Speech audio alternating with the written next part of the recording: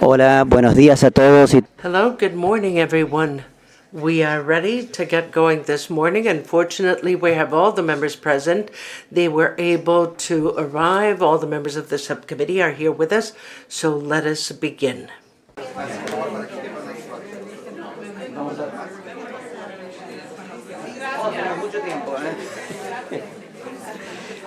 Vamos a empezar con el... And we will begin with this meeting of the subcommittee. Thank you very much.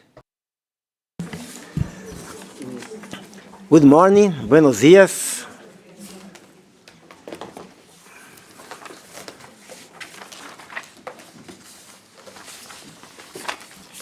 Distinguished delegates, I'm pleased to declare the 18th session of the Subcommittee on Program Budget and Administration open. After holding the SBPA meeting off-site last year, I'm very happy that we are able to get a face-to-face this week in Parro's newly renovated conference rooms. I know that you will all engage actively in our agenda over the coming days and look forward to talking with each of you during our time together. I'm proud to share with you a few highlights of our technical achievements during the past year. As you know, 2023 was a year of transition as the world moved into a post-pandemic recovery phase, and Parro moved from COVID-19 emergency response to evaluating and implementing lessons learned from the pandemic. With the leadership of health authorities and high levels of participation from other social actors, the evaluation and strengthening of the agenda of renew the essential public health functions was implemented in 14 countries, recognizing gaps in capacity at different institutional levels while making direct contributions to health policy formulation processes. Parro launched the Alliance for Primary Health Care in the Americas in December 2023, together with the World Bank and the Inter-American Development Bank. The Alliance aims to support countries in the development of health sector plans based on primary health care, including investment plans to guide the health and finance sectors to expand coverage and access to health based on primary health care strategy. The know-how from previous experience in eliminating communicable diseases, the robust armamentarium of vaccines, diagnostics, medicines, and other technologies available, and new ones soon to be ready for deployment through the regional revolving funds, the deep understanding of health inequities and the clarity to focus on populations in situations of vulnerability, as experienced during the pandemic, have led the reposition of the elimination initiative. Non-communicable diseases continue to represent a serious public health issue in our region.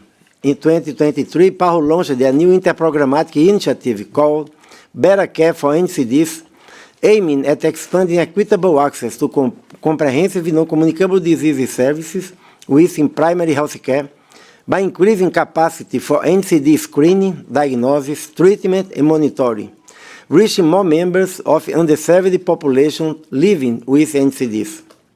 Another public health challenge for the region of the Americas is the high burden of mental health conditions, with low treatment coverage and rising suicide rates. In fact, the Americas is the only WHO region where suicide is on the rise. The report of the Parro High-Level Commission on Mental Health and COVID-19 and the new regional strategy for improving mental health and suicide prevention, approved last year, provided the recommended actions to advance and reform countries' mental health systems. Health workforce migration and mobility issues remain a priority.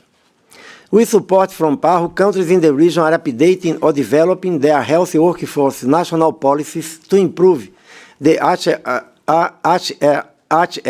governance and to strengthen the provision of data on health workforce migration and other indicators to support policy and decision-making. Protecting millions of people in the Americas against vaccine-preventable diseases through its revolving fund for access to vaccines, Parro delivered over 225 million doses of vaccines to 42 countries and territories, and expanded its vaccine portfolio with dengue and wholesale pertussis hexavalent vaccines. Additional sources for key vaccines such as PCV, HPV, rotavirus, and varicella were added into the product portfolio, providing more affordable options for countries and territories. Our PAHO Revolving Fund managed around 3,000 shipments by air and sea from all around the world. As part of our commitment with member states to support building climate-resilient and low-carbon health systems, PAHO established its Scope 3 upstream transportation emissions baseline and set a target to reduce by 50% emissions of these deliveries by 2030. In addition to these and many other technical achievements, in 2023 we launched the PAHO Forward. PAHO Forward focuses on modernizing, innovating, and streamlining our internal policies, processes, and systems to strengthen internal management, controls, and decision-making. It fosters a culture of efficiency, transparency, and accountability to enhance PAHO's effectiveness across all levels. As we near the completion of the first year of PAHO Forward, ideas and plans for PAHO Forward 2.0 are already under development. PAHO Forward strengthens the organization's capacity to deliver technical cooperation to drive public health impact and sustainability for the countries and peoples that PAHO serves. Let me now switch to Spanish.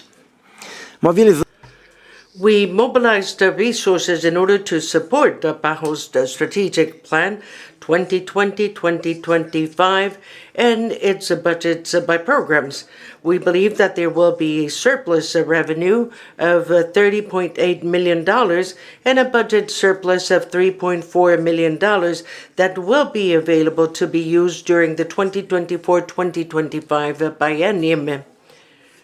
With a view to the upcoming strategic plan, first of all, we need to conduct a joint assessment with member states in order to take stock of the achievements in the region in health and to determine the gaps that are still to be filled and to concentrate on the challenges, drawing the best of the lessons learned and the opportunities that we have ahead of us in the future. The results of this joint assessment will be used as a basis for the end of a biennium assessment report and the second interim report on the execution of the 2020-2025 strategic plan that will be presented to the attention of the Executive Committee in its preliminary version in June this year.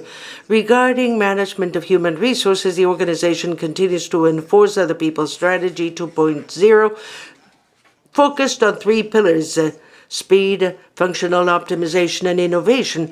This strategy has enabled us to adopt an effective institutional approach for the organization to attain considerable progress in the modernization of its management functions in human resources at all levels. In pondering upon the achievements made in 2023, I'd like to acknowledge the many contributions made by all the staff that always shows its commitment and resilience in order to comply with its mandates. In order to improve the work environment, the organization continues to give priority to the resources that enable us to strengthen institutional programs such as learning and development and the commitment of the personnel and the duty of having and providing care, as well as creating a respectful work environment. During our meetings this year, we will review non-audited financial data corresponding to 2023, including total revenues of approximately $1.3 billion. It is a pleasure for us to report that the level of contributions collected recorded an increase in 2023 of the assessed contributions, which supports the sustainability of the basic capacities of the organization to carry out the strategic plan. We will also review the revenue obtained because of procurement activities, in particular the revolving fund for access to vaccines and the strategic fund for access to public health supplies that in 2023 were of $745 million, which shows a drop when compared to the peak of $1.37 billion achieved in 2021 during the pandemic. This drop was foreseeable, but we've already come out of the acute phase of the pandemic and we're going into a post-recovery period. We will also deal with the assessment of the program budget of the organization 2022-2023, and we will be shown an update on the human resource management of PAHO. I am awaiting with interest so that together we can examine these and other important matters that will be covered in the coming 2 days. Once again, please allow me to extend to you the most cordial welcome to the 18th session of the Subcommittee on Program Budget and Administration of the Executive Committee, and to thank you for your participation.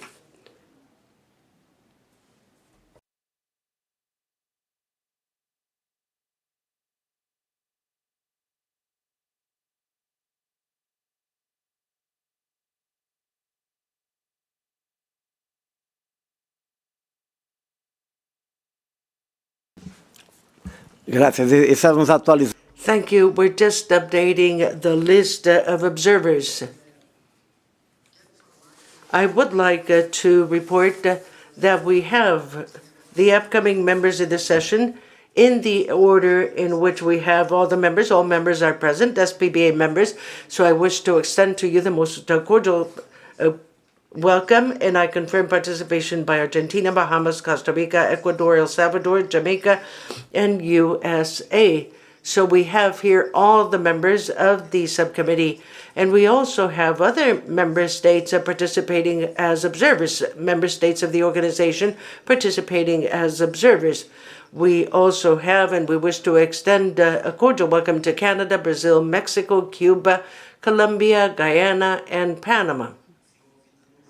If we forgot to mention anybody, please let us know. No, I believe that we have everybody on the list, and I thank you for your presence. I believe that this shows the interest that exists in the organization, showing your commitment to the organization by member states, those that are members of the subcommittee, and having a significant member of other member states participating as observers in this subcommittee meeting.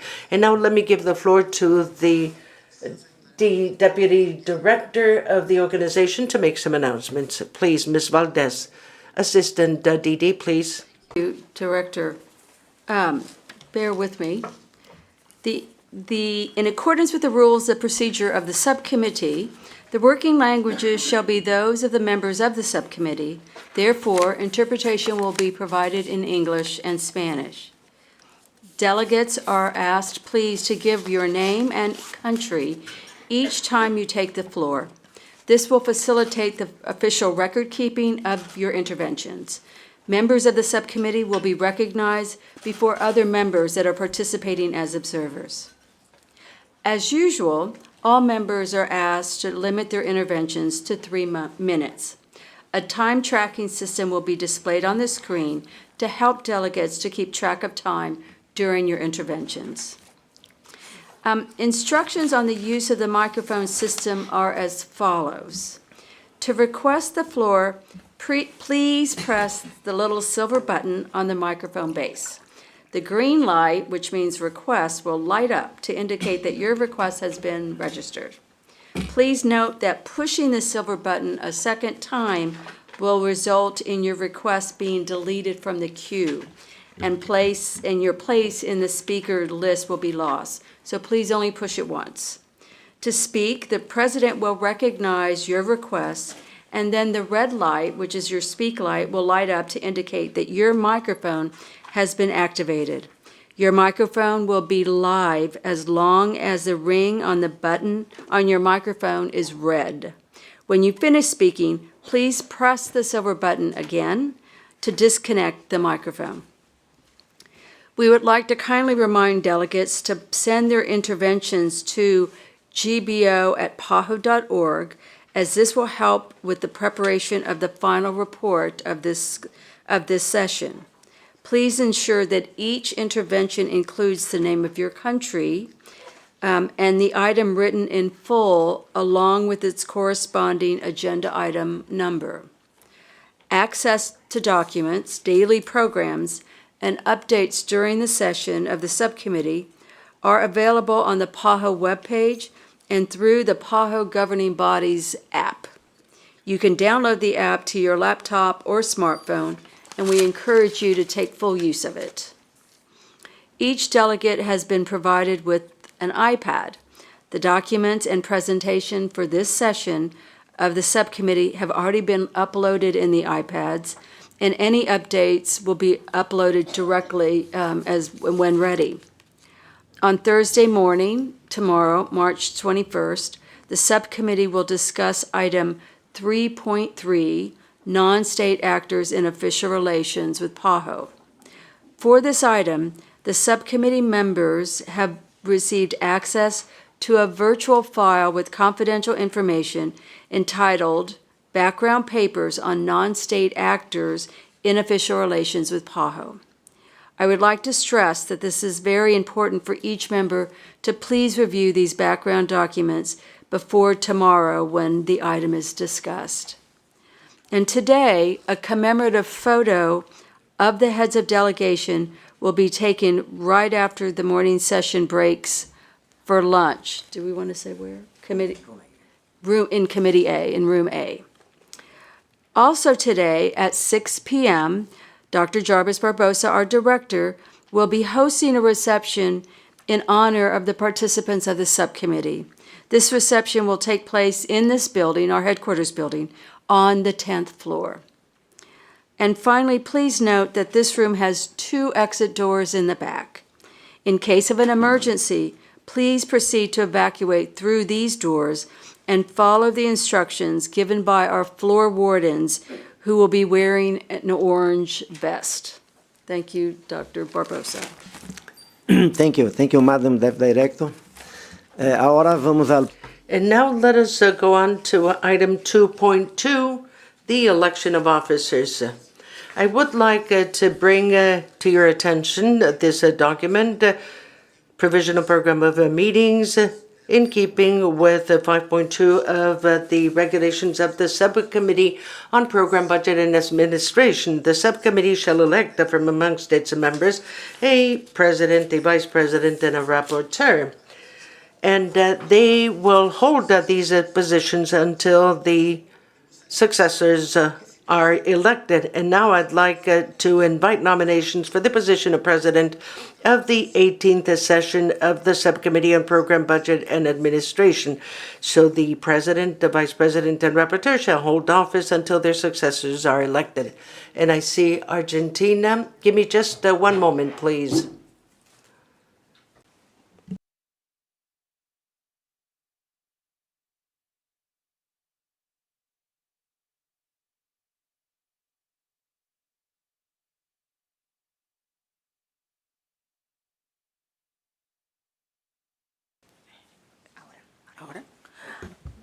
Argentina nomina a... Argentina nominates El Salvador.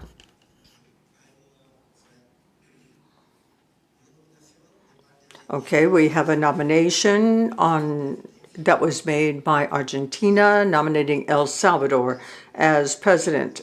Is there anyone to second this nomination? I acknowledge Jamaica. Jamaica, please.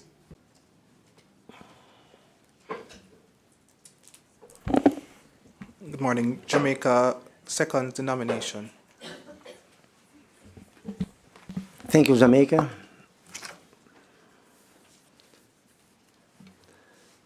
Well, se estão todos de acordo... If there is agreement, I see no objections, so I would declare El Salvador elected unanimously. And I would ask the Minister, Francisco Javier, to move here to the head table to chair the meeting.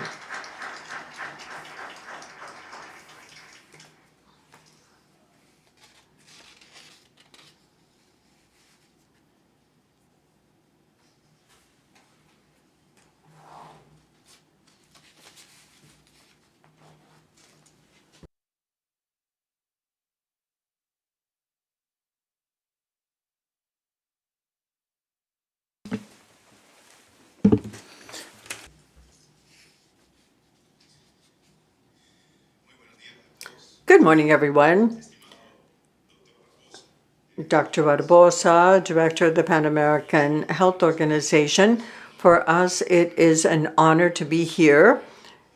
I greet all of the authorities of this meeting, but especially greetings to all countries. First of all, I bring greetings to all of the people that are part of this session of the Subcommittee on Program Budget Administration of the Executive Committee.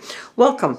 And before we set to work, I wanted to thank the whole PAHO team, Dr. Jarbas Barbosa, Director of the Pan American Health Organization, who has worked supporting all of our countries, giving us projects that affect the health and well-being in all of our countries. We face major challenges, but also we face major opportunities. We can make use of them so as to guarantee universal access to health and to assure services. To this end, it is important to have the leadership of professionals like Dr. Barbosa and his whole team that is part of the Pan American Health Organization.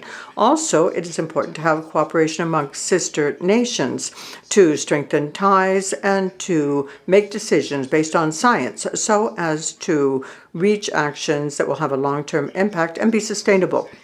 For decades, never has it been thought that a small country with systematic problems that have been neglecting its health agenda would have made such major strides. El Salvador is now that type of country, and we would call on all countries to witness what is happening in our country. We have problems in health, but we want to learn from the success stories of other sister countries. For us to be chairing this session, it is a great honor, and we are definitely committed to attending the objectives of PAHO. We will be debating, we will be seeking consensus, and we will take that as recommendations to the Executive Committee that in these areas like program, budget, and administration. So I already said we will look at each challenge and see how we can find an opportunity to improve health care and promote strategies that can be replicated in member states. We can share experiences and work together as a single front. I think that we have the experience to change the reality of our peoples. With that, we called this meeting to order. The meeting is thus inaugurated, and we will continue the efforts that have been in place for years to continue to work to consolidate good results in the entire region. Thank you.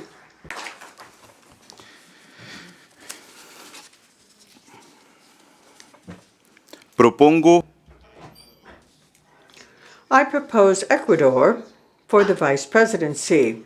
Are you in agreement?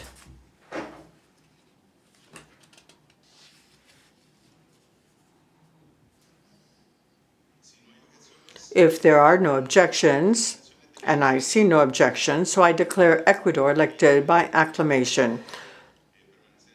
I would ask the delegate of Ecuador to remain in his seat. Also, I propose Bahamas to serve as rapporteur. Are you in agreement? I see no objections, so I declare Bahamas elected by acclamation, and I invite him to take his seat here at the head table.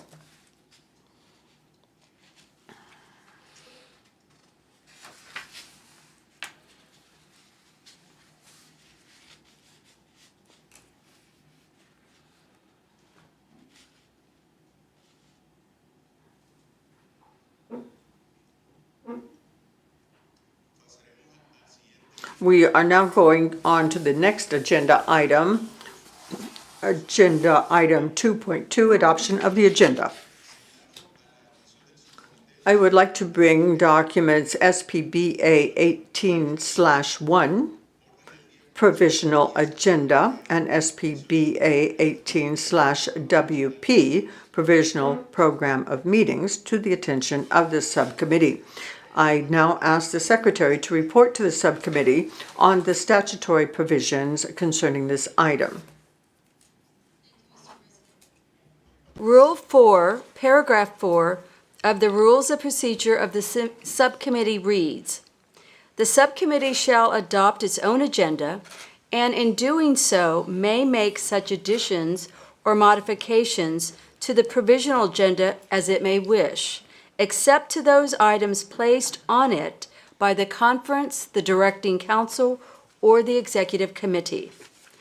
Regarding the preliminary program of meetings, please note that the meeting of the working group on the item appointment of one member to the Audit Committee of PAHO will take place today at lunchtime. Thank you, Mr. President. Thank you. I now open the floor to the plenary for comments.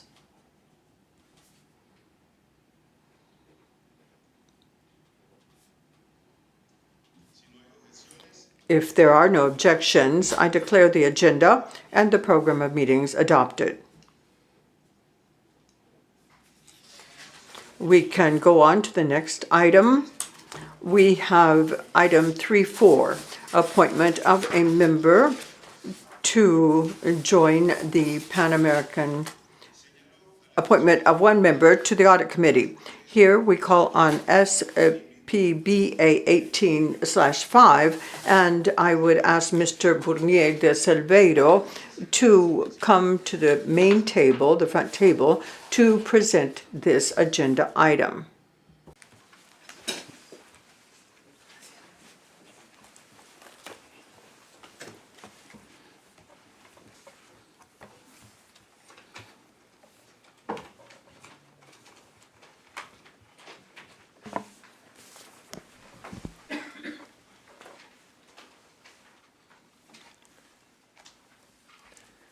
Gracias, señor presidente. Thank you very much, Mr. President, members of the subcommittee, participants as observers, director, dear colleagues. I am pleased to present agenda item 3.4 and document SPBA 18/5 entitled Appointment of One Member of the Audit Committee. In 2009, the 49th Directing Council established the Audit Committee of the Pan American Health Organization. It was established to function in keeping with the terms of reference adopted in Resolution CD 49R2. The terms of reference are annexed to the document that you have received under this agenda item for ease of reference.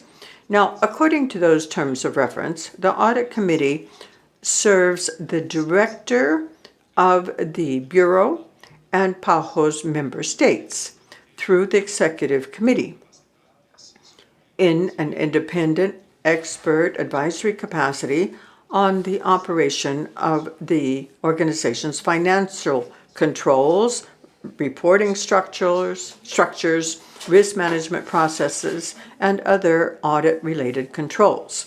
The committee is composed of 3 members who are appointed by the Executive Committee. Members may serve for up to 2 full terms of 3 years. Audit Committee members shall reflect the highest level of integrity, and they must be fully independent of PAHO. The criteria for membership established in the terms of reference require candidates to have recent and relevant senior level financial, audit, and other oversight-related experience. In observance of the terms of reference, 3 members of the Audit Committee have been elected by the Executive Committee, and they have served no more than 2 full terms of 3 years each. In 2021, Mr. Martin Guzden was elected to serve on PAHO's Audit Committee for a second 3-year term, and that term ends in June 2024. In 2022, Mr. Alan Siegfried was re-elected for a second 3-year term. He will serve until June of 2025. And in 2023, Ms. Sarah Greenblatt was elected to serve a 3-year term through June of 2026. As a result, and in view of the expiration of Mr. Martin Guzden's second term, expiring in June of 2024, the Director has updated the list of potential qualified candidates to fill the Audit Committee vacancy. Also, the Director has created a shortlist for the subcommittee's consideration when making its recommendation to the Executive Committee, where the election will occur. The Secretariat has distributed in a confidential envelope documentation supporting the 4 candidates to this subcommittee. We call on the subcommittee to take note of this report and to consider the possibility of establishing a working group to review the short list of candidates proposed by the Director for election to the PAHO Audit Committee in the next session of the Executive Committee to be held in June of this year.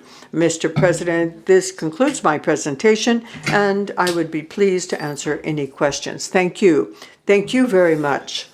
To facilitate the discussion on this item, we're going to establish a working group made up of 3 subcommittee members. The working group will meet in private with the support of the legal counsel to study the information on the proposed candidates for the Audit Committee of PAHO, and then subsequently the chair of the working group will report on its deliberations to the subcommittee. The background information for these candidates has been shared with the members of the subcommittee. I would like to designate Bahamas, Ecuador, and the United States as members of this working group. And I would ask the delegates of Bahamas, Ecuador, and the United States if they agree with this designation, this appointment.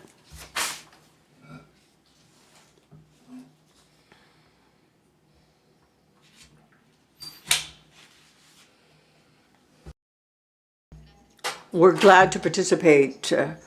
We appreciate the confidence placed on us.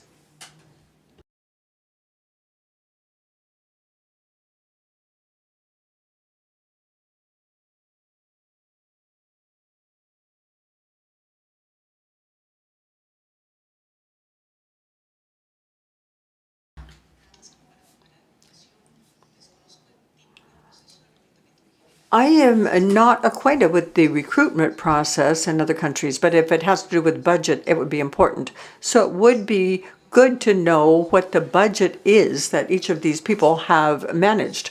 That is important in looking at the track record of these entities. Also, it would be important to know if there's any conflict of interest. I don't know what the criminal record is. That is something that we do in our country. We gather intelligence, amongst other things, to see if there is any conflict of interest. That's something we cannot see at first glance, but it would be interesting to know what the background is.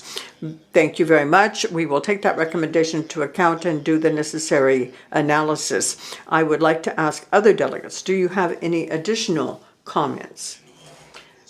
If there are no objections, I would inform this committee that this agenda item will be returned to in a subsequent meeting. With that, we can move on to the next agenda item.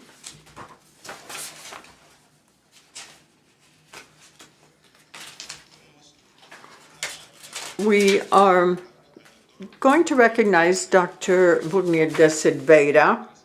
Thank you very much, and thank you, Costa Rica. Thank you for your comment. And yes, there is an in-house, an internal process. I was saying, yes, thank you for your question. There is an in-house process where we study all of the curricula to make certain that they meet all of the requirements laid out in the terms of reference. Also, we, within our legal department, verify that there is no conflict of interest, and these persons are senior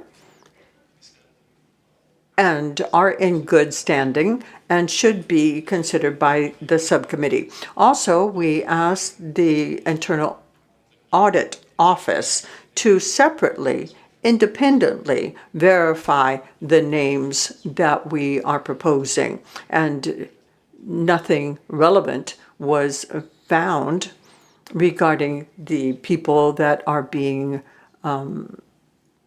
nominated, the people that are candidates. Thank you. If there are no objections, I would inform that the working group will meet after the morning session and after we take the official picture.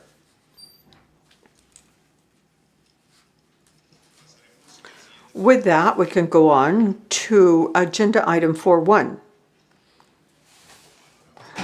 Overview of the financial report of the director for 2023.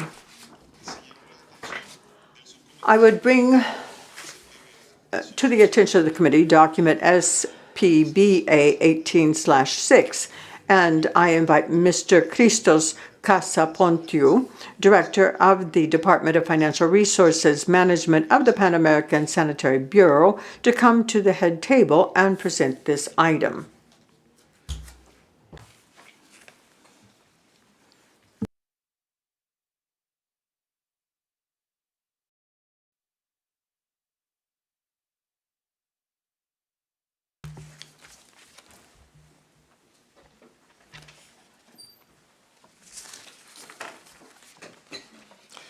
Mr. President, Mr. Director, members of the SPBA, thank you very much for the opportunity to present some relevant points from the Director's financial report for the year 2023.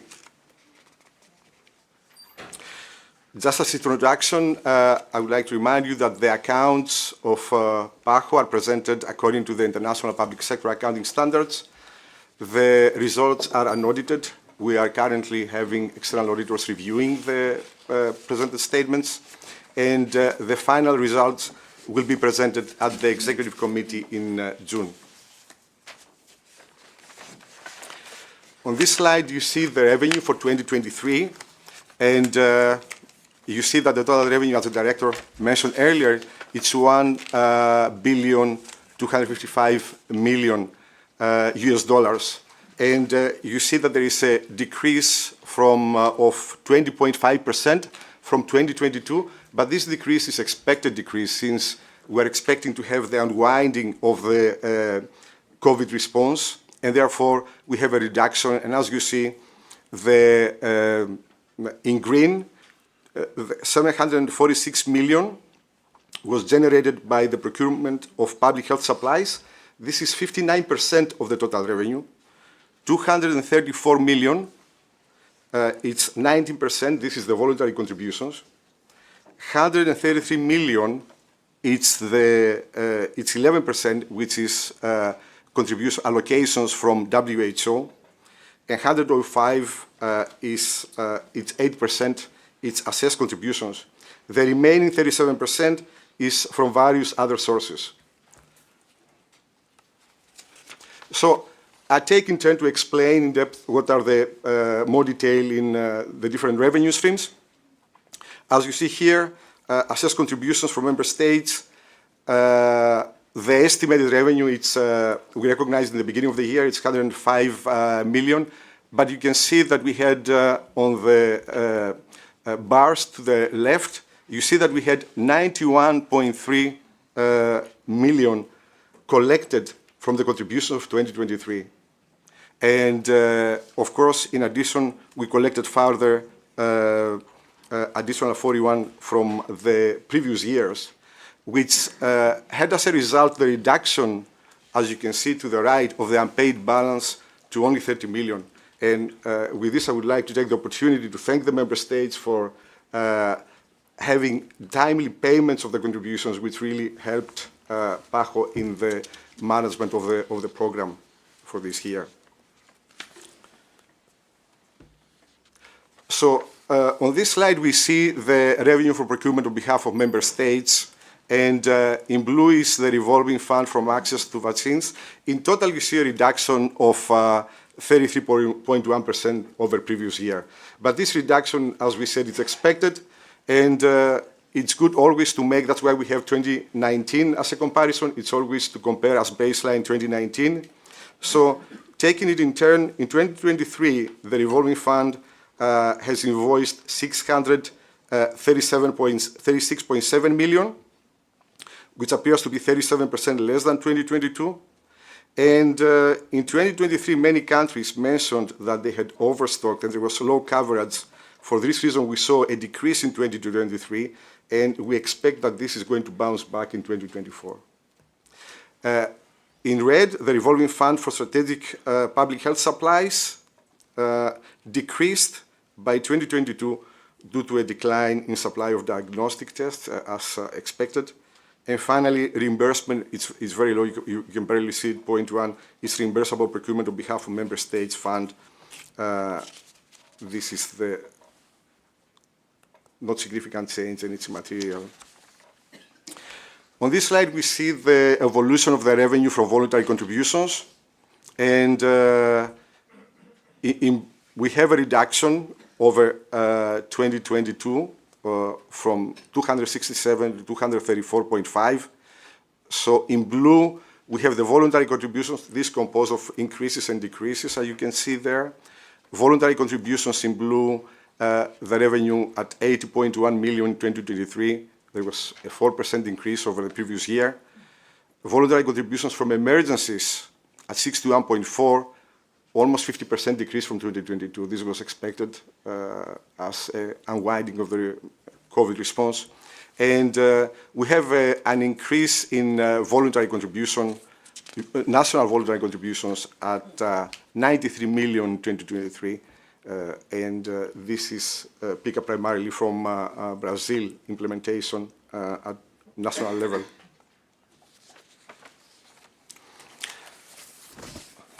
In this slide, you see the evolution of the expenses, and of course, we have they follow the same trend: 20.5% reduction in revenue, 20.5% reduction approximately in the expenses. And if we can analyze, you see the highest bar in green. It's the reduction in supplies. This is primarily from the revolving funds, which is expected follows the same line. If you look at the first dark blue bar at 156.4 million, this is the staff cost. And as you see, staff costs remain exactly the same like in previous year. So the costs, the organization managed the costs there. And the other reddish bar that you see at 201 million, it's contractual services. Contractual services, we had an increase over 2022, and this variance is attributed primarily to having more meetings this year and professional services coming back to full scale. And another component which I would like to highlight is the light blue, the travel, at 56 million versus 32.8 from the previous year. And while there appears to be increase in value, there is no significant increase from our analysis in trips. It's primarily demonstrated it's due to higher cost of travel. Something which we'd like to share with you is, in this chart, it shows us the after-service health insurance. PAHO staff health insurance manages a health insurance program for active and retired staff, and this program carries a liability for future health costs payable calculated from actuarial projections. And what you can see here, the liability for 2023, it's 265 million. And the dark blue shows how much is funded, and as a percentage, the funding is 31. So we see a reduction as a percentage of the funding from 36 to 31, but because the liability is influenced by factors that have to do with interest rates and other actuarial assumptions, it's very important to see the long-term trend. And to highlight the long-term trend, I put 2010 since the first day that we have IPSAS financial statements and we have this kind of information, that we can see that the percentage is increasing. And I would like to share with you that the organization is having measures in order to manage the funding of this liability. So as a summary, again, I would like to reiterate that the financial report 2023 is not yet final. Audit is in progress. And the final results will be presented at the Executive Committee meeting in June. The consolidated revenue at 1.3 billion is 20.5% less than 2022, but still This was expected. It's due to the unwinding of the COVID response. A paid balance of the assessed contributions, it's at 30 million currently for 2023, and we would like again to thank the member states for the timely payment of the obligations. The procurement on behalf of member states decreased to 746 million. Again, this was expected, and we expect to stabilize in 2024. Voluntary contributions are at 235 million, with a reduction from 267 in 2022, and expenses during 2023 were at 2.5, as we explained with analysis. Thank you very much. This is my presentation, and I'm open to your questions. Muchas gracias. Thank you very much. Now, I offer the floor to the plenary to begin our debate.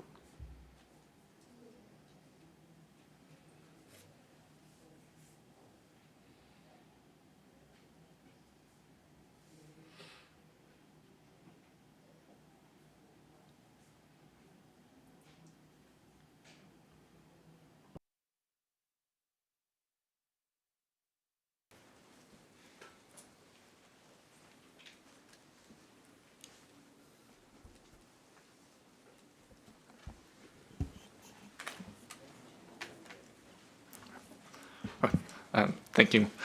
The United States thanks the Bureau for this initial look at the finances for 2023, and we look forward to reviewing the full financial statements once the external audit is complete.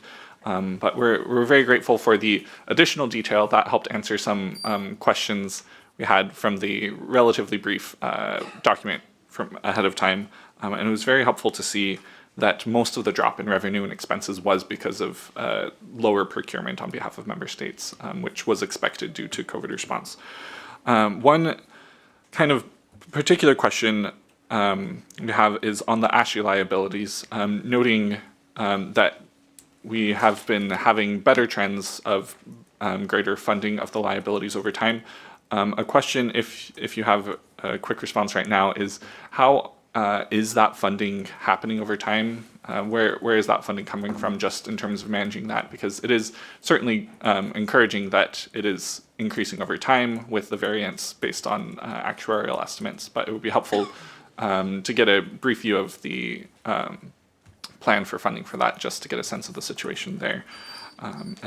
But other than that, appreciate this item, look forward to further discussions later. Thank you. Muchas gracias, Estados Unidos. Thank you very much, U.S. And now we give the floor to Ecuador.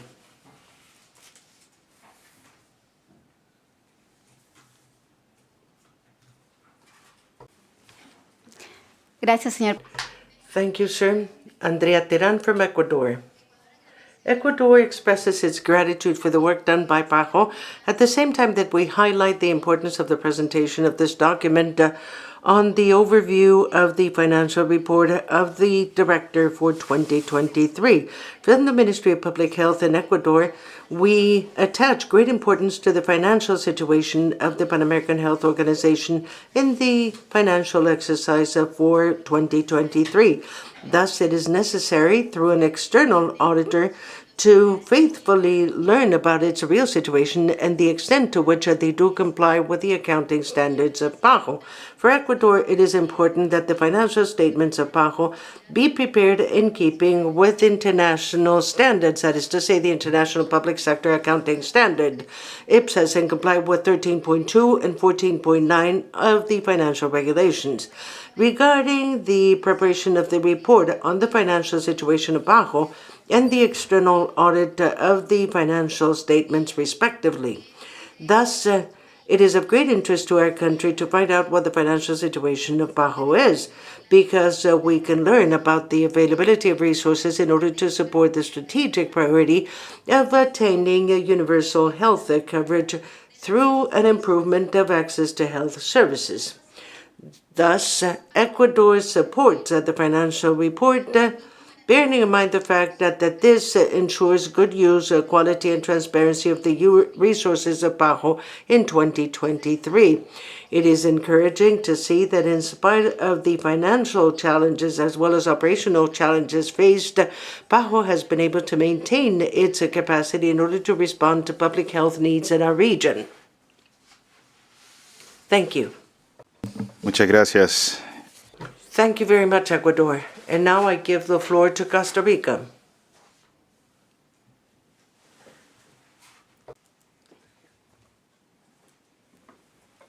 Ahora sí. Mary Murillo de Costa Rica. Mary Murillo from Costa Rica. Thank you very much for the financial report. Yes, I agree with the U.S. It does shed light, but maybe if you can corroborate the supply side and give us a breakdown so that we can conduct the analysis as we did prior to coming to this meeting. And I agree with Ecuador. There's a more objective appraisal of the availability of resources with a view to be able to use this the best way possible, particularly during the post-pandemic, where we still have some lagging effects of the situation. And the gratitude goes to all, because in spite of the fact that we do have complex financial situations faced in all countries, even with that, we had the necessary collection in order to complete the payment of quotas, something that we've seen in other committees or in other organizations that maybe has lacked this. So it does speak to the strength and the fortitude of countries in order to continue cooperating with PAHO, in order to continue with public health policies. Thank you very much for that transparency. And we simply request to have the breakdown so that we can have a broader vision of the investments that are done in health. Thank you. Muchas gracias. Thank you very much, Costa Rica. And now we give the floor to Brazil. El Salvador, perdón. No, before that, El Salvador. Before Brazil, we have El Salvador. Gracias, presidente. De igual manera. Thank you, sir. We also join in the words of gratitude expressed by member states regarding this financial report for 2023. We have witnessed how effective the policy or the use of the funds has been with a heart strategy, with other strategies against cervical cancer, the vaccines themselves of the regular program that have increased in our country, and that has been extremely useful. And it is good to see our contributions, our member states, reflected in health outcomes that directly have an impact on the population. So I also join the request by Costa Rica to see a breakdown in the final report that will be submitted later on about the supplies to see where we're investing more. And I do not doubt that this will be for the benefit of the population always. And it would be interesting to find out what our capability will be for, or our capacity for this coming year. Thank you. Thank you, El Salvador. And now I do give the floor to Brazil.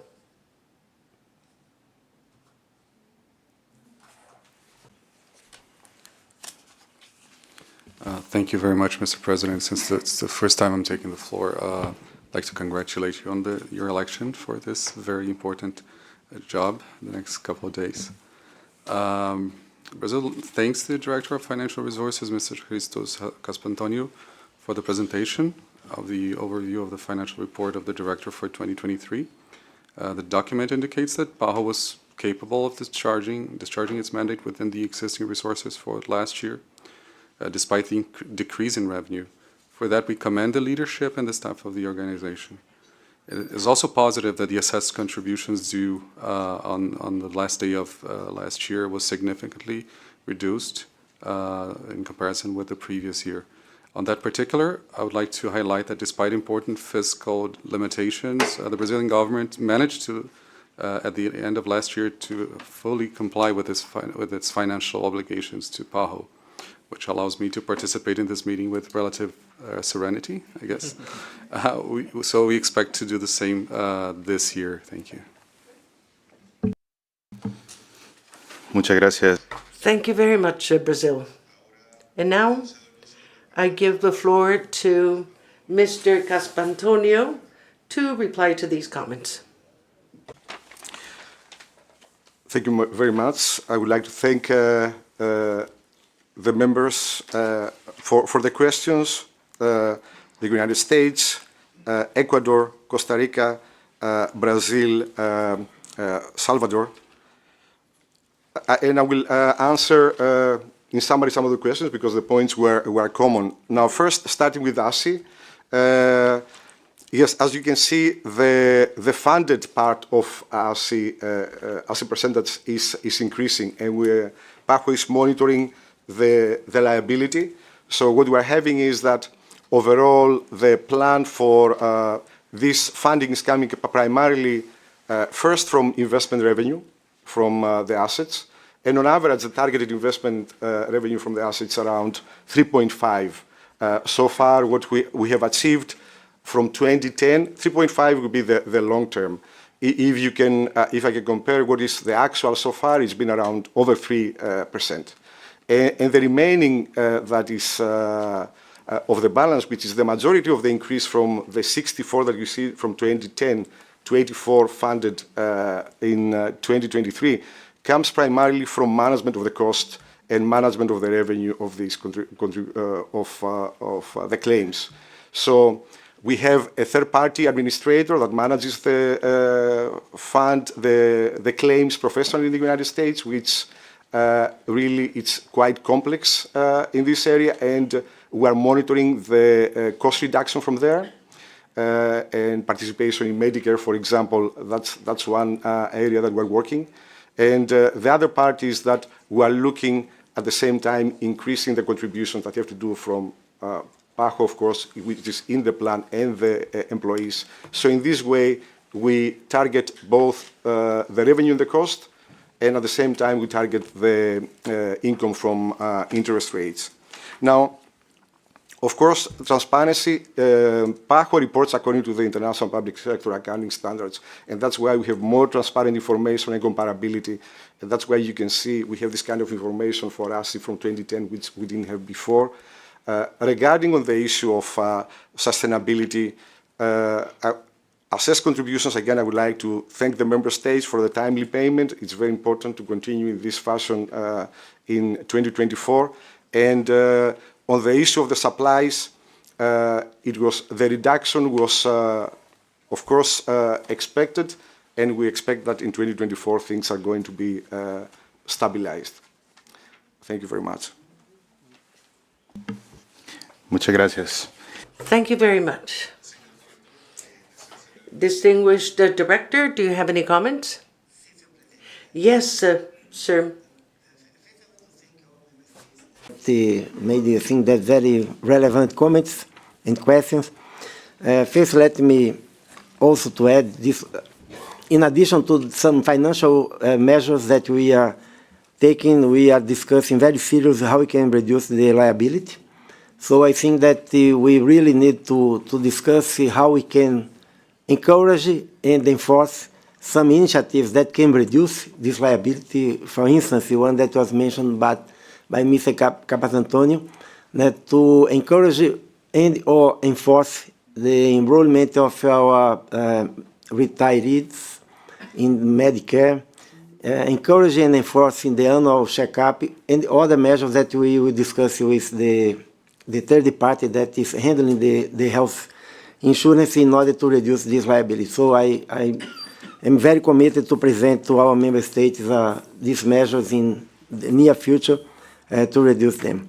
I also want to thank all member states because we had last year, despite all the economic difficulties that member states are still facing, but we were able to collect a very important part of the assessed contribution. But looking to the half empty of the glass, we still have 30 million to collect from previous years.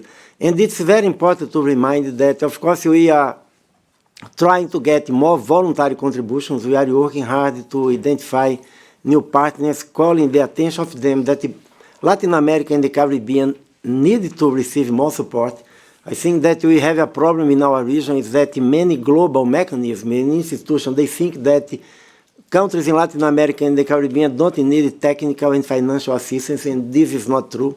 I think that the fact that during the pandemic, Latin America was the epicenter of the pandemic for many months is clearly related with health and economic and social inequalities that you have in the region, the lack of more formal mechanism to provide support to employees. So many non-pharmaceutical measures that were effectively implemented in developed countries had very important problems to be implemented in the region, because you cannot implement a stay-at-home policy when you don't have a social network to support, and some people, they need to leave their houses to get some income to bring food to their families. So I think that this is really a very important contribution. We are trying to increase the voluntary contributions, but voluntary contributions, almost 100% are earmarked. So, of course, that they will reflect their common priorities between the organization and the donors, but the assessed contribution and the part that we receive from WHO are the main parts, the 2/3, let's say so, of the main funds that we use to support the priorities that our member states together approved in our governing body. So I think that is important. And talking about the part from WHO, I also want to thank our member states for your continued support to ask for a more equitable distribution of the funds among the 6 regions of the WHO. Of course, that we are committed to equity as a global value. So of course that we recognize that other regions, have also specific needs. But Ambro, we have the smaller envelope, and we have only 60% of this envelope funded. The other regions, they have a bigger envelope, so they have more budget space, and they have 80% of the envelope funded. So I think that is important to continue our regional support to receive a more equitable distribution, because this will be really very important to keep our technical cooperation and strengthen our capacity at the country level. I also want to I think that the Vice President and Minister of Costa Rica that mentioned the supplies, it was expected, this reduction, because during the pandemic, for instance, the strategic fund procured millions of COVID-19 tests on behalf of the countries that now they are not procuring these tests. And also during the pandemic, when we had the access to the producers of COVID-19 vaccines, we also procured vaccines. But I think that this is a very important topic that the Vice President and Minister have raised, because we know that now with the new vaccines that are arriving, the new tests, I will only mention one, we have a new molecular test for HPV that can be a very strong tool to implement the elimination of cervical cancer in the region. But if we don't come together and we cannot have a volume of requests from the country that allow us to negotiate a better price, the countries will need to pay maybe 80 or 100% more than the price that we could get if we procure them together. So I think that's also important, that the funds are not only a concrete expression of solidarity and the collaboration among our member states, and to encourage all member states to increase their procurement through the funds. That's it. Thank you, Mr. President. Gracias. Thank you, Director. I would like to inform the subcommittee that the discussions will be reflected in the final report.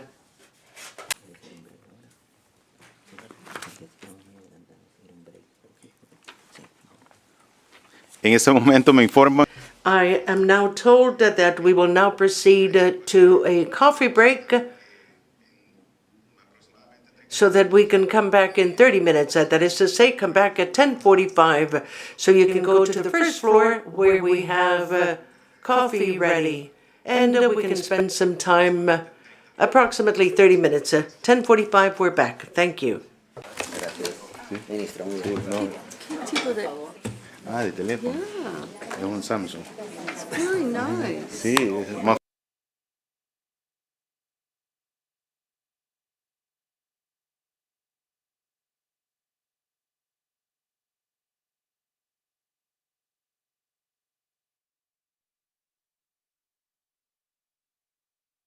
During the 2022-2023 biennium, the Pan American Health Organization, PAHO, spearheaded innovative initiatives to scale up health action, while helping countries to protect public health gains, recover better from the impact of the COVID-19 pandemic, and build stronger, fostering commitment, enabling cooperation, shedding light on the solutions, and reducing inequality gaps. During 2022 and 2023, we accelerated efforts for the strengthening of primary health care, to increase our health system's resilience and preparedness, to tackle the root causes of preventable ailments, to raise the flag for mental health, and to address the rising burden of non-communicable diseases like hypertension and diabetes. During 2022 and 2023, we rallied efforts to get immunization rates back on track. Through initiatives including our flagship Vaccination Week in the Americas, we were able to reach over 729 million total vaccine doses administered among the people living in the Americas region during 2022 through 2023. In a bid to accelerate the pace of elimination of serious infectious diseases like tuberculosis, malaria, and HIV/AIDS, we relaunched PAHO's Elimination Initiative. We continued to work to reduce our dependence on external imports of vaccines and medical supplies, and to accelerate the digital transformation of public health, while continuing to provide timely and predictable support to respond to health emergencies and disasters. In 2024, we will continue to join forces with our member states, partners, and communities to drive impact in countries towards improving the health and well-being of all peoples in the region. Let this be a year in which we build on our collective strengths to improve lives across the Americas. PAHO, Pan American Health Organization.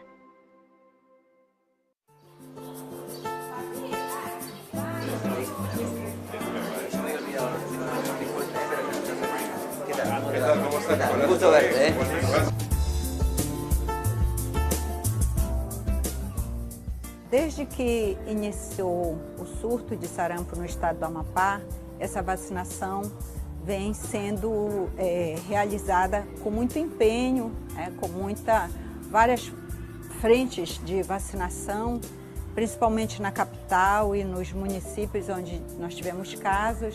Então, nós organizamos na forma de varredura, de vacinação casa a casa, estratégias em escolas, em creches. Teve o caso de sarampo de uma criança da creche, a gente veio oportunizar também, a gente veio verificar as cadernetas das crianças, encontramos muitas cadernetas desatualizadas, então o foco também foi esse, a gente fazer essas vacinas de rotina, atualizar e também priorizar a vacinação da tríplice viral, do sarampo, né?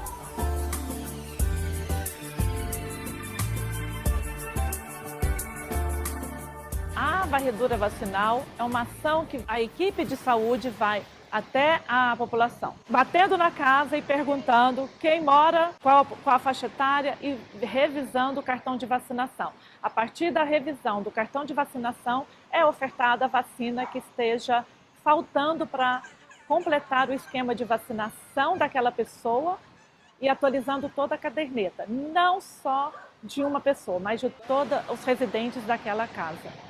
Para a gente foi muito importante essas ações de varredura, principalmente com relação ao sarampo.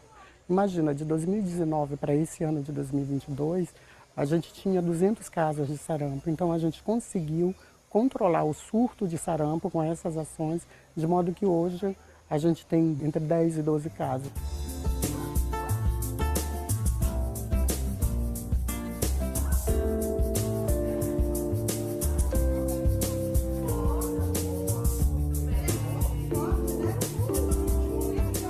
Você acha que é importante você tomar vacina? Uhum. Por quê? Porque é ótima para nossa vida e nos livrar de todos os vermes e proteger as nossas famílias.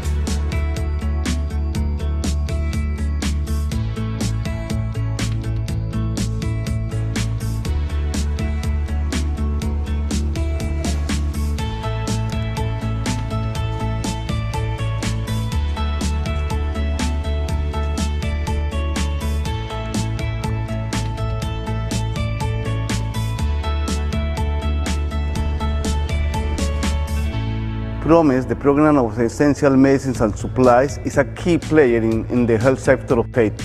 And from here we make distributions to all the institutions and many humanitarian actors across Haiti. With this PAHO initiative, we managed to really improve the quality of the operation that was highly needed here in PROMES.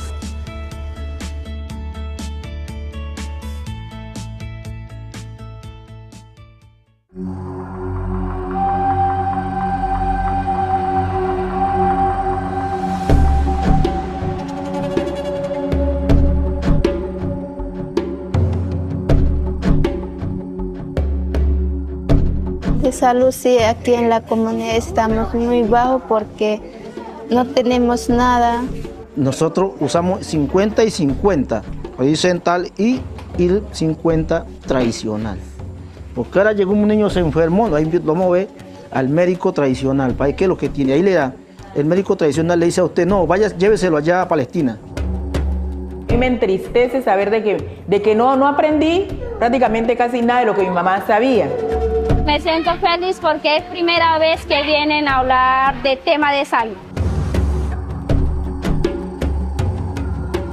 OPS lo primero que hace al llegar al territorio es poder consultar con las comunidades. Hicimos desde los equipos locales de coordinación una visita a todas las comunidades que estaban priorizadas para este SERF. Estamos interviniendo en toda la zona de Bajo Calima y litoral del San Juan, haciendo una evaluación rápida de necesidades en las cuales consultábamos con la comunidad cómo se sentían, cómo estaban, cómo veían cada una de las situaciones con un diagnóstico participativo rural, para que la respuesta venga desde lo que las comunidades necesitan.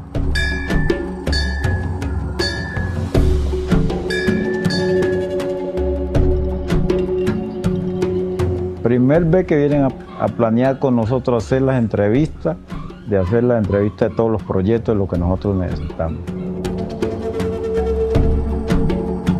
En este momento están involucradas 8 agencias de las Naciones Unidas para poder lograr esa respuesta más integral y que las comunidades puedan aliviar el sufrimiento que dejan estas situaciones de emergencias, y especialmente porque esta es una zona bastante golpeada por el conflicto armado.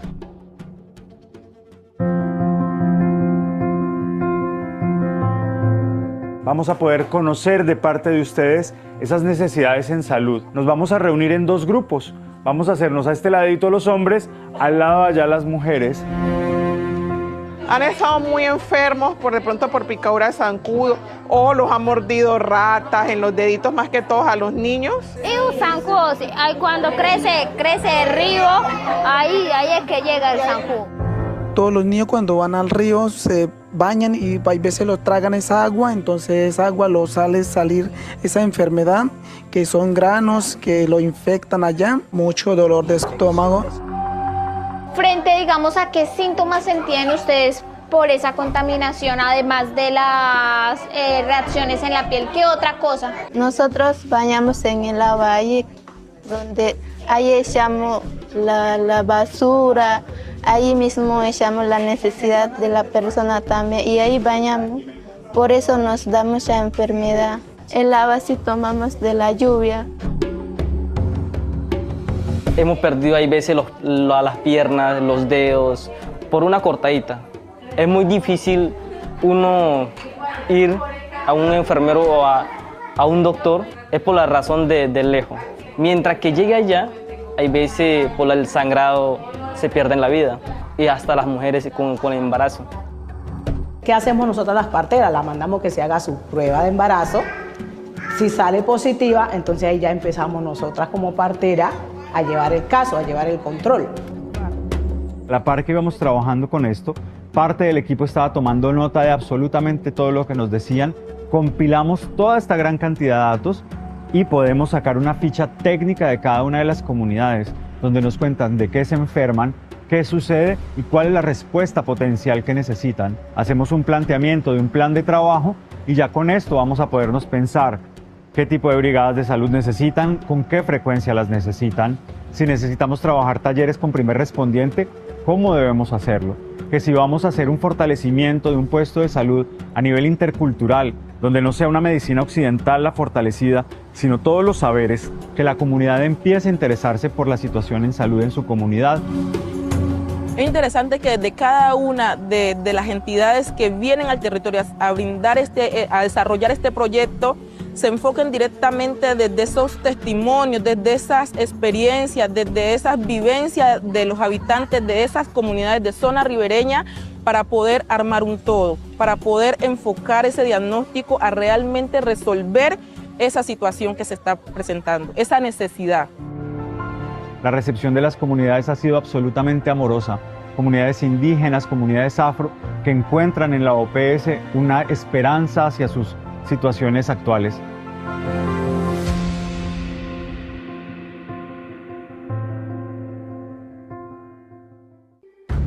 Diversity, transparency, and a belief in open and equal partnerships. Efforts in the region are accomplished because of our deep partnership with PAHO. PAHO is a trusted partner in so many countries with powerful reach. Los países confían en su liderazgo técnico.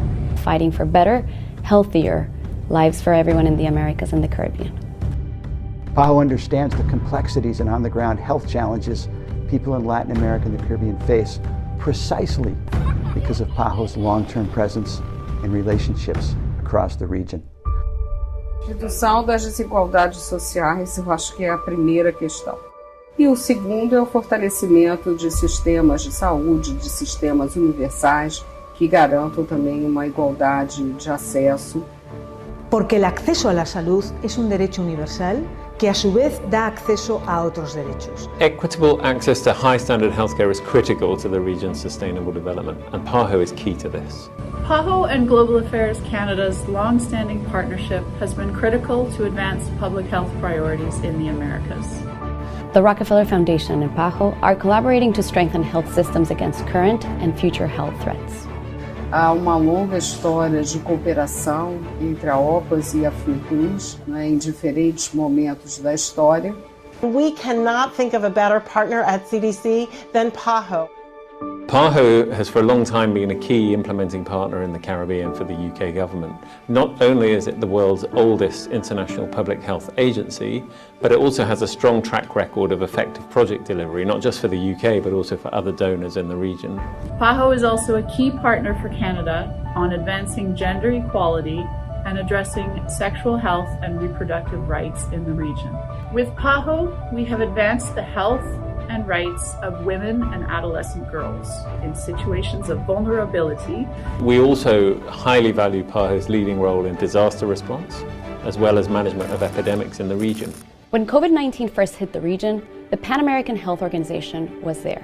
Realmente había tanto que no se sabía y OPS estaba movilizando su capacidad técnica para poder explicar y apoyar a los países a elaborar realmente la respuesta más oportuna en este momento, ¿no?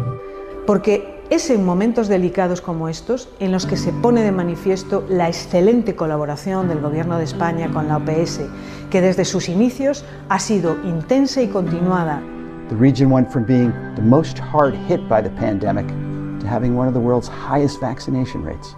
That was 2 years ago, and PAHO is still here, working by our side to make sure every community in every country can be safe from COVID-19 and make sure that no one is left behind. The significant challenges that the region faces require that we work together. One of the most vital lessons to come out of the pandemic has been the importance of communities and trust. USAID's collaboration with PAHO has led to tremendous health progress over the years, including the eradication of river blindness from several of the region's countries, declines in malaria, and big measurable improvements in primary health care. Erradicação da varíola, a eliminação da circulação do vírus, da poliomielite e o controle do sarampo. Y por ejemplo, en la agenda de transformación digital, Latinoamérica es la única región que cuenta con políticas regionales por los miembros de OPS. Y ese es un ejemplo del rol y liderazgo en esta agenda tan importante para salud. This collaboration has advanced global health security efforts.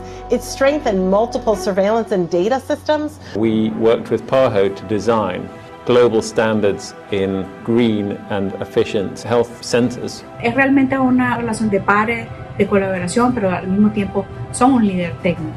There's going to be a total of over 400 health centers that are going to be natural disaster proof, but also efficient and green as well. Seguiremos teniendo muchísimos retos para la universalización de salud, para atender a aquellos que viven en zonas más alejadas y que viven en situaciones de pobreza. As we look forward to the next 120 years together, our shared goals and long-term partnership will continue to improve health, to reduce morbidity and mortality, to decrease disability, and will build regional capacity to maximize public health impact and promote country ownership and sustainability.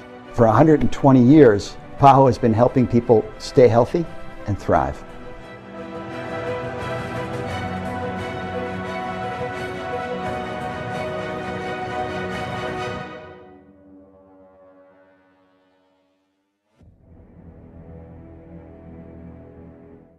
A nivel regional pasábamos por la pandemia, por la COVID-19, y no solamente el sistema de salud estaba afectado el sistema de vigilancia epidemiológica. Adolecíamos de muchas cosas. Nuestro UPS antiguo estaba dañado. Nuestros equipos eran vulnerables a cualquier baja de tensión, que se apagaba todo. En el componente estadístico se trabajó con el fortalecimiento de capacidades, tanto en infraestructura, también con la parte informática. Se logró comprar un servidor que permite tener integración de los sistemas de información. Muy, pero muy potente, de última generación, que es el cual ahora nos está permitiendo hacer la visibilización de diferentes tableros de las actividades que cumplen los profesionales de la salud. Esto me ayuda bastante para procesar la gran cantidad de datos que se maneja a nivel región. Porque mensualmente se maneja un promedio de 2 millones de registros y esa cantidad antiguamente se hacía en una PC común y corriente, que el proceso duraba más o menos a 10 a 12 horas. Pero con este equipo está trabajándose en 1 hora y media quizás. Y para ellos se han capacitado aproximadamente 25 personas que desempeñan funciones en vigilancia epidemiológica en diferentes establecimientos de salud. En esta capacitación lo que aprendí fue cómo manejar los datos en el uso del aplicativo Power BI, limpieza de datos, presentación de estos datos para posteriormente publicarlos en la página web. La información que se trabaja y se presenta sirve para la toma de decisión y para tener en claro en qué lugares van a intervenir. Ha sido muy importante poder contar con esta información en tiempos más cortos. Va a permitir poder identificar tempranamente enfermedades, diagnosticarlas, derivarlas y sobre todo hacer cercos epidemiológicos para tratar de evitar que esta se difunda rápidamente en la población.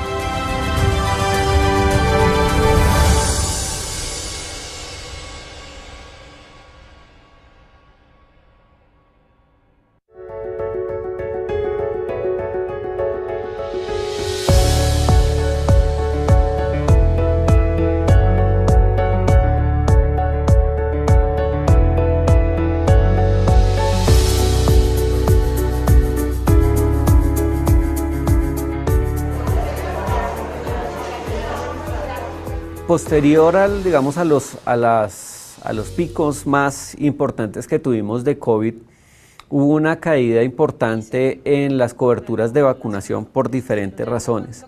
Muchas veces las personas que no tienen esquemas de vacunación completos no lo hacen porque no quieren, sino porque no tienen la información, porque el servicio de salud se encuentra lejos, porque no tienen recursos para el transporte y no tienen cómo movilizarse.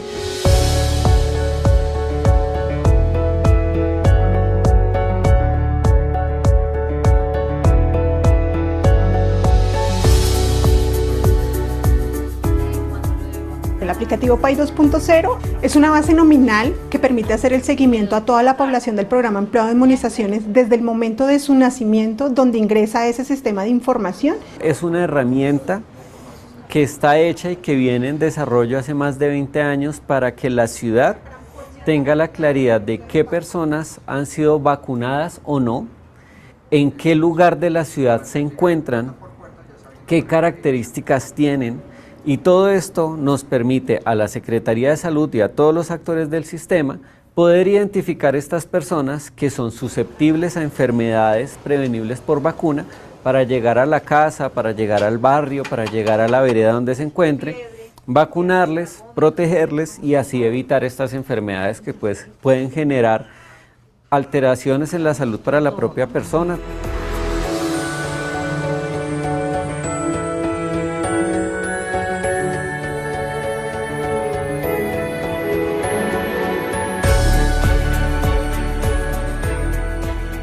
Desde la parte de salud pública está un equipo compuesto por profesionales especializados, ingenieros de sistemas, técnicos de sistemas de información, que son los encargados de generar como toda esa herramienta de acceso de bases nominales, y con esas bases que son generadas desde acá se identifican los susceptibles y se hace todo ese ejercicio de georreferenciación y geocodificación con geógrafos que también están destinados también para el apoyo de todas estas acciones y que les permiten a ellos direccionar esos equipos de vacunación.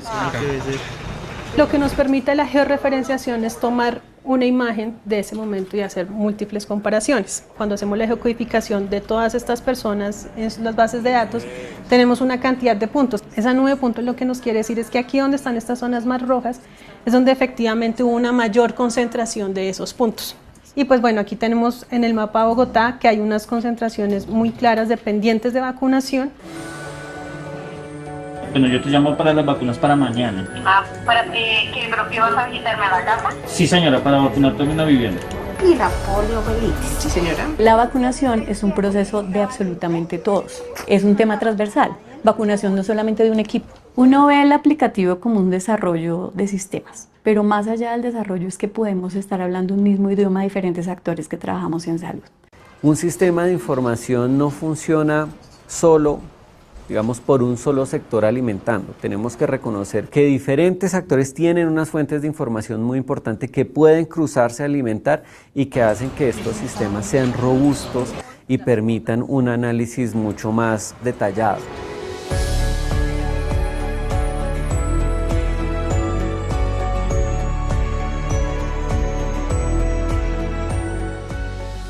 Para la Organización Panamericana de la Salud es fundamental el uso de esta herramienta en los países de la región, porque lo que nos permite es hacer que los países que están empezando a utilizar registros nominales de vacunación puedan aprovechar al máximo la información que se registra allí. Además va a poder aumentar coberturas porque vamos a llegar a donde no hemos llegado y, muy importantemente, diseminar esta experiencia para todos los países de la región.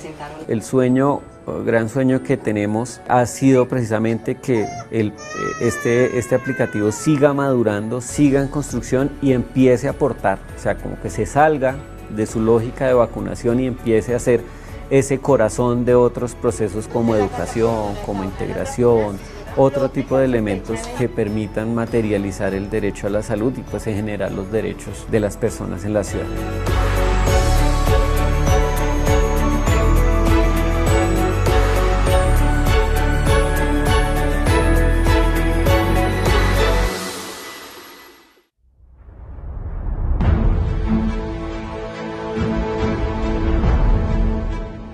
El equipo de respuesta rápida está conformado por diferentes profesionales de la salud. Con la implementación que nos ha dado OPS, tenemos pues una mochila, tenemos el uniforme, tenemos los cloradores manuales, nos han dado eso, nos han dado GPS, tenemos los implementos para poder intervenir más adecuadamente.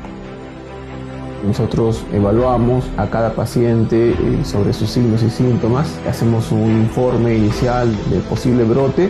Como equipo de respuesta rápida somos llamados para hacer este cerco epidemiológico donde se hace el censo de los pacientes, ponemos también la fecha de inicio de síntomas. Hemos creado un grupo de WhatsApp y emitimos alertas. Luego nos reunimos para poder realizar las acciones correctivas respectivas, ¿no? Es ahí donde entra salud ambiental mi persona. Nosotros llevamos como salud ambiental hisopos y lo que hago con el hisopo es tomarle la muestra en toda el área de las manos y va a mi agua del diluyente, se guarda en la caja con refrigeración y se va al laboratorio. Vamos al laboratorio y analizamos, sea el agente causal, sea viral o sea bacteriano. Y ahí podemos determinar qué bacteria está causando la enfermedad al paciente. Fortaleciendo estas áreas permite que hacer el trabajo más eficiente, más rápido. Gracias a la OPS nos ha brindado el uniforme que consiste en un chaleco, un pantalón. Estamos preparados para cualquier clima o cualquier circunstancia. Poseemos una tablet para poder ahí ingresar los datos, GPS para podernos ubicar, un escáner para que los informes que tengamos los podamos tener consolidada. Para nosotros ha sido una gran fortaleza el apoyo de OPS. Y eso se va a reflejar nuestro trabajo en la población.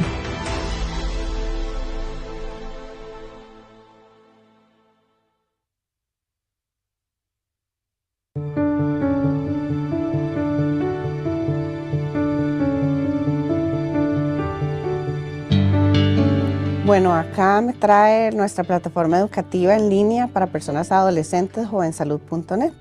Es tanto una página web como también una aplicación móvil. Es para personas entre los 10 y los 24 años y lo que brinda es información, acompañamiento y educación para la salud, para prevención de conductas de riesgo y promoción de hábitos saludables.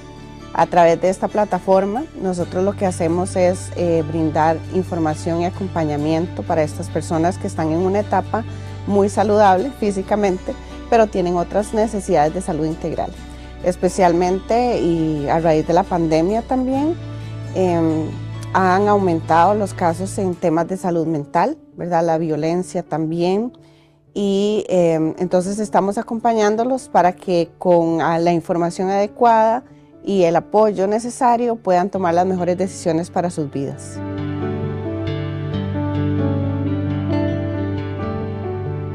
Sí, pueden registrarse de forma totalmente gratuita y de una vez pueden acceder en primer lugar a cuestionarios autoadministrados donde ellos pueden evaluar su nivel de riesgo y protección, ¿verdad? Donde empiezan a autoconocerse. Muchas veces no se han hecho preguntas importantes relacionadas con relaciones familiares, nutrición y ejercicio, relaciones románticas, relaciones de amistad, y entonces empiezan a conocerse mejor y a partir de ahí surgen preguntas, por lo cual apenas reciben sus respuestas les sugerimos intervenciones de acuerdo a su nivel de riesgo, ya sea un curso en línea, una secuencia de micromensajes, o también tenemos un servicio de consejería o coaching que es atendido ya sea por un chatbot o por profesionales de la salud. Ellos pueden elegir.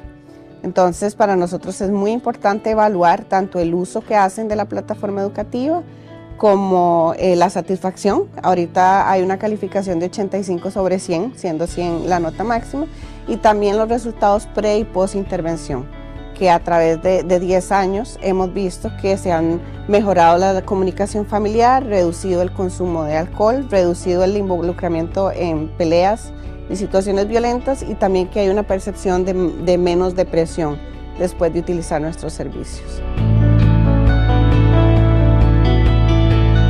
Esta reunión es vital porque nosotros como organización estamos escalando. Tenemos 19 años de existencia y estos servicios han sido usados por más de 130,000 jóvenes de toda Latinoamérica y el Caribe. Sin embargo, hay 70 millones de personas en las edades que servimos solo en Centroamérica y México. Y nos interesa que sepan que estos servicios existen. Entonces el tema de abogacía, de promoción, de escalabilidad para nosotros es vital en esta reunión. Además de que hemos venido a conocer otras iniciativas que son complementarias.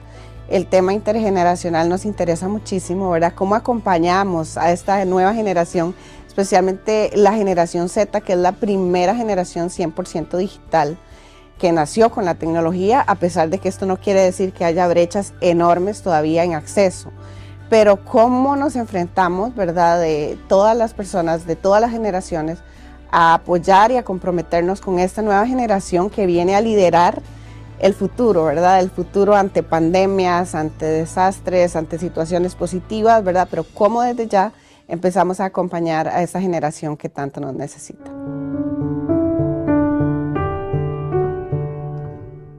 Why is it so important that you get all of these vaccines? So that I can enter into secondary school. And why else, love? Well, so that if I ever get the virus, then I'm already immune to it.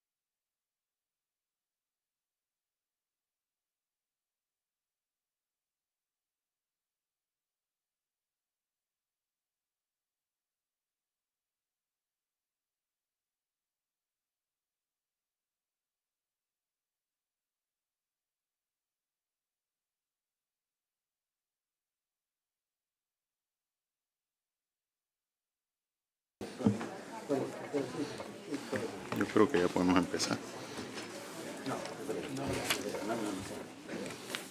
Tiene que estar acá.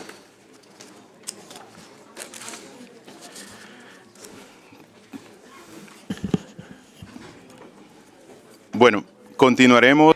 Very well. Let us reconvene and move on to agenda item 4.2, programming of the budget surplus. I would like to bring a document SPBA18 to the attention of the subcommittee, and I invite Mr. Ronnie Massa, Director of the Department of Planning, Budget, and Evaluation of the Pan American Sanitary Bureau, to please come up to the head table and introduce this agenda item. Muchas gracias, señor. Thank you very much, Mr. President. Good morning, everyone. English. Mr. President, Director, distinguished delegates, I'm pleased to introduce item 4.2, programming of the budget surplus.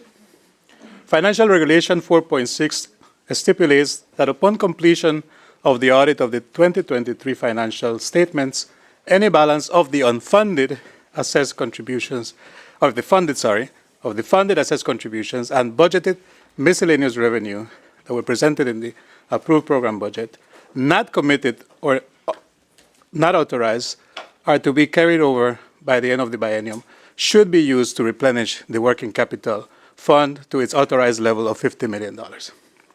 Thereafter, any available balance will be transferred to surplus and made available to be used in subsequent budgetary periods in accordance to the resolutions of the Directing Council.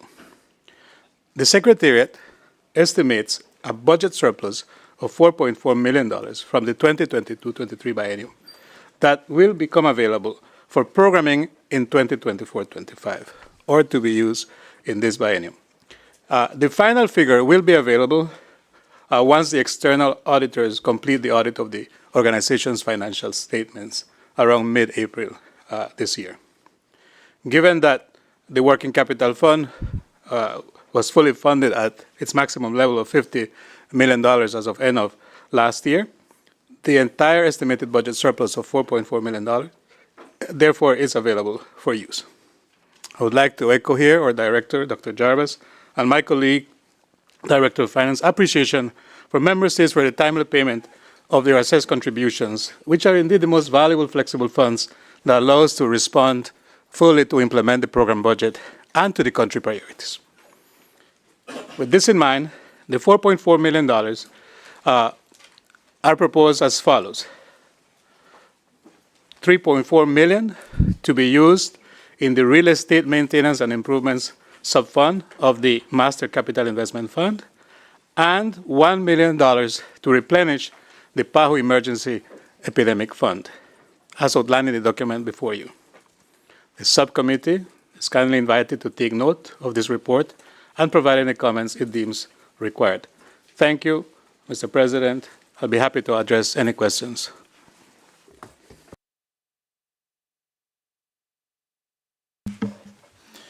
Muchas gracias. Thank you very much, Mr. Massa. And now I open the floor to the plenary so that we can get the discussion going. Jamaica. Jamaica, please. Thank you, Mr. President. Jamaica congratulates you on your appointment to this presidency and to the effective management of the 18th SPBA meeting. Mr. President, the government of Jamaica takes note of the effective and efficient management of the organization that has allowed us to see the current state of the budget. We are very happy that the organization remains strong and is ready to support countries like ours in the Caribbean to respond to health emergency situations that affect the development trajectory of our member states. Jamaica can attest to the effective facilitation of the country office and the work that is done through the support of the emergency fund. One of the main lessons learned from our shared COVID-19 experience is the importance of redundancies and agility in responding to emergencies. It is our view, therefore, Mr. President, that we ask that the allocation to the emergency fund be examined to determine whether there can be an adjustment upwards in the allocations. Thank you. Muchas gracias. Thank you very much, Jamaica. And now we give the floor to Mexico. No, before that, Costa Rica.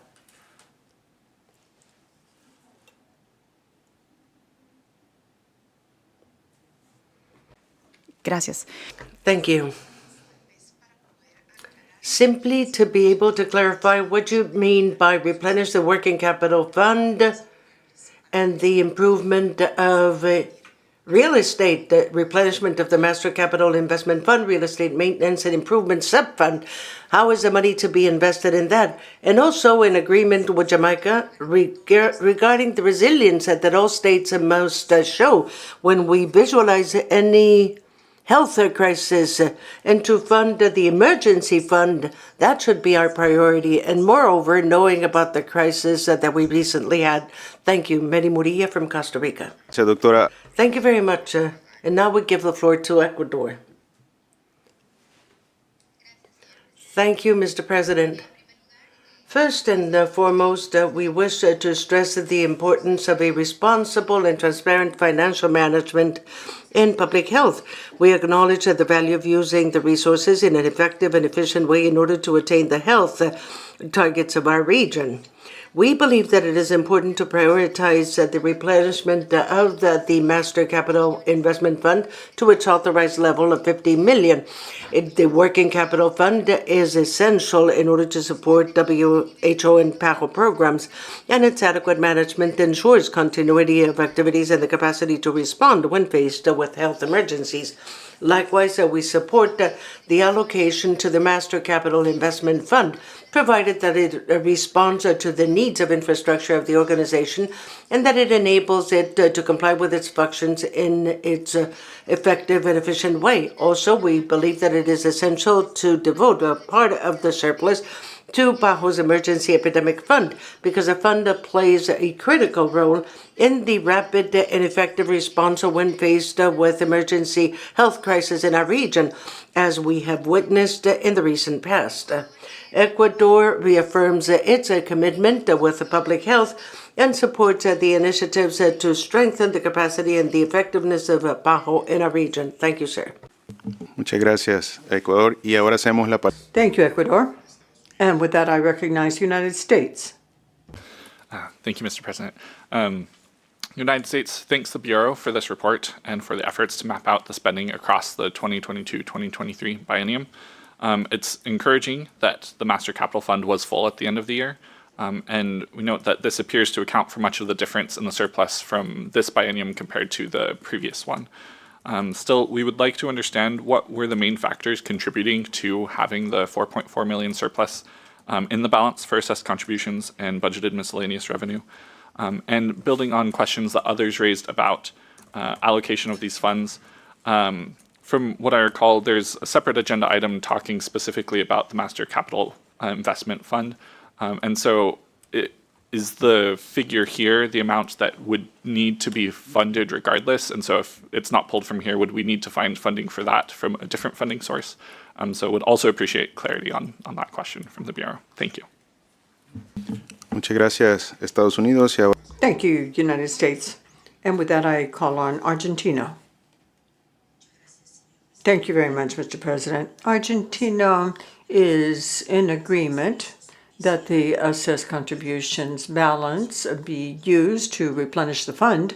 And also, we agree with Ecuador in terms of the need to replenish the emergency fund using these funds because of the importance of that fund for public health in our countries. Thank you.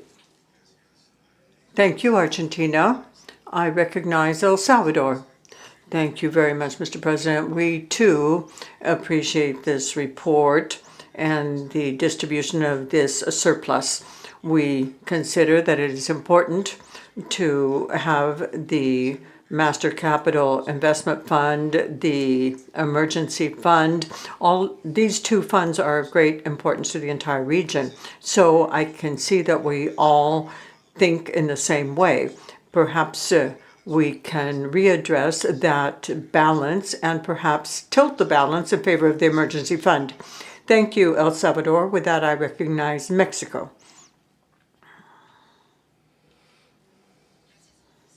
Thank you, Mr. President. I congratulate you on your election, and you can count on us as working constructively with you.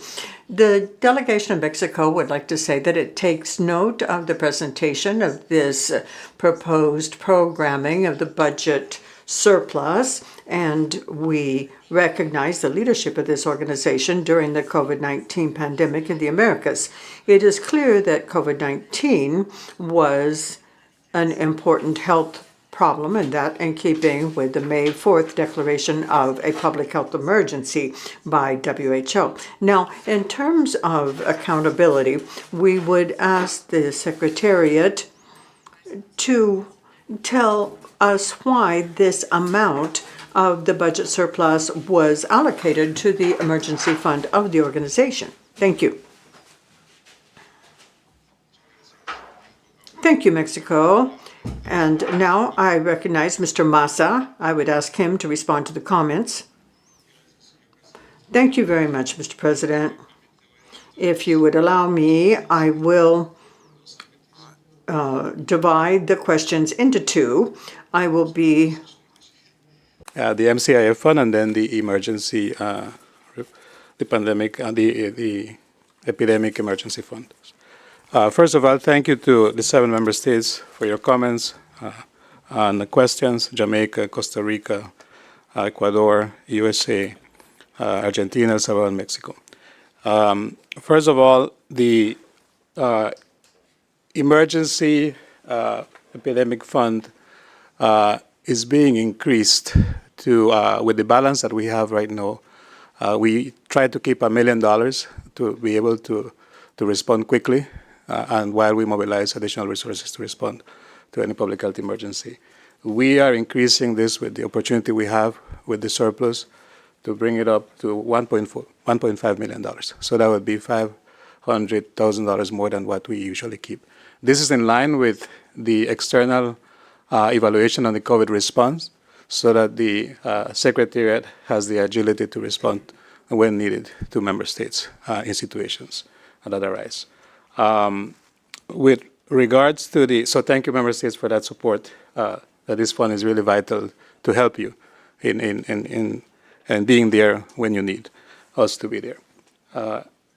With regards to the MCIF, this fund is indeed used to ensure that our facilities, our operational capacity, both in country offices and in headquarters, are safe, efficient, and functional, so that we can then deliver the program budget and the results that we commit to member states.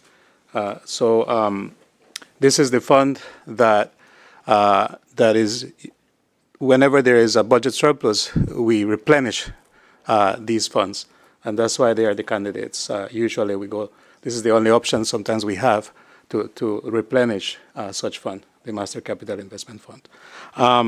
With regards to the point that the U.S. asked about why we have this budget surplus, is really because of the timing of the payment of quotas, especially in December, which allowed us to replenish fully the working capital fund. Thank you again.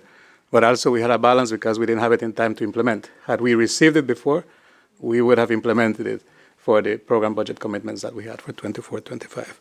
I hope that answers your questions, and thank you again for your comments.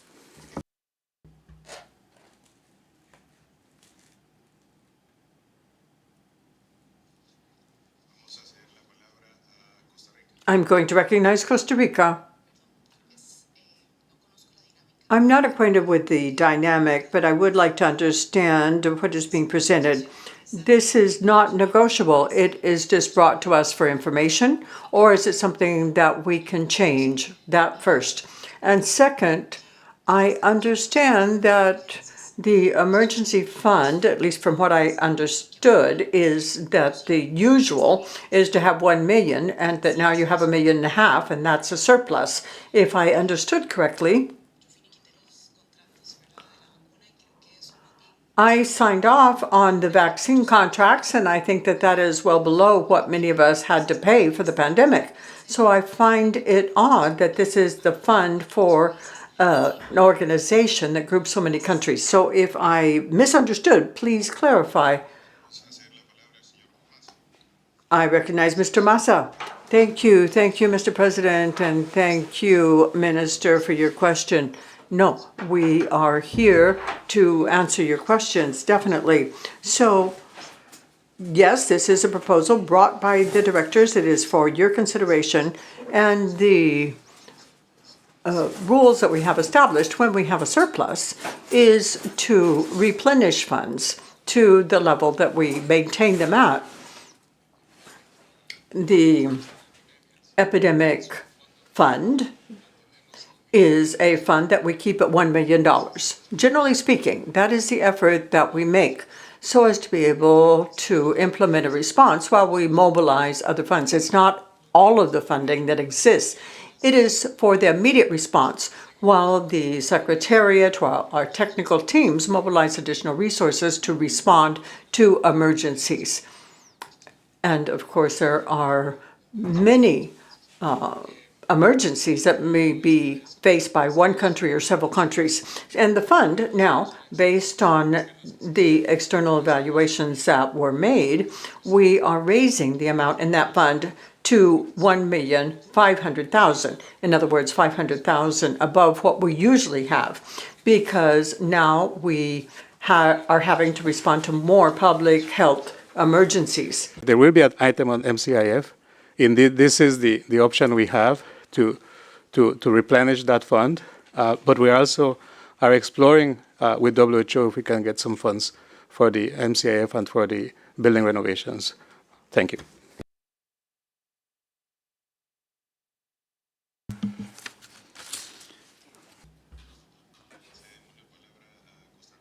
I recognize Costa Rica again. I apologize again, but then this is a proposal. The distribution of the fund on the part of the president, it is a president proposal. So do we vote on this? Do we approve it?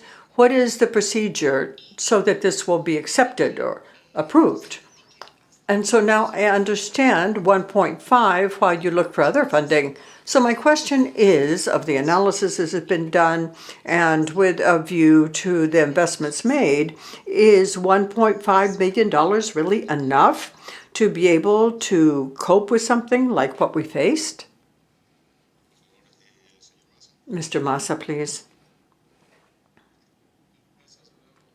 Thank you again, Madam Vice President, Madam Minister. This is not the totality of funds. It is a catalyst, we could call it. It's to allow us to respond early on to the needs of a country. I don't know if perhaps Dr. Ugarte, who is the Director for Emergency Response, would like to add to what I'm saying, but this is a proposal that comes to the members of the subcommittee for consideration. Any comments that you have on the document are welcome. Mr. President, could you allow him to speak? Yes, I'm going to give the floor to Dr. Ciro Ugarte. Thank you very much, Mr. President.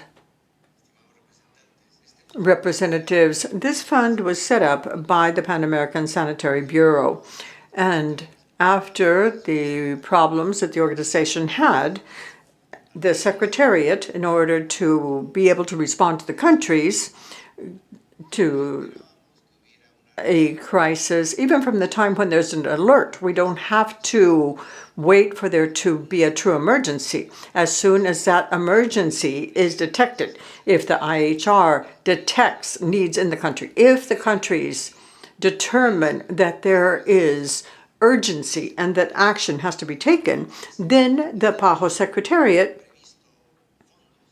in the past had no funds that it could use in cases of emergency. So the Pan American Sanitary Bureau set up the Epidemic Fund. It is the PAHO Emergency Epidemic Fund, and an amount was established. $1 million was approved for that fund, and we're talking about the initial response. The funds used by the organization, for example, to respond to COVID-19 is more than $200 million. But those funds are mobilized from other sources. But early on, when the donors do not yet have clarity of the contribution needed, if there are no other sources to mobilize experts, to send out equipment, supplies, diagnosis supplies, we have to somehow have funding. And so we were using technical funds, and in this way the Secretariat can provide a response with resources following established procedures. What are the criteria? How much can be devoted to this purpose? And also with the criterion that these funds could also be replenished with additional funds that could come from donors. And in this case, the conference also decided that this fund would be replenished using a surplus or from other revenue sources within the organization. So what the Secretariat is proposing is that it not be 1 million, but that we move the amount up to $1.5 million, because in that way we can better respond to needs.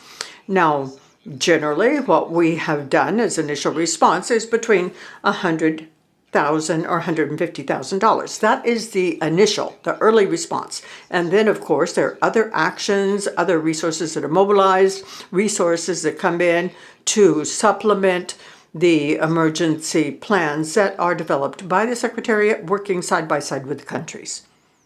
Thank you.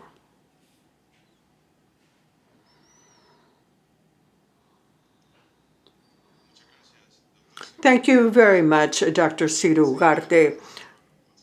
I return the floor to Mr. Massa. Thank you. Thank you. First of all, I just wanted to add something. Madam Minister, as it says in this proposal, and in responding to the members of the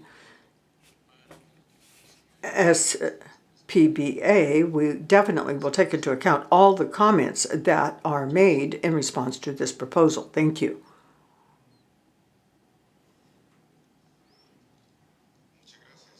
Thank you very much. I now call on the Director, Dr. Barbosa. Thank you very much, Mr. President, and thank you for the comments from Jamaica, Costa Rica, Ecuador, United States, Argentina, and from Mexico.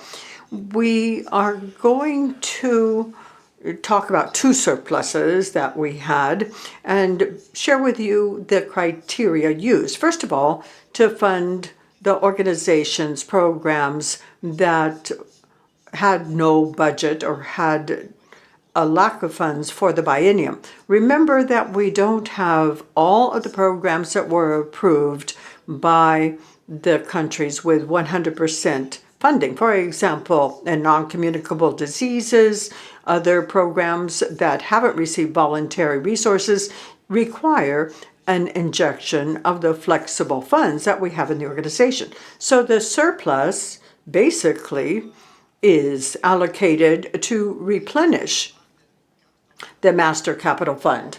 And that is going to be an item that we're going to discuss separately because, as you know, for 2 years now, we have been making an important investment in this building because the building had some systems, for example, the air conditioning here on the second floor. All of the electrical infrastructure of the building was out of date. Also, we had to have an emergency intervention because there were structural risks in the building. So the whole idea is to recapitalize the fund. the fund that we're using more now than in the past. This has occurred over the last 2 years. So these funds go to the programs that were not 100% financed. And as Dr. Ugarte was saying, we funded the emergency fund. Now, I understand and I appreciate the views of the Vice President of Costa Rica.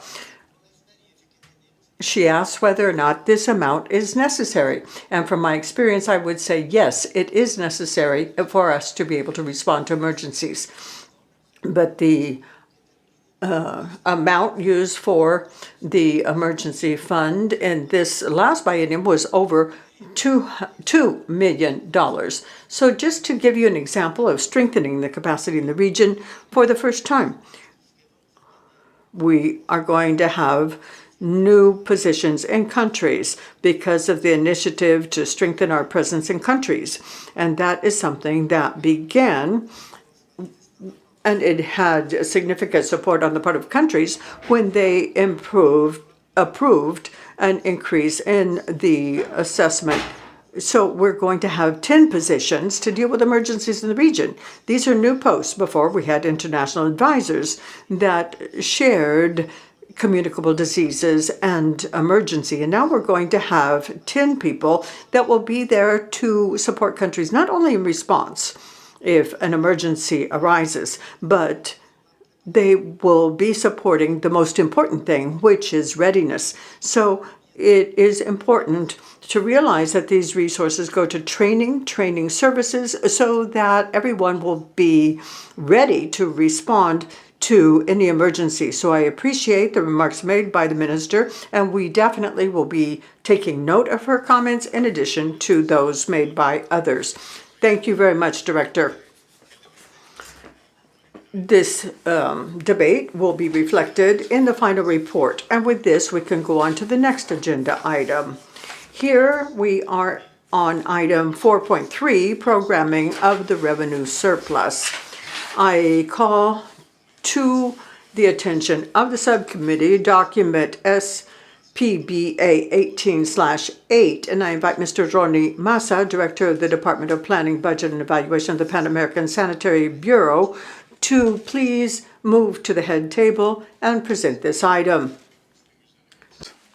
I am pleased to introduce item 4.3, programming of the revenue surplus.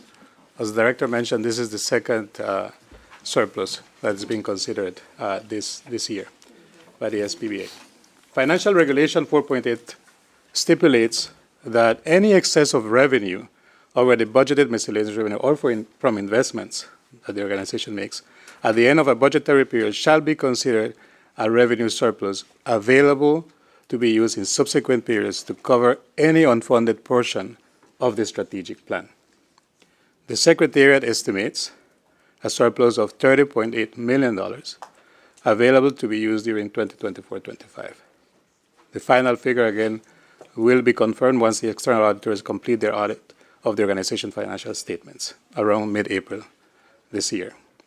The revenue surplus offers an opportunity to invest in programmatic priorities and corporate initiatives that are difficult to fund within the constraints of a regular budgetary period. These funds, therefore, provide an opportunity to complement funding of high programmatic priorities that you member states have identified as we develop the program budget 24-25. And those thematic areas that usually do not lend themselves to attract voluntary contributions and that have been chronically underfunded. With these considerations, the Director proposes to allocate the revenue surplus as is proposed in the table before you. First, $4.3 million allocated to the Master Capital Investment Fund, specifically to the Real Estate Maintenance and Improvement Subfund. This will allow us to complete the very needed modernization of our PAHO headquarters buildings. And again, it's not just facilities, but also technology and equipment that is needed to ensure that we continue operating safely, efficiently, and be able to implement and respond to member states' priorities as established in the program budget. The second allocation is of $16.5 million allocated to programmatic priorities for technical cooperation. This amount will allow us again to complement funding in such areas where we are seeing an increased demand in technical cooperation, as per the planning we have done with the country offices and the regional needs. Priorities that our member states themselves have identified as collective priorities for the biennium 24-25 under our strategic plan, and noting again that the program budget 24-25 is the last program budget to complete implementation of this current strategic plan, so that opportunity to invest, accelerate, recover where we can. And again, those topics or outcomes that you would usually see that are chronically underfunded. With this in mind, the subcommittee is invited to take note of this report and provide any recommendations it deems pertinent. Thank you again. I'll be happy to address any questions from our member states. Muchas gracias. Thank you very much. We now recognize the plenary to start our discussion.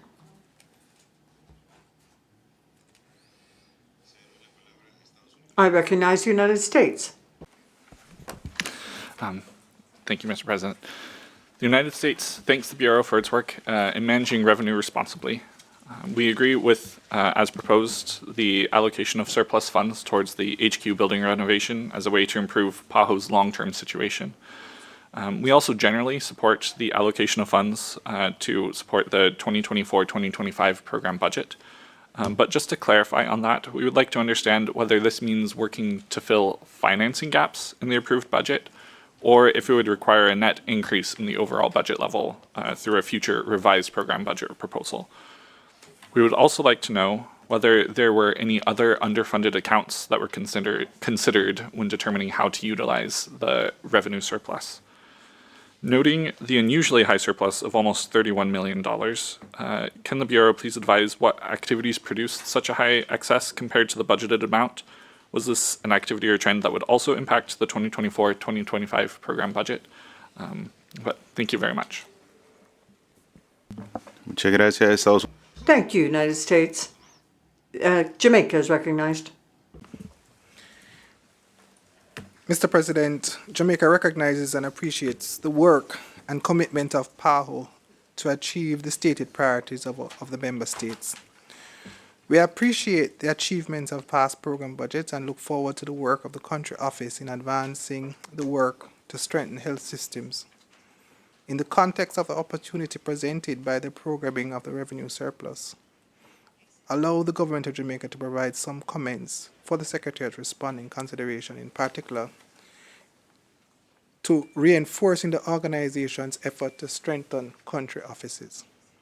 Mr. President, Jamaica can state that we are very comfortable with the competence and leadership of the country office, but we are very concerned as we look at the work that is required to accomplish the mission outlined in our Vision for Health 2030. The ministry currently has a cooperative agreement for some $800,000 which is used to support key priorities in country. We also are to conclude the planning for the biennial country plan for the upcoming period. And as we do so, we realize immediately that the requirement for technical support in the local country office in terms of permanent staff may not be adequate. We have crafted together an aggressive program on NCDs, primary healthcare reform, and human resource for health, as well as health financing, to include the development and structuring of basic packages of services. These ambitious plans are essential to ensuring universal health coverage. As we note the work that is currently being done in the WHO for the strengthening of the work of the regional organizations, we are requesting that strong consideration be made for an increased resourced local office, PAHO office, especially in small island developing states like ours. In an effort to build resilience during the post-COVID-19 and in preparation for other health crises, it is imperative that actions to increase capacities are accelerated. Jamaica sees the strengthening of the technical support in guiding these aggressive work programs as essential to our collective resilience. Again, we thank the team here in Washington and those in Jamaica for the continued support of the country, the transformation that is being done to create a resilient health system that achieves the goals of universal health coverage and universal access. Thank you. Muchas gracias. Thank you very much, Jamaica. Costa Rica is recognized. Thank you very much. Thank you for the previous clarifications. I see a completely different picture, but perhaps as part of the clarifications, I would appreciate that on this specific point, I could have greater clarity regarding these accounts. We know that all buildings require preventive maintenance, and this major investment that has been made, I wonder, is it a one-time only thing in terms of prevention and maintenance, and how much will this be? Because what the person from the United States said is very true. This has gone unfunded for a very long time and without a view to the sustainability of these buildings. So what is the investment that will be put behind this to assure long-term sustainability? So just to gain greater clarity so that these amounts will not take us by surprise in the future, and also because I think that those of us around this table agree with what Jamaica said about the need to focus on the day-to-day and the programs that each country needs to be able to deal with public health problems at the local and the regional level. So that is my comment, so as to better understand this program and to be able to decide whether or not this budgetary distribution is proper. Thank you. Thank you, Costa Rica. Now I give the floor to Ecuador. Thank you, Mr. President.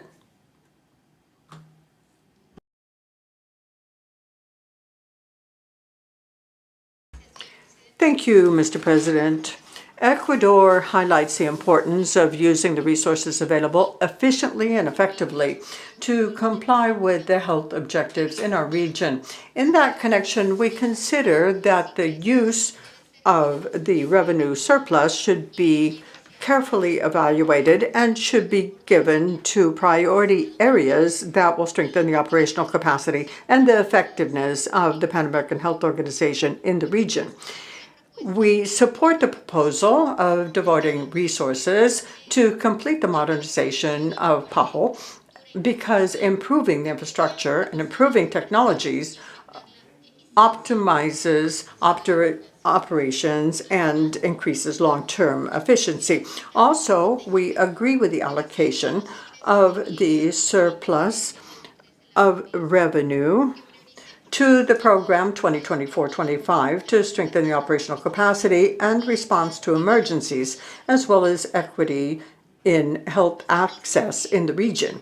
Also, we support the proposal of devoting resources to completing the financing of thematic areas that are in highest demand on the part of states.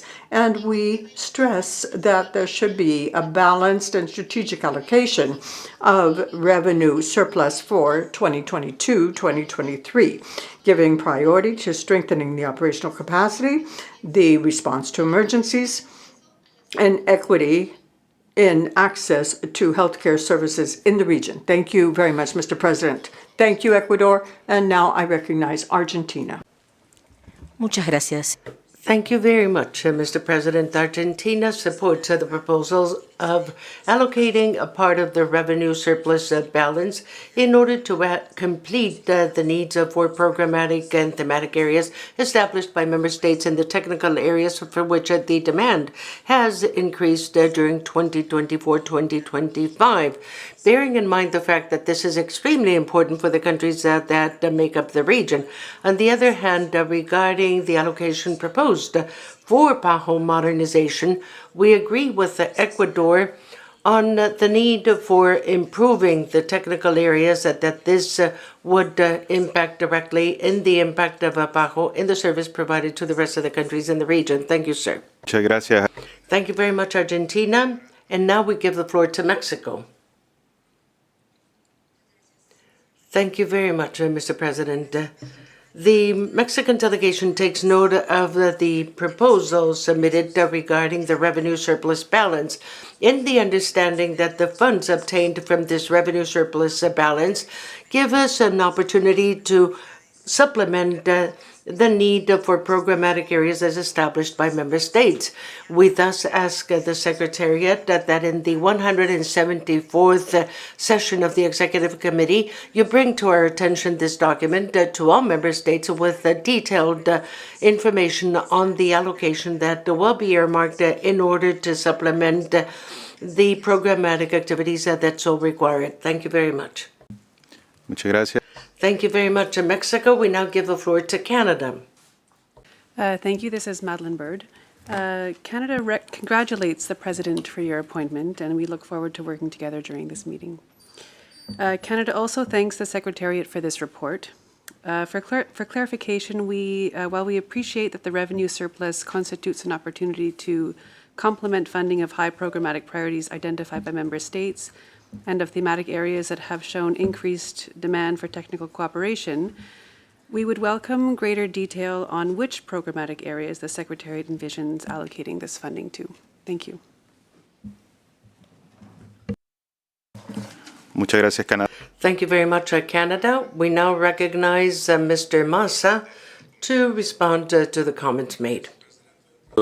Distinguished delegates for their comments and questions. First of all, thank you for recognizing on the importance of investing in the infrastructure and facilities of the organization to perform, to deliver with efficiency and effectiveness. It is indeed important. And also to support the criteria for distribution to the programmatic priorities that we mentioned in the document. Let me again say thanks to the 7 member states, USA, Jamaica, Costa Rica, Ecuador, Argentina, Mexico, and Canada for your specific comments and questions. Again, as we move forward with the document, your comments are well noted, and some of them will be incorporated, of course, as we move forward with the document for the Executive Committee. Let me address some of the specific questions that were asked. This is indeed funding. This doesn't impact the budget. This will allow us to cover the funding gap, so we will not revise the approved budget, but actually it will help us very much to fill the funding gaps that we have. Indeed, country capacity is one of the principles that has guided our program budget 24-25. As you heard, Director, a lot of investment is being done, not just in the emergency capacity, but across all different programmatic areas. One, with the specific funds that we have mobilized from WHO, but in addition to that, our Director has allocated over 80% of the increase in the budget space or commitment for 24-25 to country capacity. So that in addition to these funds, there are other funds that will be directed to country level. The areas you mentioned, universal health coverage, ensuring access equity, are indeed part of the criteria we have considered, and therefore those are areas that will be covered for these funds to complement the funding that, some of the funding we already have. Allow me to note, yes, the point on the maintenance, preventive maintenance, and sustainability. These are criteria we're looking at. There is going to be this item on the MCIF specifically, where the Secretariat will elaborate on details on the whole investment that is being done. But let me note that, as we note in the document, this is indeed a unique opportunity we have when we have the surplus. We usually don't have funds to invest in the facilities. Those are very limited. And this building, again, required, as our Director mentioned, some urgent investments. Our Director of Administration will elaborate on that in that item. Also to note that the emergency, in addition to the funds in the budget surplus, the emergency preparedness and response in our base programs, this is also one of the candidates and the priorities that member states have identified for program budget 24-25. So those are also within the criteria to allocate or to complement funding from these surplus. We take note of the needs for details, and we will consider those as we move forward. I hope that has addressed all your comments, and thank you again for your support.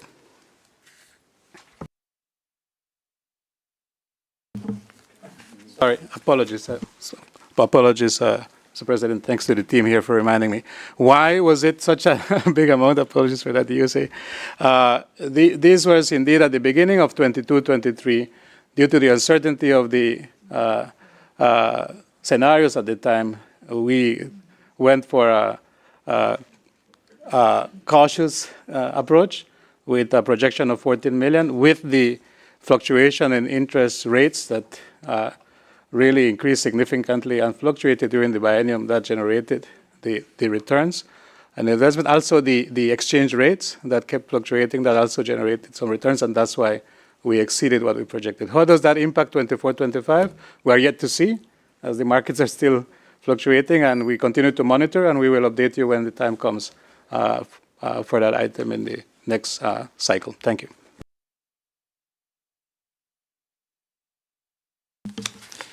Muchas gracias. Thank you very much, Mr. Massa. Now we would like to ask the director. No, I apologize. We give the floor to Costa Rica. I apologize because I was very interested in the question raised by Canada, which had to do with numbering the programmatic needs, where you are allocating the second line item. I don't know whether you mentioned this. I couldn't hear you. And it was important for us. So let us give the floor to Mr. Massa. Thank you once again to distinguished Minister from Costa Rica. We've included criteria in the document on how we would use this, bearing in mind the fact that member states have supported the program budget 24-25. And in that program budget, we had introduced the priorities identified by member states as high priority. And the other thing is that, as you will see in the upcoming presentation that we will make of the report on the end of a biennium assessment, you will see where these gaps still exist, the funding gaps that still exist. So with that information, we hope to supplement that question. We introduce the criteria. We have the information in the other document that will be submitted. And if you'd like, after submitting that other document, whether this takes care of your query. Thank you. Thank you very much, Mr. Massa. And now, Director, do you have any comments? Yes, Mr. President, thank you very much. And thank you to all member states for their comments and for their suggestions. I believe that they were all very useful. It seems to me that Mr. Massa has already answered something that is very important. It is not customary to have such an important or such a high volume of surplus. And it seems to me that besides what has already been mentioned, the fact is that I believe in the last biennium we went through a change process, because at the same time we had the response to the pandemic, and it began with a recovery period. So this, no doubt, introduced some limits on the implementation of the funds or the use of the funds. So having this now is important, because remember that countries approved in our directing council the budget for the next biennium with an increase. And out of this increase, it is a realistic increase, but out of the increase that was approved, 80% is earmarked in order to strengthen and beef up country offices, simply to show the commitment that we have in having additional capacity to provide technical support to countries. We also have, in that surplus that I've already mentioned in my previous statement, we have in general two major lines. One is going to be used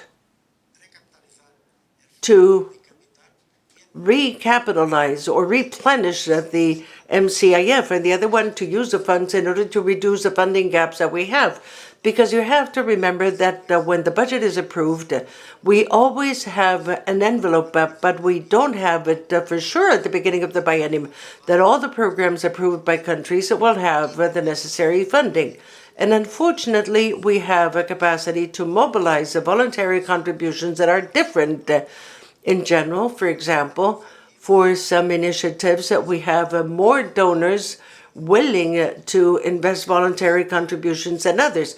So the criteria that was used and that I can share with you, with all member states, but this question raised by Canada, and I will switch to English. For instance, what was the criteria that I utilized? The programs that had the biggest gaps, and at the same time that were more aligned with the priorities that were approved by our member states. So, for instance, digital health and information system, that is a clear priority. We will use $2 million to establish 3 new sub-regional positions, so they will support the countries in the digital transformation process.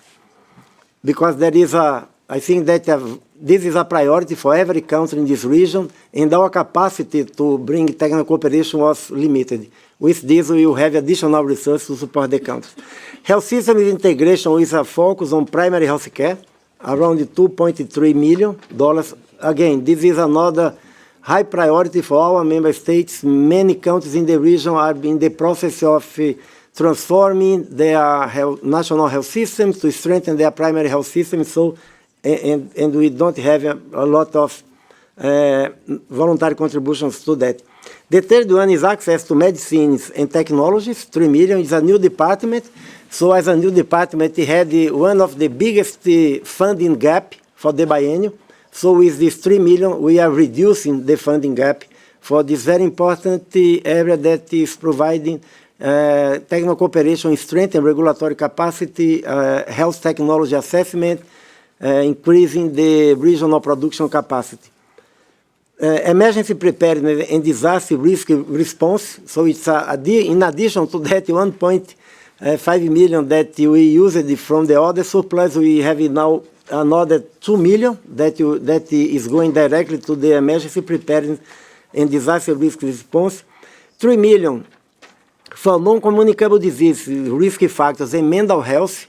That again, it was we had a resolution approved by our member states last year on mental health and suicide prevention, and we don't have, I will be generous, we don't have many donors that are providing voluntary contribution to this issue, so we are using also the surplus to reduce the funding gap, so 3 million for that.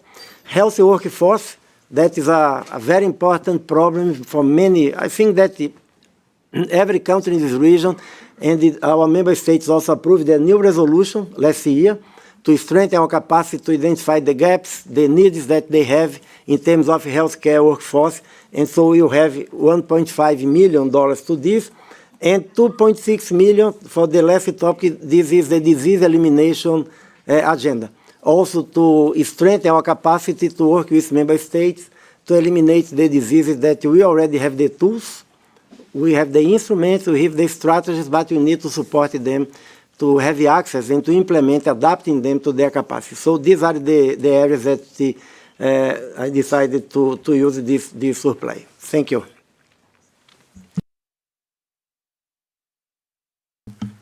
Muchas gracias. Thank you very much, Distinguished Director. I would like to inform the subcommittee that the discussions will be reflected in the final report.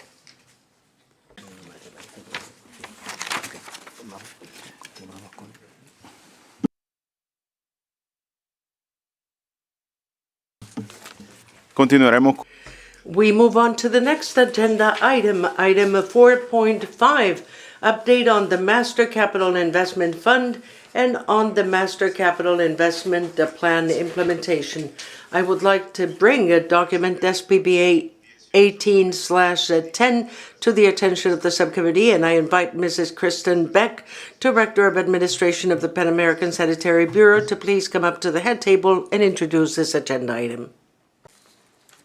Thank you, and good morning, Mr. President, Director, members of the subcommittee, delegations, and colleagues. I would like to introduce the update on the Master Capital Investment Fund, the MCIF. This document presents the status of the fund as of the end of 2023. The MCIF is comprised of 5 sub-funds that you see listed there: the real estate maintenance and improvements, information technology, vehicle replacement, revolving strategic real estate, and human resources strategy sub-fund. The summary of fund balance of the fund net balances is shown here and in Table 1 of the document. As of 31 December 2023, the Master Capital Investment Fund had a balance of $3.0 million.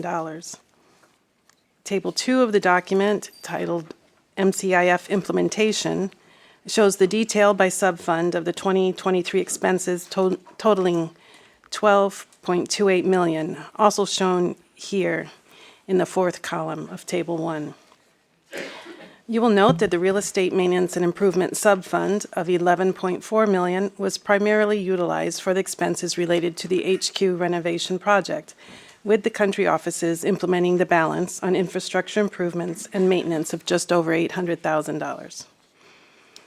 Under the Information Technology Subfund, investments of approximately $300,000 were made for PAHO's cybersecurity and information security systems, installation of new fiber optics, and implementation of the Workday strategic sourcing module for procurement.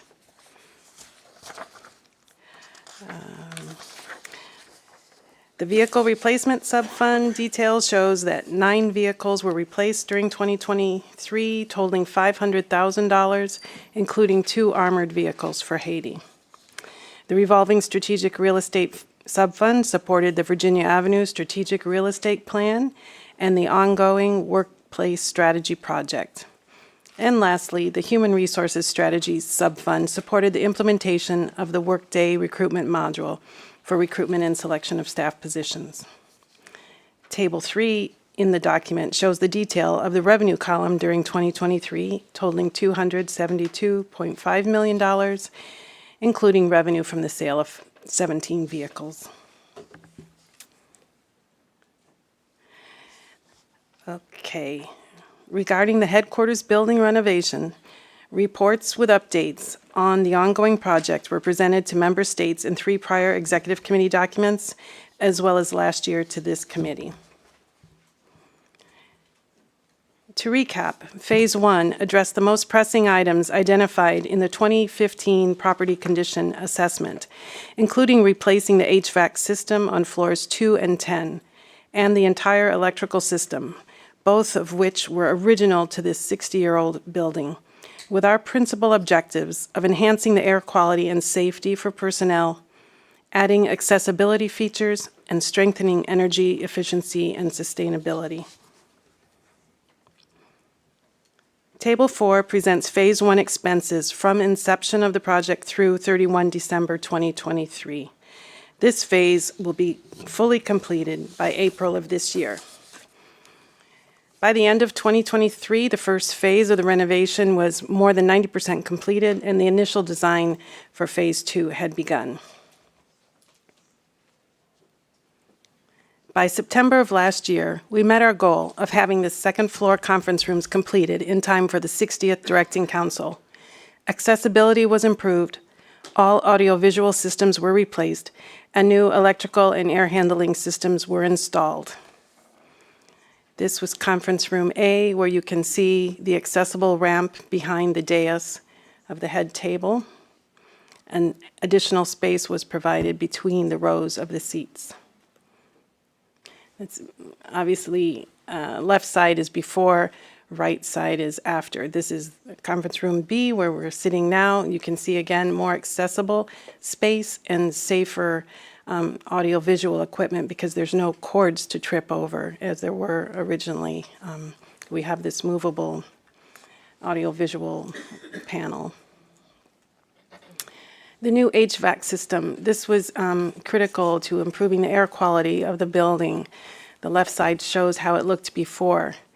This was a major undertaking since the building had been built with the original HVAC system inside already. So they had to break this down and bring it piece by piece because they couldn't go easily through the windows. And the new electrical switchgear.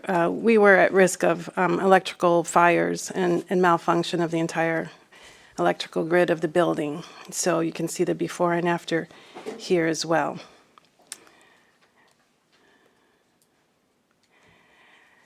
Phase 2 is now underway, the major focus of which includes replacement of the HVAC units on floors 3 through 9, introducing the ability to simultaneously heat and cool the floors to mitigate overheating of offices on the south facade.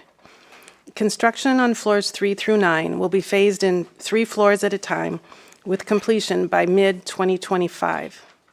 Phase 2 also includes a refresh of the restrooms on each floor of the building and concrete repairs to the garage, which are almost completed.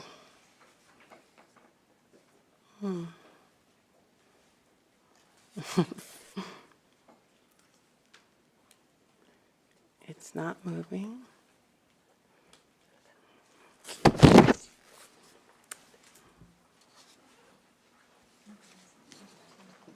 There we go. This is what Dr. Barbosa mentioned. The garage and the basement was unsafe. It may have collapsed if we hadn't started the repair. So that is done now. Next, we envision a third phase of the HQ renovation that would include replacing the single-paned windows of the building with double panes that will further increase energy efficiency and support PAHO's objective to operate a green building using up-to-date sustainable workplace practices. It will also make the new HVAC systems work more efficiently when the windows are double-paned. Financing these infrastructure needs were just covered by Mr. Ronnie Massa in his introduction to documents SPBA18 7 and 8, where he noted using the budget surplus of $3.4 million and $14.3 million of the revenue surplus from the past biennium. We appreciate the support of member states that they've provided to the organization to address these long pending renovations needed for PAHO's headquarters building. Lastly, I wanted to share one photo of what was done in 2023 in one of the country offices. This is Barbados and the Eastern Caribbean countries. This painting and repairs of the ceiling and the roof of the building were done with funds also from the Real Estate Maintenance and Improvement Subfund. With this, I conclude my remarks. Thank you very much for your attention.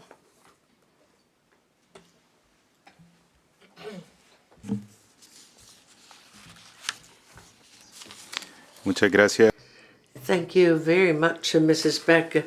And now we open the floor to the plenary for discussion.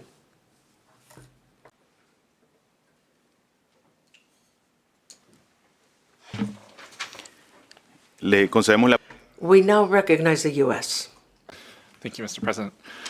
The United States thanks the Bureau for this update on the Master Capital Investment Fund and the Master Capital Investment Plan implementation.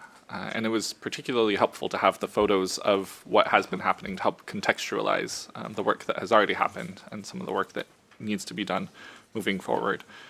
We are glad to see that the HQ renovation project in particular continues to move forward and that there's additional funding available from the previous agenda items to continue this project. Could the Bureau please advise whether there are any anticipated funding needs for HQ renovation or other real estate projects that this year that are not covered by the surplus funds that would be provided? So are there any needs other than what has already been discussed? And we would also like to understand if the other sub-funds also have sufficient funding for the expected needs this year. Thank you. Muchas gracias. Thank you very much to the U.S. And now we give the floor to Ecuador.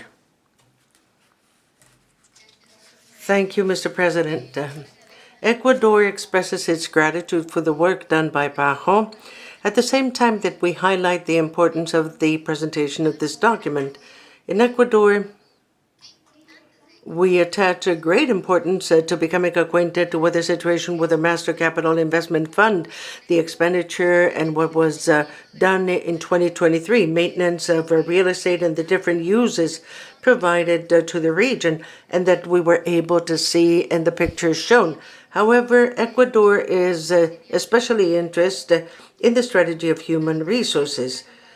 because we can have the technical support in the country and the availability of resources in order to support the strategic priority of attaining universal health coverage, particularly in the continental land in access to health services.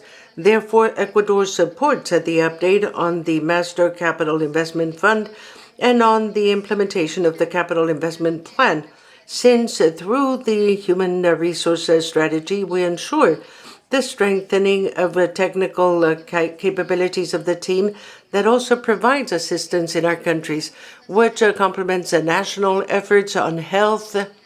We can see promoting solidarity and cooperation amongst member states and PAHO. Thank you. Muchas gracias.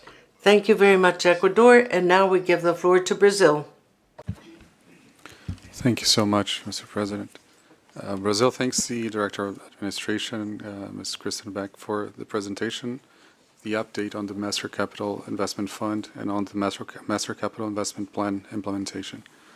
And as was mentioned under this and previous agenda items, the budget and revenue surpluses present a special opportunity for PAHO to invest in this headquarters, which, as we know and we have seen in the pictures, is in great need of renovations and it's been so for several decades now. So Brazil applauds PAHO for this effort to preserve and improve its architectural legacy and to make the working facilities match the important mission of the organization.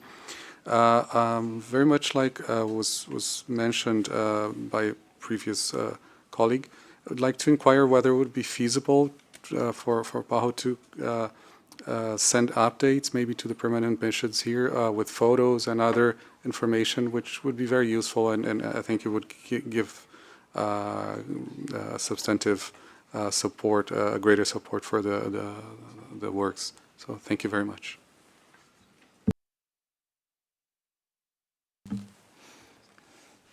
Muchas gracias. Thank you very much to Brazil, and now we give the floor to Canada. Thank you, Mr. President. Canada welcomes this update on the Master Capital Investment Fund. We look forward to reviewing the final report once the external auditor completes and signs the organization's audited financial statements for 2023. Noting the significant expenses related to Phase 1 of the HQ building renovation project, Canada can support the Director's recommendation to allocate funds from the budget surplus and the revenue surplus to the Real Estate Maintenance and Improvement Subfund. Recognizing the large amount of funds proposed to be allocated to the Real Estate Maintenance and Improvement Subfund from these surpluses, particularly for Phase 2 of the HQ building renovation project, we would welcome an update on the total estimated cost for Phase 2 and the current status of these expenses. Thank you.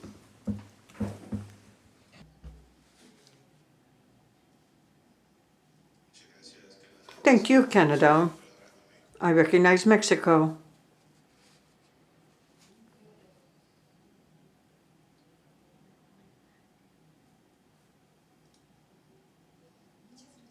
Thank you. The Mexican delegation thanks Secretariat for presenting this report on the human resource management of the Pan American Health Organization. And at the same time, we recognize the efforts made by the organization to move towards gender equity. This definitely is a significant contribution to strengthening the work done by staff, and that was pointed out by Director Barbosa. Staff at headquarters and staff in the country office are the greatest assets the organization has to provide quality support. We hope that you will continue to make strides in terms of human resource management, and it is suggested by Mexico that you accelerate response to applicants. It is clear that the selection process is carried out carefully with a view to guaranteeing compliance with the highest levels of efficiency and competitiveness to improve the human qualities of the organization. But those lengthy processes and the follow-up carried out by our country for healthcare professionals that have applied to positions, we are told that it takes a long time for them to get a response. So it would be good to accelerate this mechanism. Also, we see that in staffing, the number of co-nationals, nationals from Mexico has gone down from 12% to 10% in recent years. Thank you. Thank you, Mexico. I now give the floor to the director. The director, I understand, has comments.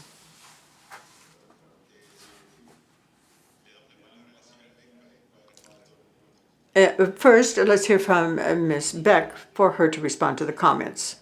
Canada and Mexico for your comments. Regarding U.S. comments about were there other funds in other need of replenishing, as a matter of fact, yes, the Human Resources Strategy Fund, I just sent a request to Mr. Massa this week to replenish it with $250,000 of funding. These are primarily for IT systems updates because it's not for anything HR related. It's for the recruitment module. It's part of Workday, the ERP system that we have, and other configuration and cost related to improving the Workday system for HR. So that's underway. I think that also answers Ecuador's question about the HR strategy fund. The suggestion to send updates to missions here in DC, we can certainly coordinate with that. Regarding Canada's question about phase 2 costs, total phase 2 is $15.8 million. And we had planned to spend about $5 million of that before 2023 ended. However, due to the holidays and other items to finish in phase 1, most of that is pushed back. It started in January. So in subsequent meetings, we can give an update on where we stand on expenditures for phase 2. Do we have the question about, do we have enough funding for all that we want to do? For phase 3, the windows, we have not yet identified the source of the funding, but that will be further down the road since phase 2 takes us till mid to third quarter of 2025. I believe that's everything. Thank you very much.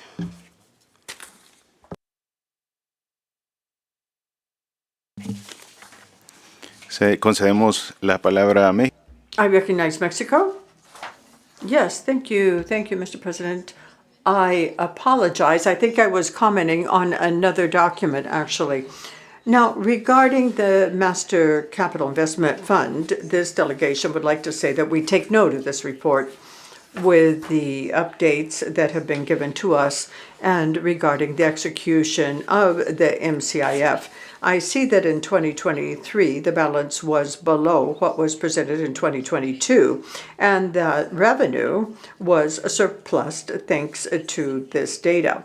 Here, it is understandable that there are needs and that funds were given to those funds from MCIF, especially in terms of improving real estate, especially the execution of renovation works here at headquarters. So we would ask the Secretariat to do something we've asked for before, and that is that the Executive Committee receive a planning of expenditure plan so as to make more strategic use and produce a positive balance. Thank you. Thank you, Mexico. And with that, I recognize Ms. Beck.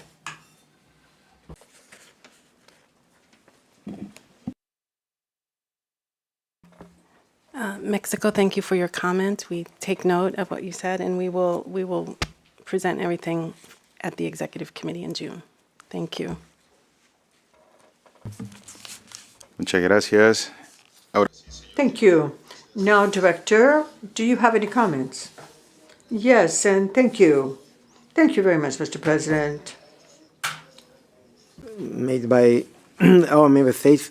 Just to add one thing, that remember that we are not only talking about the headquarters, but also improvements that were made the last biennial in some country offices. In some country offices, they had a serious problem. For instance, I visited our multi-country office in Barbados, because it's also the Barbados country office and the Eastern Caribbean countries office, and they had to renovate almost the entire roof because they had a problem. And when it was raining, it was almost impossible to work at this time. So we have also a plan to have a criteria to start making some improvements in the country offices buildings that need, and some of them are very old buildings that we really need to think about how to renovate. The other comment that I also made is about the other sub-funds, let's say so, just to explore a little bit more about the human resources strategy. That I think that's also important to share with our member states, that after many years that we had to suspend the funds for the learning board that we have in the organization, there is now a provision of funds for the next biennium, so we will increase the opportunities and the strategies to provide the training opportunities for our staff. So I think that for this reason also we will need more funds to implement the People Strategy 2.0 and also to offer more options, more alternatives, and more opportunities to our staff to receive updates and to participate in different training processes to enhance their skills. Thank you, Mr. President.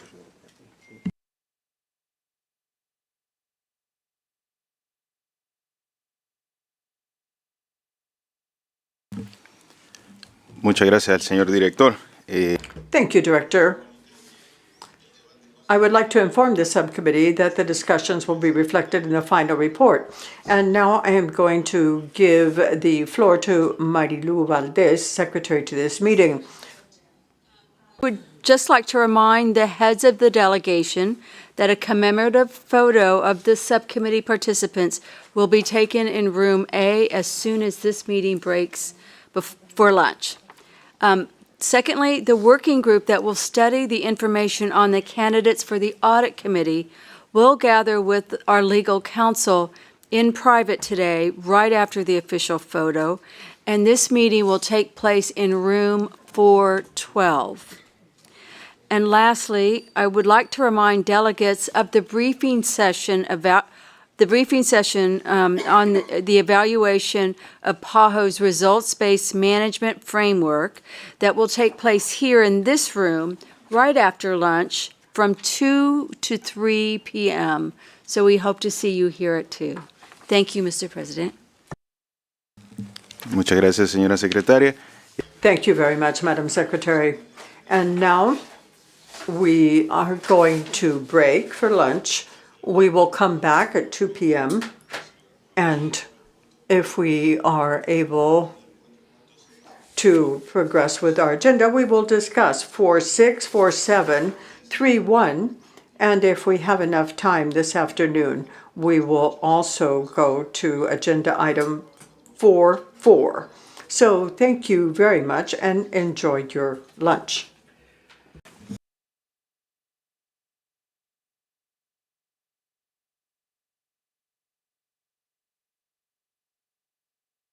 Don't open on a weekend. So there's a loss of power over the weekend or on a public holiday. We may not know until you come back. Once you have a break in cold chain, it interferes with the potency of your vaccines.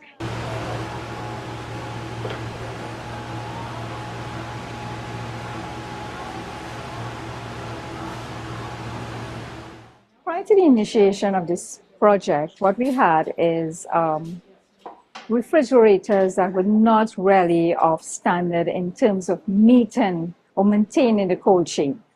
With the solar panel refrigerator, this has revolutionized our immunization program here in these areas and in other parts of Trinidad. You're fairly easy. You don't have to worry about the temperature dropping between 2 or going above 8. So you feel confident to know that you have a fridge that is reliable and dependable.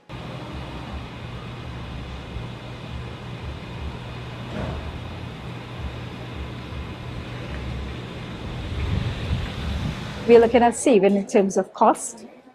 Most importantly, we're looking at increasing coverage.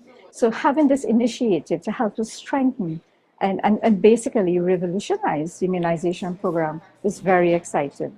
You know, as a parent, you want to make sure that your child receives everything that they can so that they could be healthy and strong.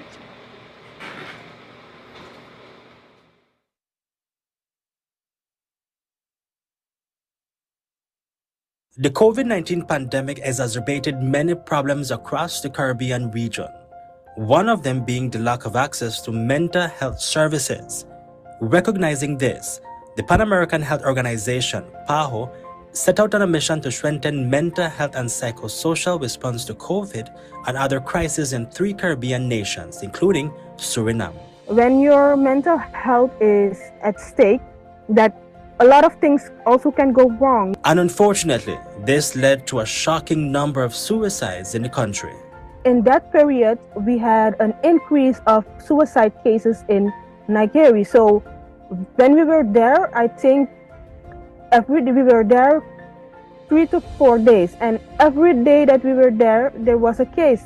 And through the PAHO-led project, the Bureau of Public Health in the Ministry of Health in Suriname engaged the public through trainings and outreach programs to address the far-reaching effects of mental health. In the period of COVID, mental health was not forgotten, and that a lot of activities were done. For instance, we made sure that some people got some information, so awareness in our population about mental health. We held some panel discussions, for instance. 4 panel discussions were held. We also had a radio program for elderly with 2 doctors who made it possible that the people could call and ask some questions. The same thing was done with the panel discussion. We had training, basic psychosocial skills.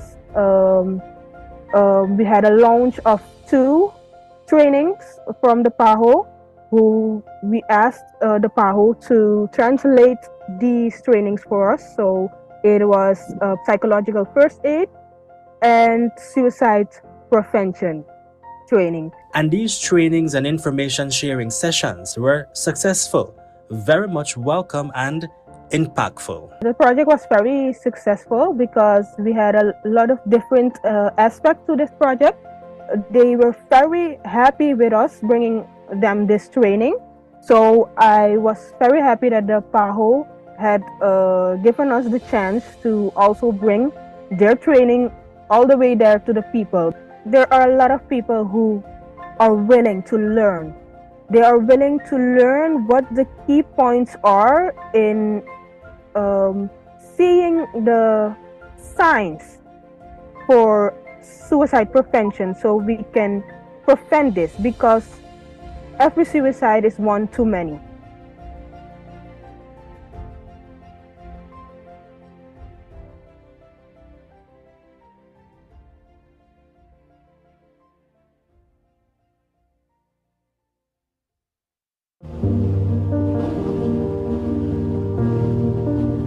In the Caribbean, access to quality healthcare can be a challenge, especially in remote areas and because of erratic weather conditions.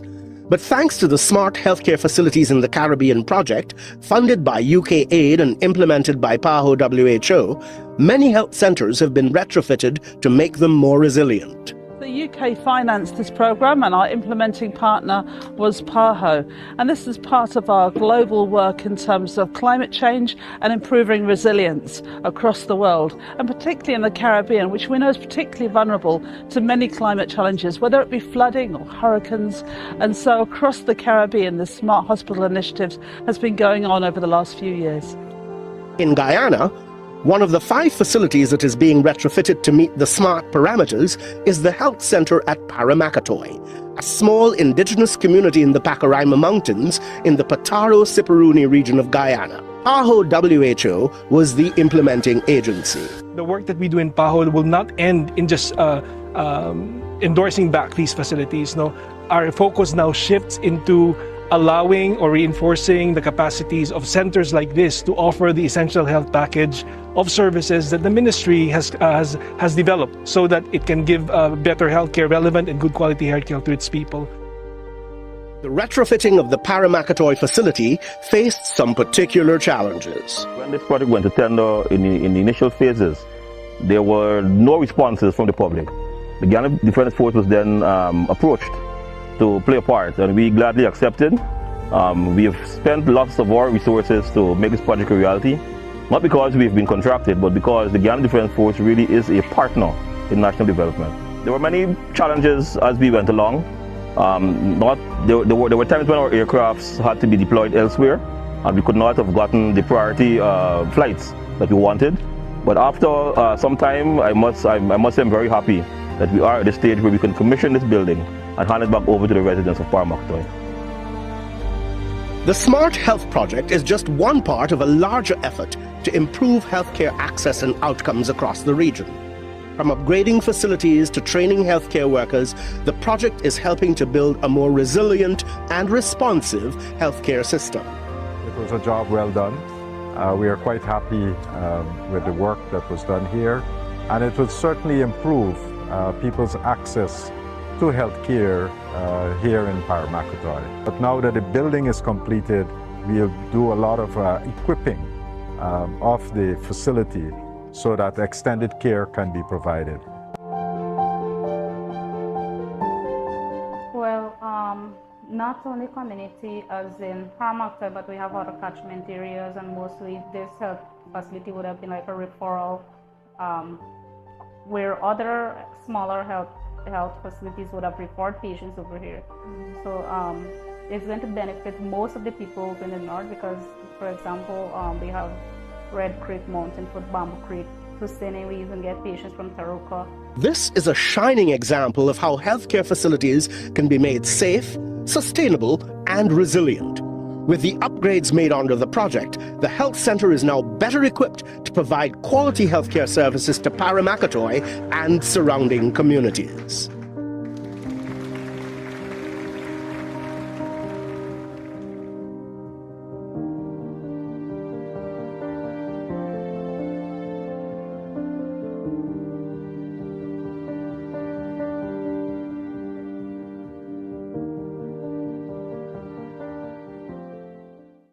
Yo padecía de obesidad grado 2, estaba a punto de tener... So that should be on right now. Oh, he wanted it on. No, I'm just trying to see if that's what is causing it. Was it on? No. No, they were all off. They were off. Could you have something into that? Josh, you want me to talk?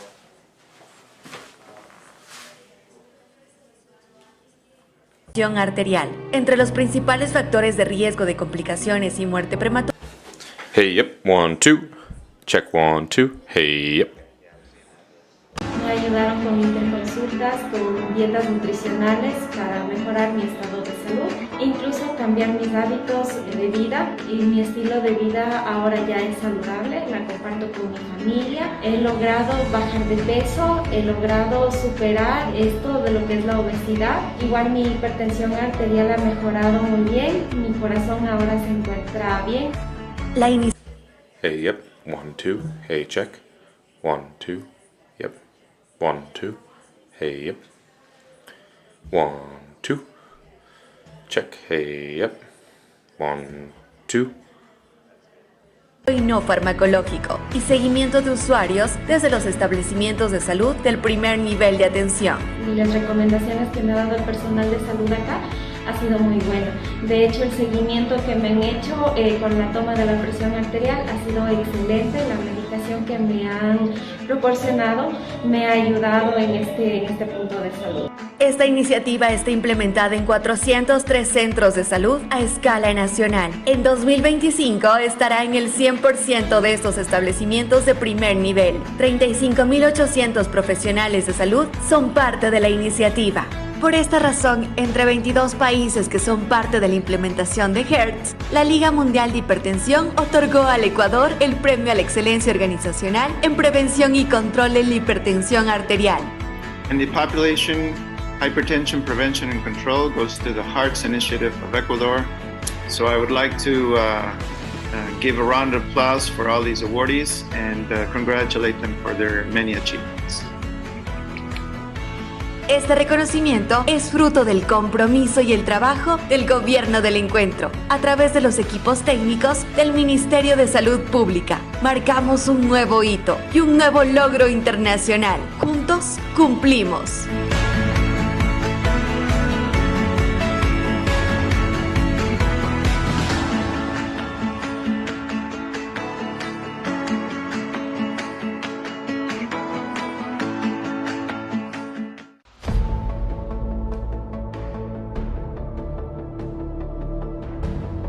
The Americas was one of the regions most affected by the COVID-19 pandemic.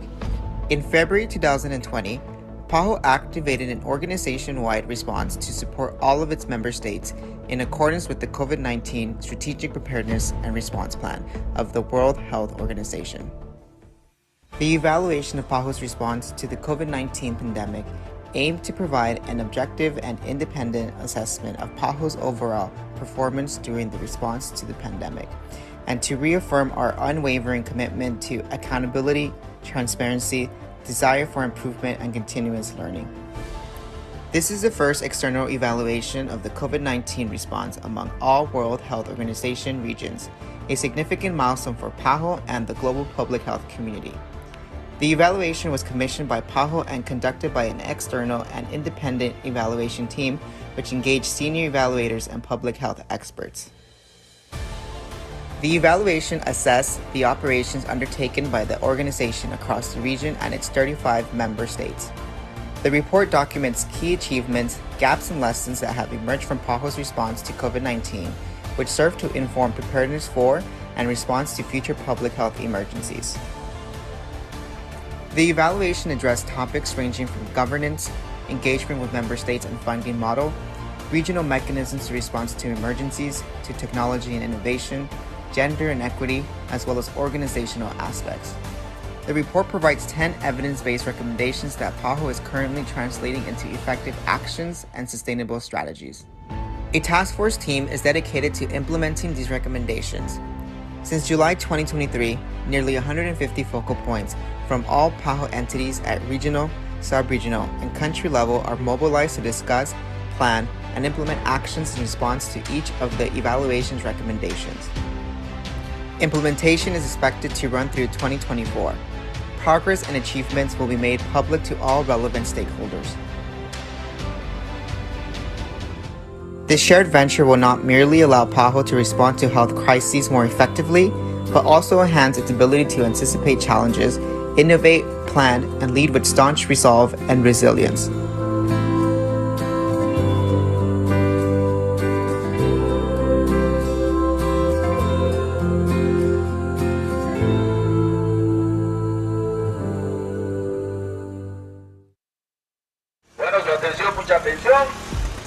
La alcaldía de Luquí está invitando a la comunidad en general para que se acerquen al concierto de freestyler que se estará realizando.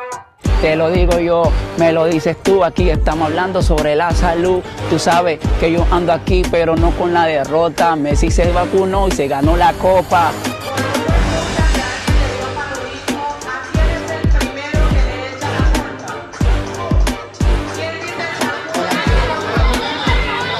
Tienes que vacunar. Si ya tienes la vacuna, tú te debes reforzar, debes cuidarte. A tu familia va a salvar. Tú sabes, mi hermano, el COVID a cualquiera le puede dar. La música y el arte son clave para llegar a las comunidades porque eso hace parte de la esencia de la población afrocolombiana.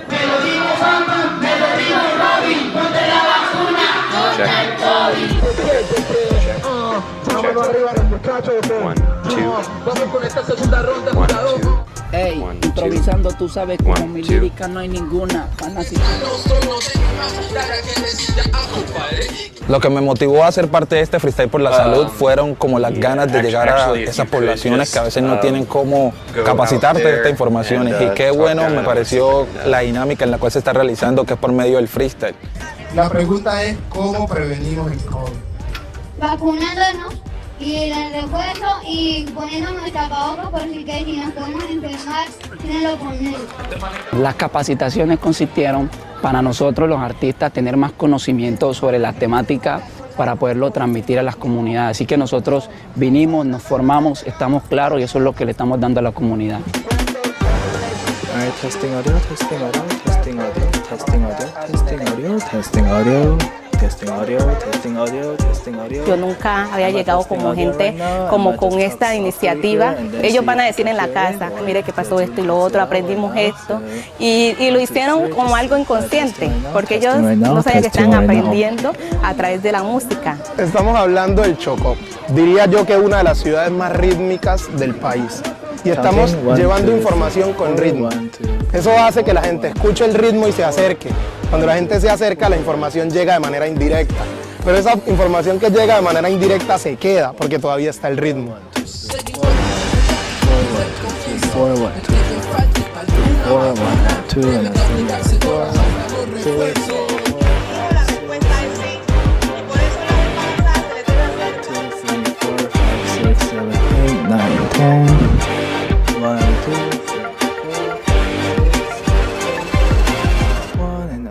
During the 2022-2023 biennium, the Pan American Health Organization, PAHO, spearheaded innovative initiatives to scale up health action, while helping countries to protect public health gains, recover better from the impact of the COVID-19 pandemic, and build stronger, fostering commitment, enabling cooperation, shedding light on the solutions, and reducing inequality gaps.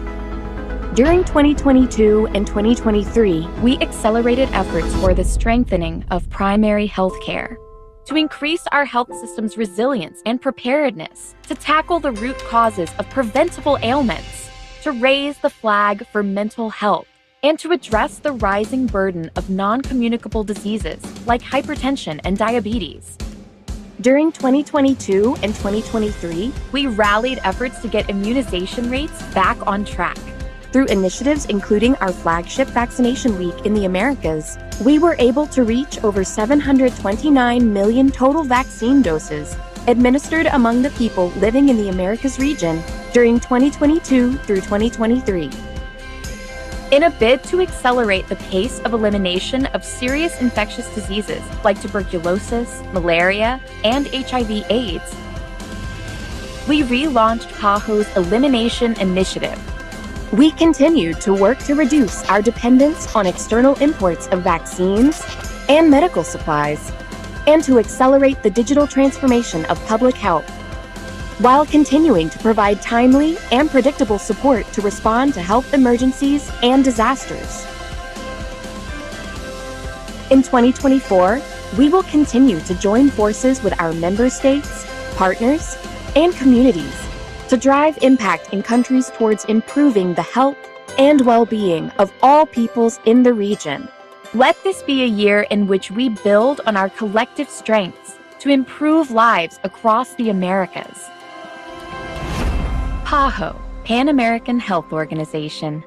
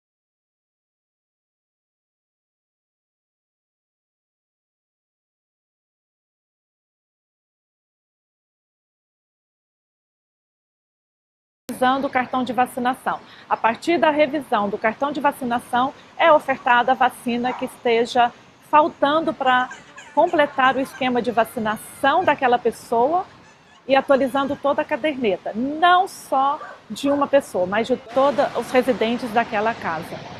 Para a gente foi muito importante essas ações de varredura, principalmente com relação ao sarampo. Imagina, de 2019 para esse ano de 2022, a gente tinha 200 casos de sarampo, então a gente conseguiu controlar o surto de sarampo com essas ações, de modo que hoje a gente tem entre 10 e 12 casos.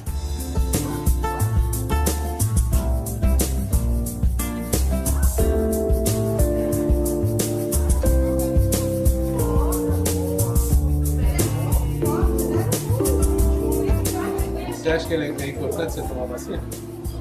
Por quê?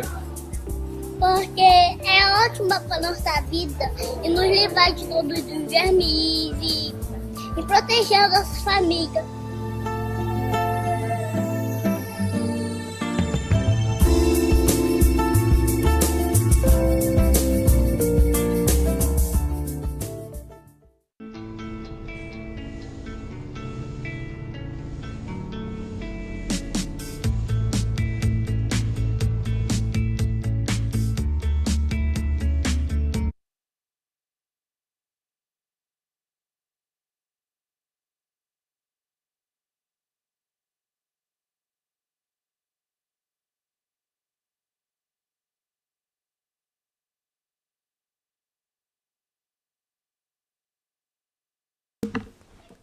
Alright, testing. 1, 2, 3, 4, 5, 6, 7, 8, 9, 10. 1, 2, 3, 4, 5, 6, 7, 8, 9, 10. 1, 2, 3, 4, 5, 6.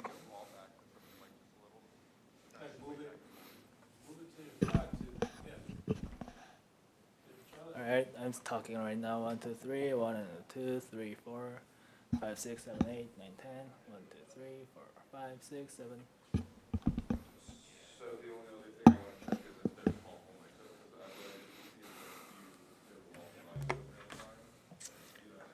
Alright, I have 2 microphones open right now. 1, 2, 3, 4, 5, 6, 7, 8, 9, 10. 1, 2, 3, 4, 5, 6, 7, 8, 9, 10. 1 and 2. Now you have 4. Keep talking down. Okay. Alright, 1, 2, 3, 4, 5, 6, 7, 8, 9, 10. 1, 2, 3, 4, 5, 6, 7, 8, 9, 10.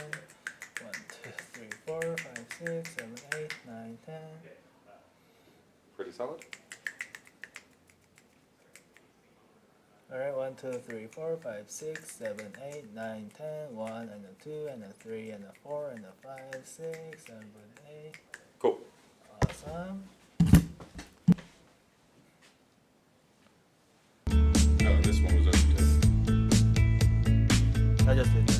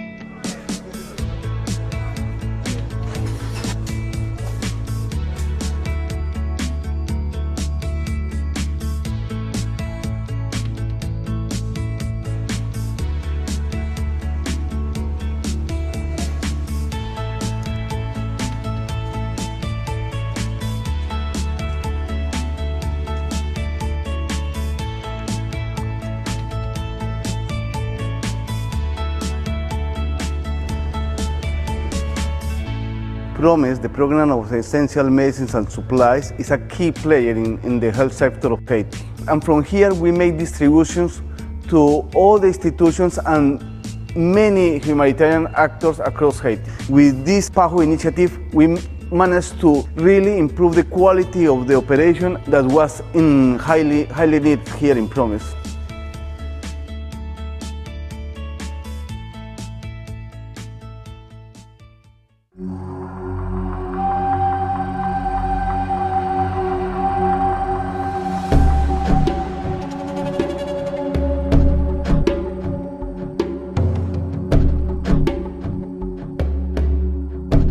De salud, sí, aquí en la comunidad estamos muy bajos porque no tenemos nada. Nosotros usamos 50 y 50, horizontal y 50 tradicional. Porque ahora llegó un niño, se enfermó, ahí lo vamos a ver al médico tradicional, para qué es lo que tiene. Ahí le da, el médico tradicional le dice a usted, no, vaya, lléveselo allá a Palestina. Y me entristece saber de que no aprendí prácticamente casi nada de lo que mi mamá sabía. Me siento feliz porque es primera vez que vienen a hablar de tema de salud. OPS lo primero que hace al llegar al territorio es poder consultar con las comunidades. Hicimos desde los equipos locales de coordinación una visita a todas las comunidades que estaban priorizadas para este SERF. Estamos interviniendo en toda la zona de Bajo Calima y litoral del San Juan, haciendo una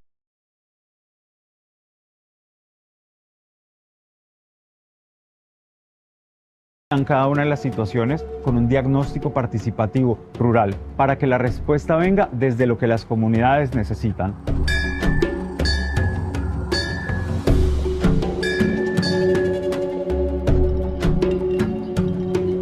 Primer vez que vienen a planear con nosotros hacer las entrevistas, de todos los proyectos, de lo que nosotros necesitamos.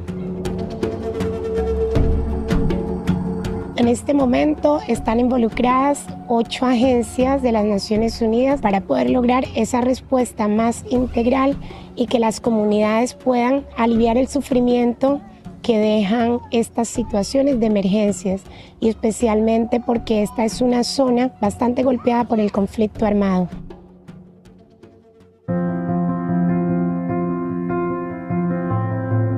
Vamos a poder conocer de parte de ustedes esas necesidades en salud. Nos vamos a reunir en 2 grupos. Vamos a hacernos a este ladito los hombres, al lado allá las mujeres.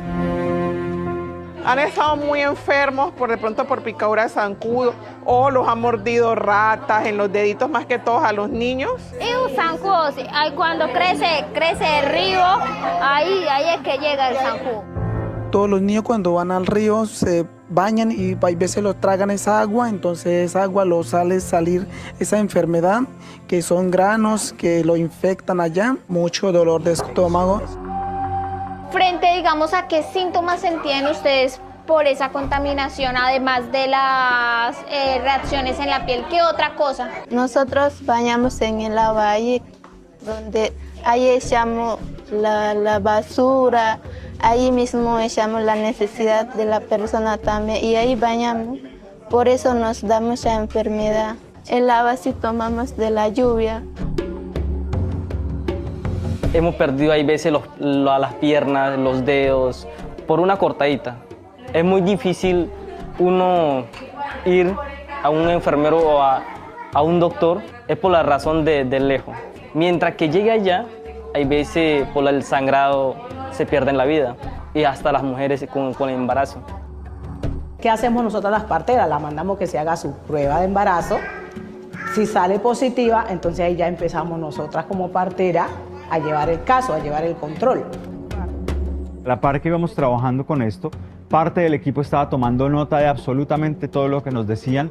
Compilamos toda esta gran cantidad de datos y podemos sacar una ficha técnica de cada una de las comunidades, donde nos cuentan de qué se enferman, qué sucede y cuál es la respuesta potencial que necesitan. Hacemos un planteamiento de un plan de trabajo y ya con esto vamos a podernos pensar qué tipo de brigadas de salud necesitan, con qué frecuencia las necesitan, si necesitamos trabajar talleres con primer respondiente, cómo debemos hacerlo, que si vamos a hacer un fortalecimiento de un puesto de salud a nivel intercultural donde no sea una medicina occidental la fortalecida, sino todos los saberes, que la comunidad empiece a interesarse por la situación en salud en su comunidad. Es interesante que de cada una de las entidades que vienen al territorio a brindar a desarrollar este proyecto, se enfoquen directamente desde esos testimonios, desde esas experiencias, desde esas vivencias de los habitantes de esas comunidades de zona ribereña, para poder armar un todo, para poder enfocar ese diagnóstico a realmente resolver esa situación que se está presentando, esa necesidad. La recepción de las comunidades ha sido absolutamente amorosa. Comunidades indígenas, comunidades afro, que encuentran en la OPS una esperanza hacia sus situaciones actuales.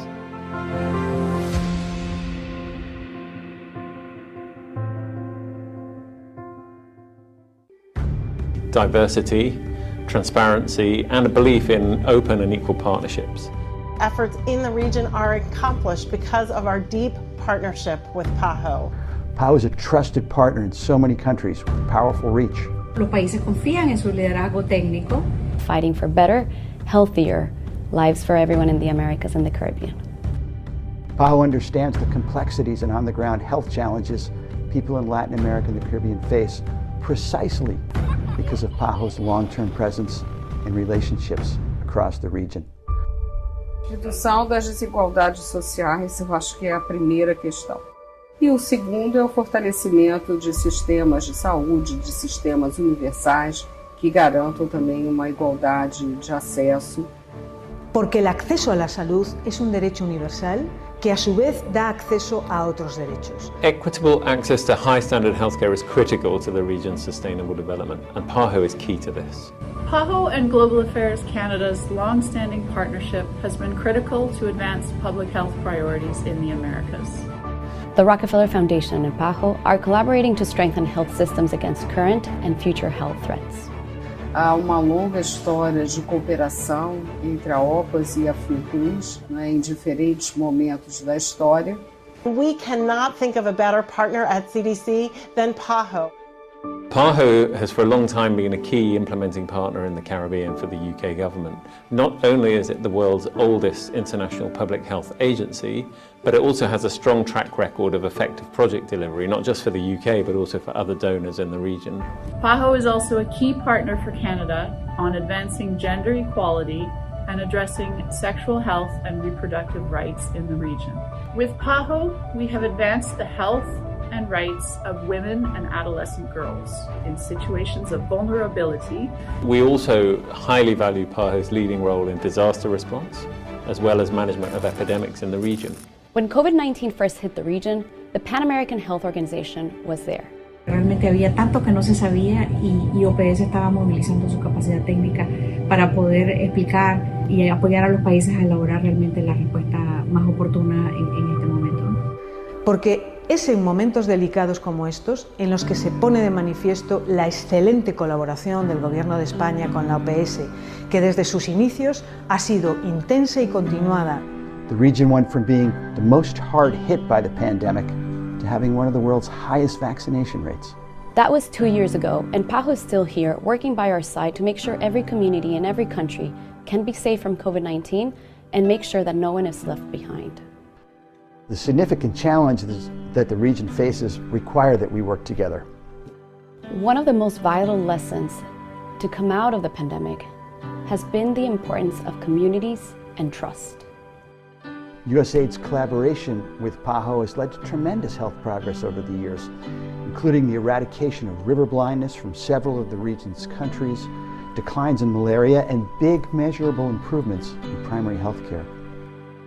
Erradicação da varíola, a eliminação da circulação do vírus da poliomielite y el controle do sarampo. Y por ejemplo, en la agenda de transformación digital, Latinoamérica es la única región que cuenta con políticas regionales por los miembros de OPS, y ese es un ejemplo del rol y liderazgo en esta agenda tan importante para salud. This collaboration has advanced global health security efforts. It's strengthened multiple surveillance and data systems. We worked with PAHO to design global standards in green and efficient health centers. Es realmente una relación de pares de colaboración, pero al mismo tiempo son un líder técnico. There's going to be a total of over 400 health centres that are going to be natural disaster proof, but also efficient and green as well. Seguiremos teniendo muchísimos retos para la universalización de salud, para atender a aquellos que viven en zonas más alejadas y que viven en situaciones de pobreza. As we look forward to the next 120 years together, our shared goals and long-term partnership will continue to improve health, to reduce morbidity and mortality, to decrease disability, and will build regional capacity to maximize public health impact and promote country ownership and sustainability. For 120 years, PAHO has been helping people stay healthy and thrive.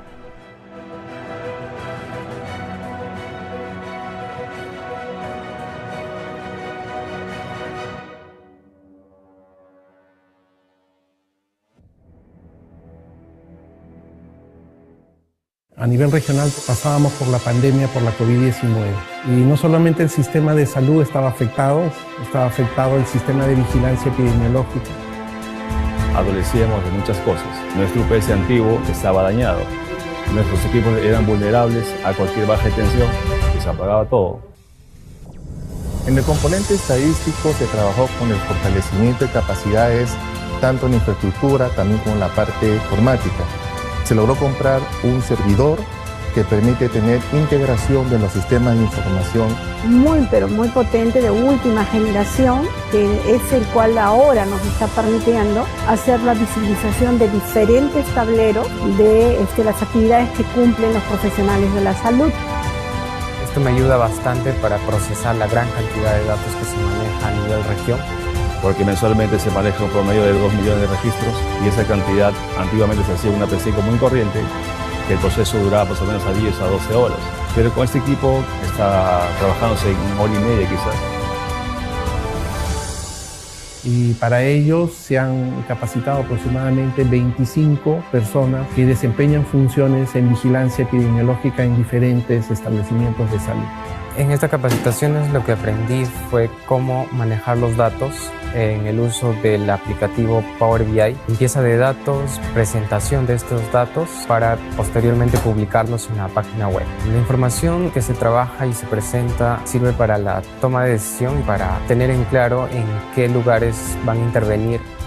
Ha sido muy importante poder contar con esta información en tiempos más cortos. Va a permitir poder identificar tempranamente enfermedades, diagnosticarlas, derivarlas y sobre todo hacer cercos epidemiológicos para tratar de evitar que esta se difunda rápidamente en la población.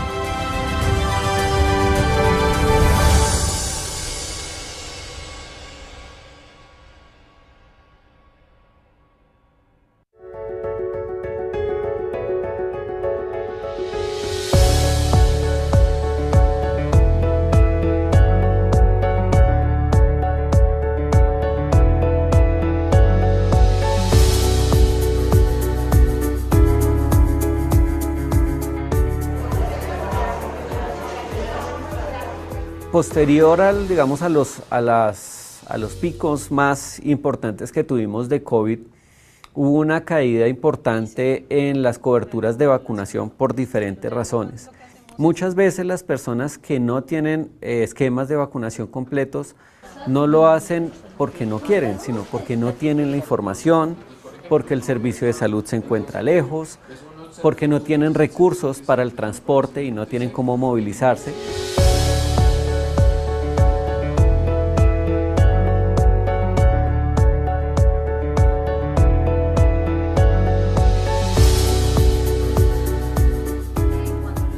El aplicativo PAI 2.0 es una base nominal que permite hacer el seguimiento a toda la población del programa Empleo de Inmunizaciones desde el momento de su nacimiento, donde ingresa a ese sistema de información. Es una herramienta que está hecha y que viene en desarrollo hace más de 20 años para que la ciudad tenga la claridad de qué personas han sido vacunadas o no, en qué lugar de la ciudad se encuentran, qué características tienen.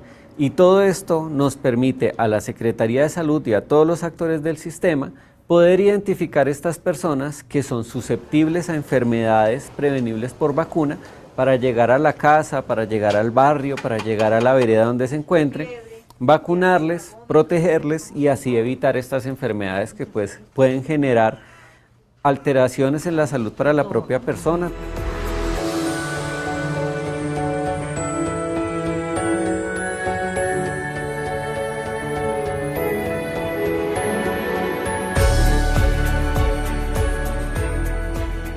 Desde la parte de salud pública está un equipo compuesto por profesionales especializados, ingenieros de sistemas, técnicos de sistemas de información, que son los encargados de generar como toda esa herramienta de acceso de bases nominales, y con esas bases que son generadas desde acá se identifican los susceptibles y se hace todo ese ejercicio de georreferenciación y geocodificación con geógrafos que también están destinados también para el apoyo de todas estas acciones y que les permiten a ellos direccionar esos equipos de vacunación.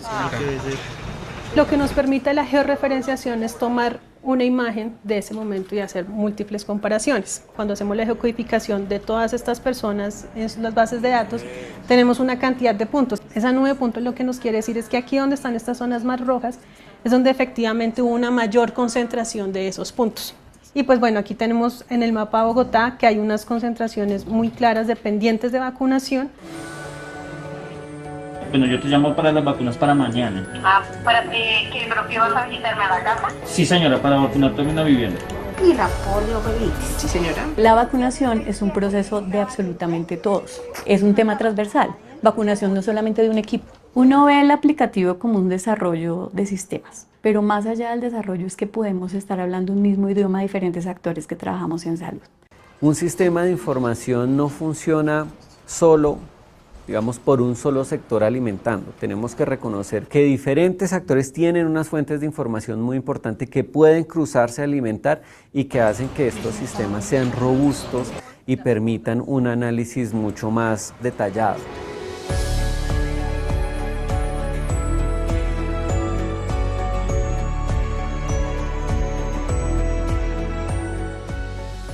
Para la Organización Panamericana de la Salud es fundamental el uso de esta herramienta en los países de la región, porque lo que nos permite es hacer que los países que están empezando a utilizar registros nominales de vacunación puedan aprovechar al máximo la información que se registra allí. Además va a poder aumentar coberturas porque vamos a llegar a donde no hemos llegado y, muy importantemente, diseminar esta experiencia para todos los países de la región.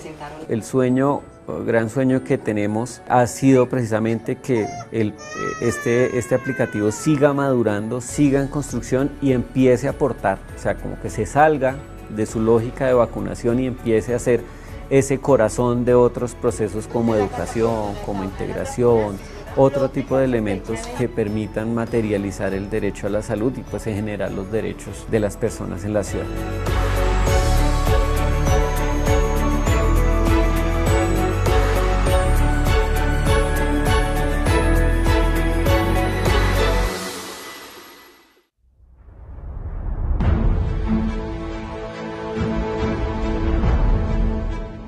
El equipo de respuesta rápida está conformado por diferentes profesionales de la salud. Con la implementación que nos ha dado OPS, tenemos pues una mochila, tenemos el uniforme, tenemos los cloradores manuales, nos han dado eso, nos han dado GPS, tenemos los implementos para poder intervenir más adecuadamente. Nosotros evaluamos a cada paciente sobre sus signos y síntomas, hacemos un informe inicial del posible brote. Como equipo de respuesta rápida somos llamados para hacer este cerco epidemiológico donde se hace el censo de los pacientes, ponemos también la fecha de inicio de síntomas. Hemos creado un grupo de WhatsApp y emitimos alertas. Luego nos reunimos para poder realizar las acciones correctivas respectivas, ¿no? Es ahí donde entra salud ambiental mi persona. Nosotros llevamos como salud ambiental hisopos y lo que hago con el hisopo es tomarle la muestra en toda el área de las manos y va a mi agua del diluyente, se guarda en la caja con refrigeración y se va al laboratorio. Vamos al laboratorio y analizamos, sea el agente causal, sea viral o sea bacteriano. Y ahí podemos determinar qué bacteria está causando la enfermedad al paciente. Fortaleciendo estas áreas permite que hacer el trabajo más eficiente, más rápido. Gracias a la OPS nos ha brindado el uniforme que consiste en un chaleco, un pantalón. Estamos preparados para cualquier clima o cualquier circunstancia. Poseemos una tablet para poder ahí ingresar los datos, GPS para podernos ubicar, un escáner para que los informes que tengamos los podamos tener consolidada. Para nosotros ha sido una gran fortaleza el apoyo de OPS. Y eso se va a reflejar nuestro trabajo en la población.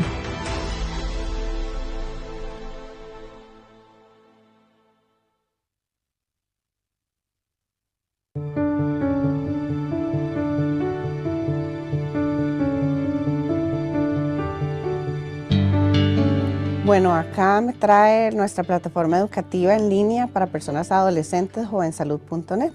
Es tanto una página web como también una aplicación móvil. Es para personas entre los 10 y los 24 años y lo que brinda es información, acompañamiento y educación para la salud, para prevención de conductas de riesgo y promoción de hábitos saludables. A través de esta plataforma, nosotros lo que hacemos es brindar información y acompañamiento para estas personas que están en una etapa muy saludable físicamente, pero tienen otras necesidades de salud integral. Especialmente y a raíz de la pandemia también, han aumentado los casos en temas de salud mental, ¿verdad? La violencia también. Y entonces estamos acompañándolos para que con la información adecuada y el apoyo necesario puedan tomar las mejores decisiones para sus vidas.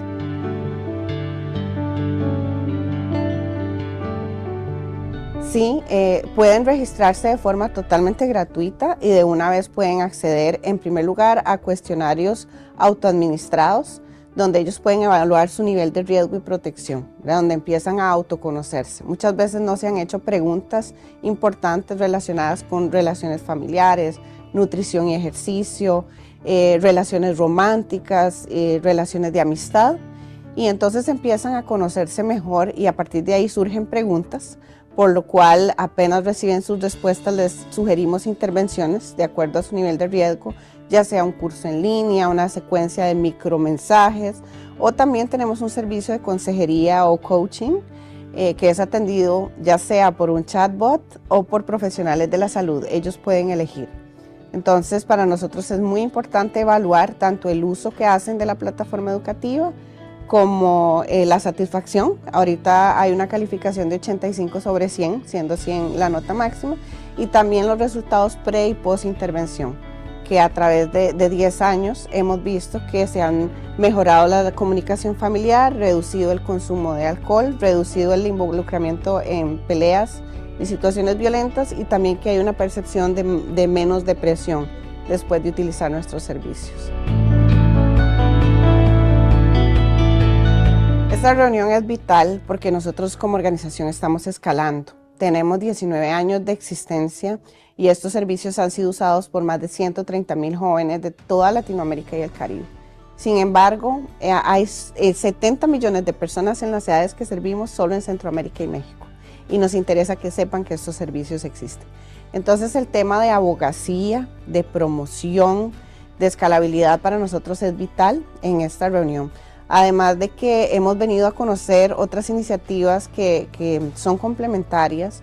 El tema intergeneracional nos interesa muchísimo, ¿verdad? Cómo acompañamos a esta nueva generación, especialmente la generación Z, que es la primera generación 100% digital, que nació con la tecnología, a pesar de que esto no quiere decir que haya brechas enormes todavía en acceso.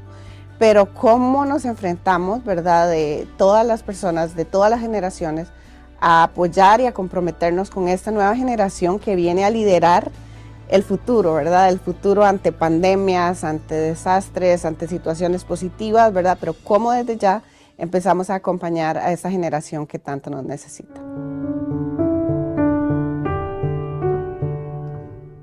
Why is it so important that he gets all of his vaccines?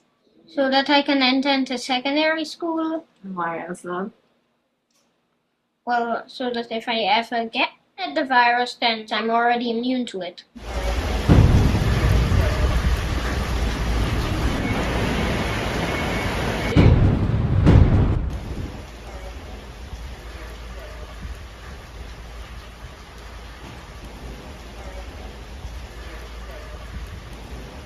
In these remote areas, sometimes you're not aware when you're going to have a loss in power for some reason. These facilities, some of them don't open on a weekend. So if there's a loss of power over the weekend or on a public holiday, we may not know until you come back. Once you have a break in cold chain, it interferes with the potency of your vaccines.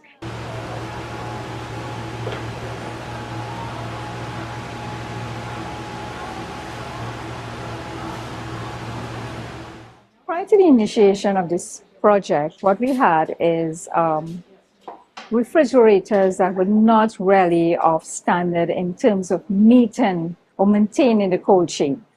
With the solar panel refrigerator, this has revolutionized our immunization program here in these areas and in other parts of Trinidad. You're fairly easy. You don't have to worry about the temperature dropping between 2 or going above 8. So you feel confident to know that you have a fridge that is reliable and dependable.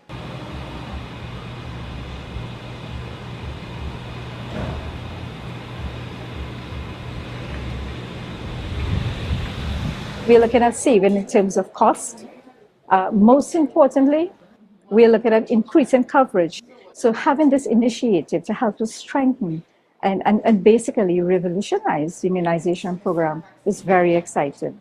You know, as a parent, you want to make sure that your child receives everything that they can so that they could be healthy and strong.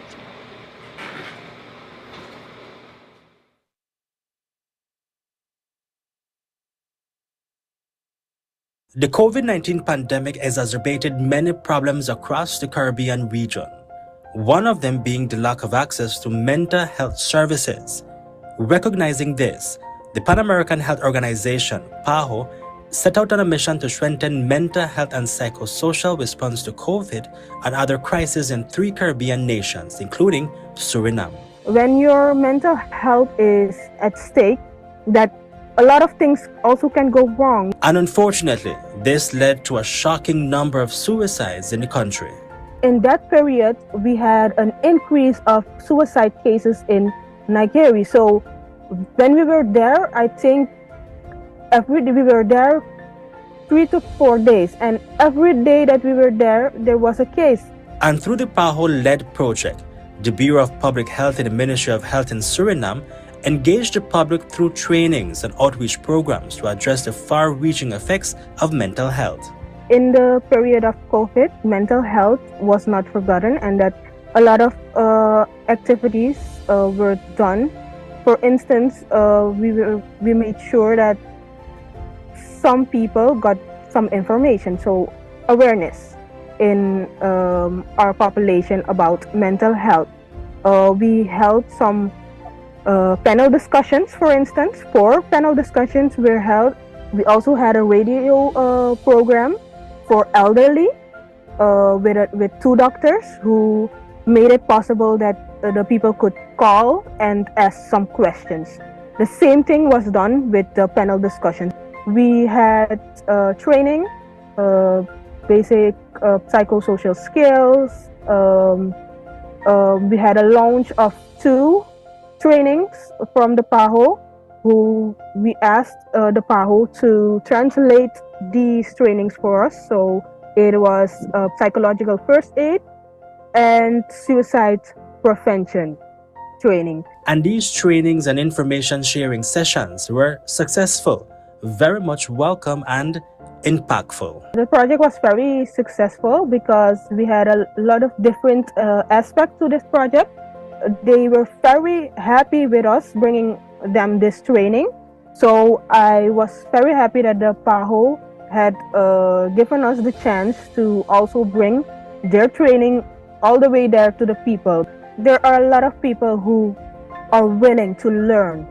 They are willing to learn what the key points are in seeing the signs for suicide prevention, so we can prevent this, because every suicide is one too many.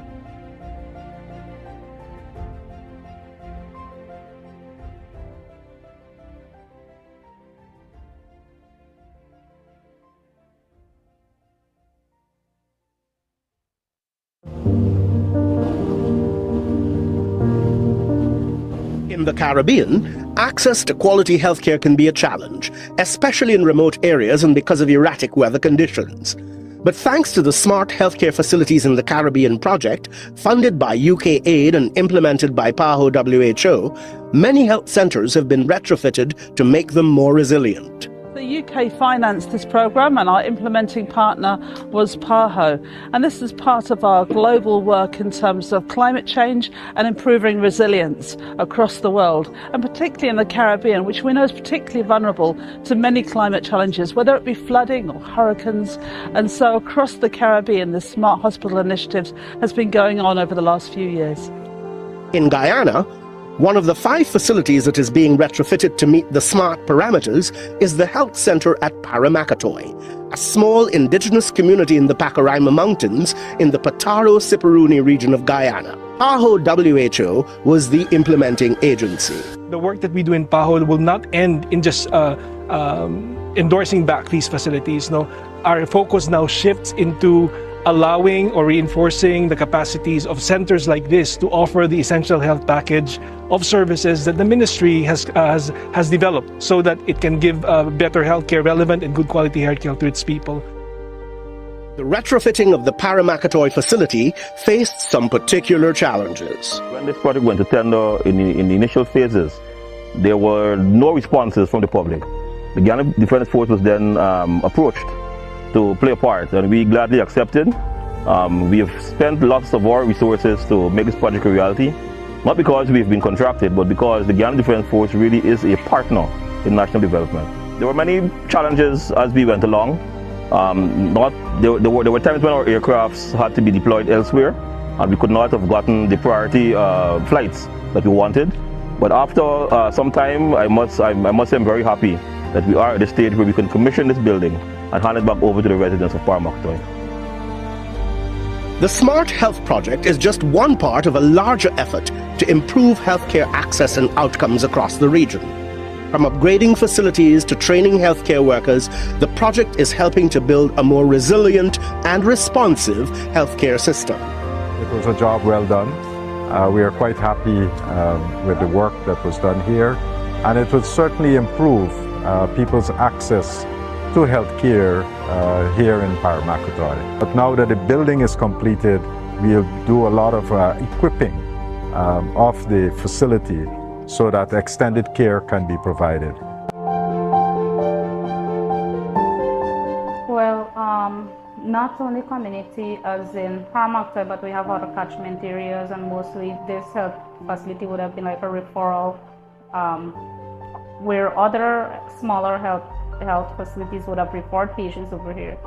So it's going to benefit most of the people in the north because, for example, we have Red Creek Mountain, Foot Bamboo Creek, to Sene, we even get patients from Taruka. This is a shining example of how healthcare facilities can be made safe, sustainable, and resilient. With the upgrades made under the project, the health centre is now better equipped to provide quality healthcare services to Paramakatoy and surrounding communities.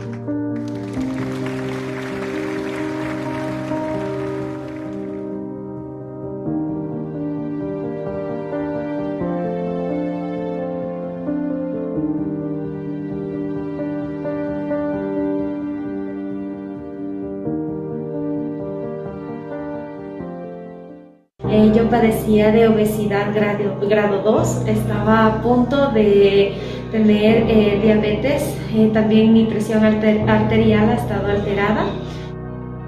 Se estima que el 25,8% de la población ecuatoriana de 18 a 69 años presentan 3 o más factores de riesgo para el desarrollo de enfermedades crónicas no transmisibles, entre las que se encuentran las enfermedades cardiovasculares. 20 de cada 100 ecuatorianos mayores a 18 años tienen hipertensión arterial. Entre los principales factores de riesgo de complicaciones y muerte prematura está la hipertensión, que suma el 25% de la mortalidad en el país. Me ayudaron con interconsultas, con dietas nutricionales para mejorar mi estado de salud, incluso cambiar mis hábitos de vida, y mi estilo de vida ahora ya es saludable, la comparto con mi familia. He logrado bajar de peso, he logrado superar esto de lo que es la obesidad. Igual mi hipertensión arterial ha mejorado muy bien, mi corazón ahora se encuentra bien. La iniciativa HERTZ tiene como propósito reducir la incidencia de enfermedades cardiovasculares y las complicaciones evitables a través del fortalecimiento de la promoción de prácticas de vida saludable, el tamizaje, captación temprana, tratamiento farmacológico y no farmacológico y seguimiento de usuarios desde los establecimientos de salud del primer nivel de atención. Y las recomendaciones que me ha dado el personal de salud acá ha sido muy bueno. De hecho, el seguimiento que me han hecho con la toma de la presión arterial ha sido excelente. La medicación que me han proporcionado me ha ayudado en este punto de salud. Esta iniciativa está implementada en 403 centros de salud a escala nacional. En 2025 estará en el 100% de estos establecimientos de primer nivel. 35.800 profesionales de salud son parte de la iniciativa. Por esta razón, entre 22 países que son parte de la implementación de HERTZ, la Liga Mundial de Hipertensión otorgó al Ecuador el Premio a la Excelencia Organizacional en Prevención y Control de la Hipertensión Arterial. And the population hypertension prevention and control goes to the Hearts Initiative of Ecuador. So I would like to give a round of applause for all these awardees and congratulate them for their many achievements. Este reconocimiento es fruto del compromiso y el trabajo del Gobierno del Encuentro. A través de los equipos técnicos del Ministerio de Salud Pública, marcamos un nuevo hito y un nuevo logro internacional. Juntos, cumplimos.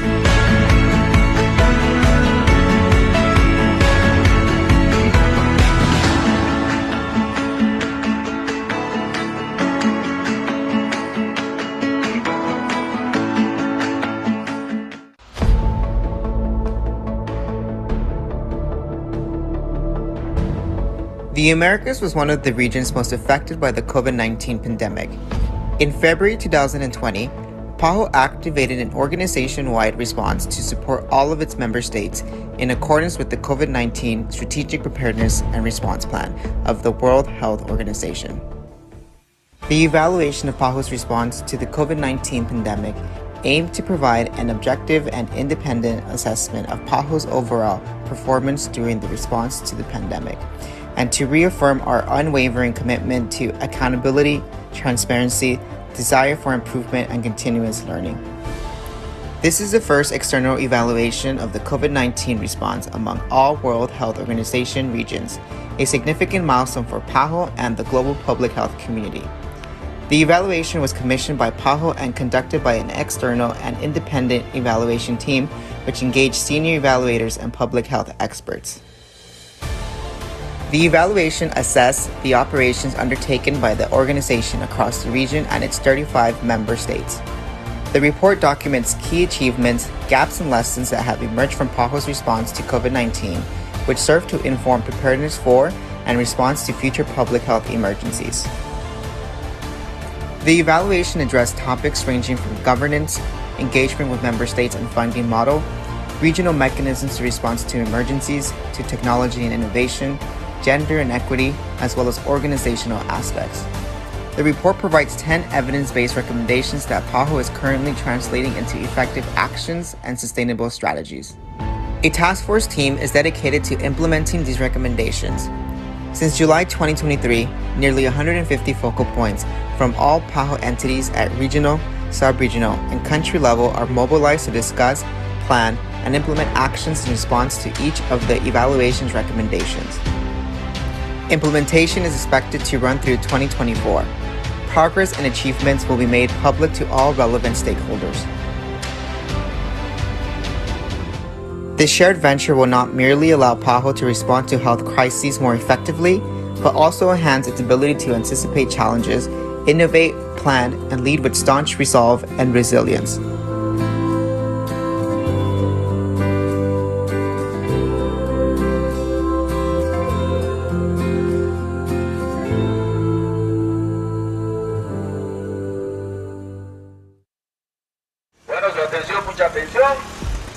La alcaldía de Nuquí está invitando a la comunidad en general para que se acerquen al concierto de freestyler que se estará realizando.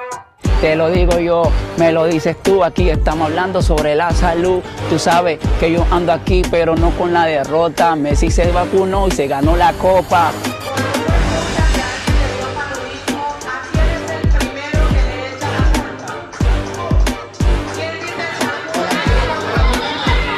Te tienes que vacunar. Si ya tienes la vacuna, tú te debes reforzar, debes cuidarte. A tu familia va a salvar. Tú sabes, mi hermano, el COVID a cualquiera le puede dar. La música y el arte son clave para llegar a las comunidades porque eso hace parte de la esencia de la población afrocolombiana.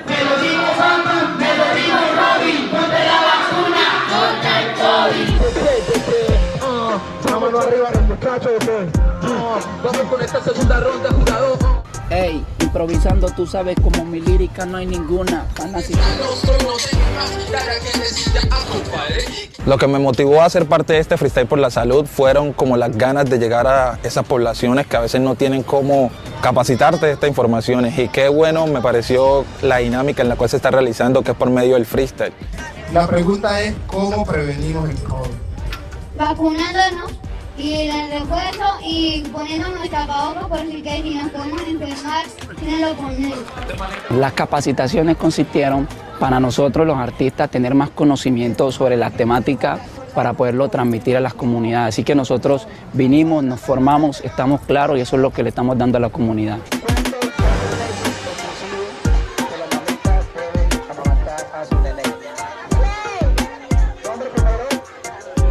Yo nunca había llegado como gente, como con esta iniciativa. Ellos van a decir en la casa, mire que pasó esto y lo otro, aprendimos esto. Y lo hicieron como algo inconsciente, porque ellos no sabían que estaban aprendiendo a través de la música. Estamos hablando del Chocó. Diría yo que es una de las ciudades más rítmicas del país. Y estamos llevando información con ritmo. Eso hace que la gente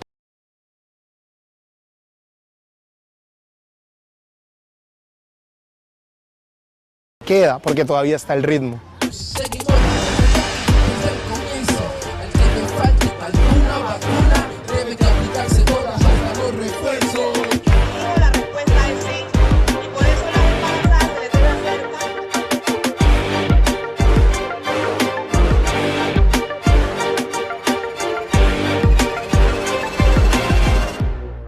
During the 2022-2023 biennium, the Pan American Health Organization, PAHO, spearheaded innovative initiatives to scale up health action, while helping countries to protect public health gains, recover better from the impact of the COVID-19 pandemic, and build stronger, fostering commitment, enabling cooperation,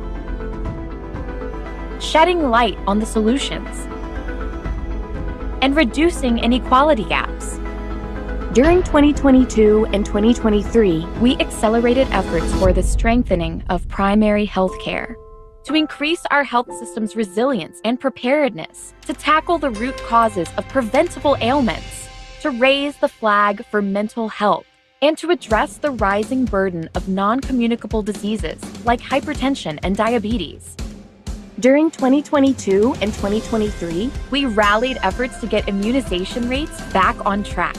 Through initiatives including our flagship Vaccination Week in the Americas, we were able to reach over 729 million total vaccine doses administered among the people living in the Americas region during 2022 through 2023. In a bid to accelerate the pace of elimination of serious infectious diseases like tuberculosis, malaria, and HIV/AIDS, we relaunched PAHO's Elimination Initiative. We continue to work to reduce our dependence on external imports of vaccines and medical supplies, and to accelerate the digital transformation of public health, while continuing to provide timely and predictable support to respond to health emergencies and disasters. In 2024, we will continue to join forces with our member states, partners, and communities to drive impact in countries towards improving the health and well-being of all peoples in the region. Let this be a year in which we build on our collective strengths to improve lives across the Americas. PAHO, Pan American Health Organization.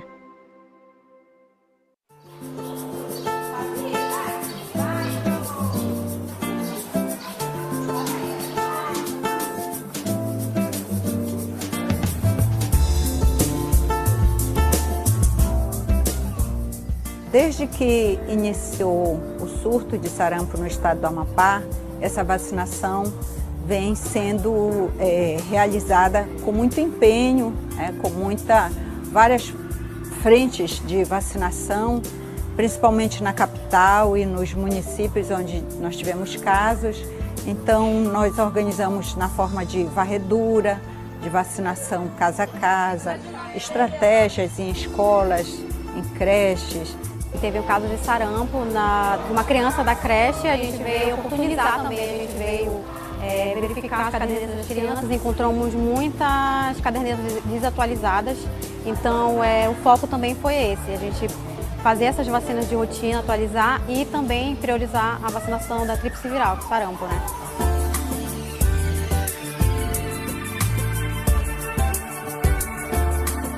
A varredura vacinal é uma ação que a equipe de saúde vai até a população, batendo na casa e perguntando quem mora, qual a faixa etária e revisando o cartão de vacinação. A partir da revisão do cartão de vacinação é ofertada a vacina que esteja faltando para completar o esquema de vacinação daquela pessoa e atualizando toda a caderneta, não só de uma pessoa, mas de todos os residentes daquela casa. Para a gente foi muito importante essas ações de varredura, principalmente com relação ao sarampo.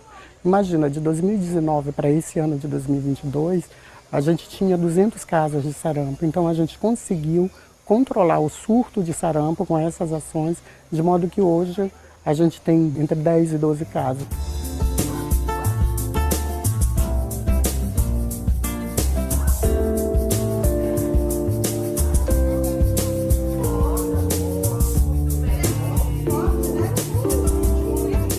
Você acha que é importante você tomar vacina? Por quê? Porque é ótima para nossa vida e nos livrar de todos os vermes e proteger as nossas famílias.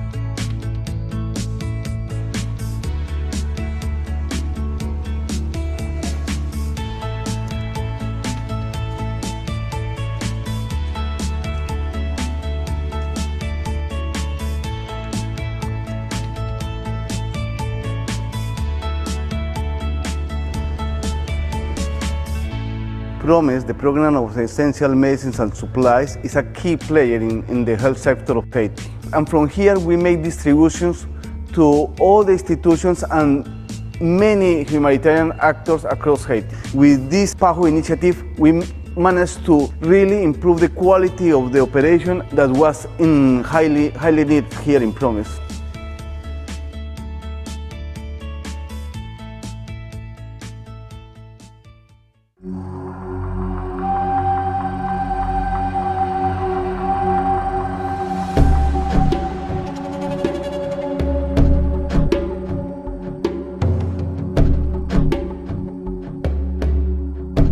De salud, sí, aquí en la comunidad estamos muy bajos porque no tenemos nada. Nosotros usamos 50 y 50, horizontal y 50 tradicional. Porque ahora llegó un niño, se enfermó, ahí lo mueve al médico tradicional, para que lo que tiene, ahí le da, el médico tradicional le dice a usted, no, vaya, lléveselo allá a Palestina. Y me entristece saber de que no aprendí prácticamente casi nada de lo que mi mamá sabía. Me siento feliz porque es primera vez que vienen a hablar de tema de salud. OPS lo primero que hace al llegar al territorio es poder consultar con las comunidades. Hicimos desde los equipos locales de coordinación una visita a todas las comunidades que estaban priorizadas para este SERF. Estamos interviniendo en toda la zona de Bajo Calima y litoral del San Juan, haciendo una evaluación rápida de necesidades en las cuales consultábamos con la comunidad cómo se sentían, cómo estaban, cómo veían cada una de las situaciones con un diagnóstico participativo rural, para que la respuesta venga desde lo que las comunidades necesitan.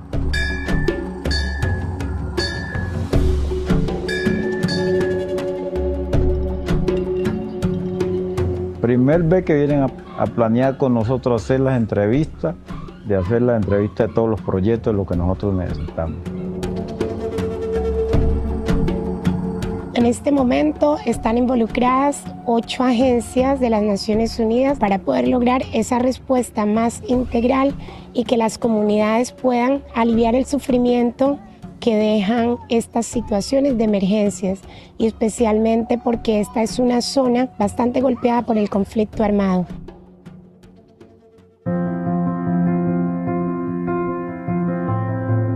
Vamos a poder conocer de parte de ustedes esas necesidades en salud. Nos vamos a reunir en 2 grupos. Vamos a hacernos a este ladito los hombres, al lado allá las mujeres.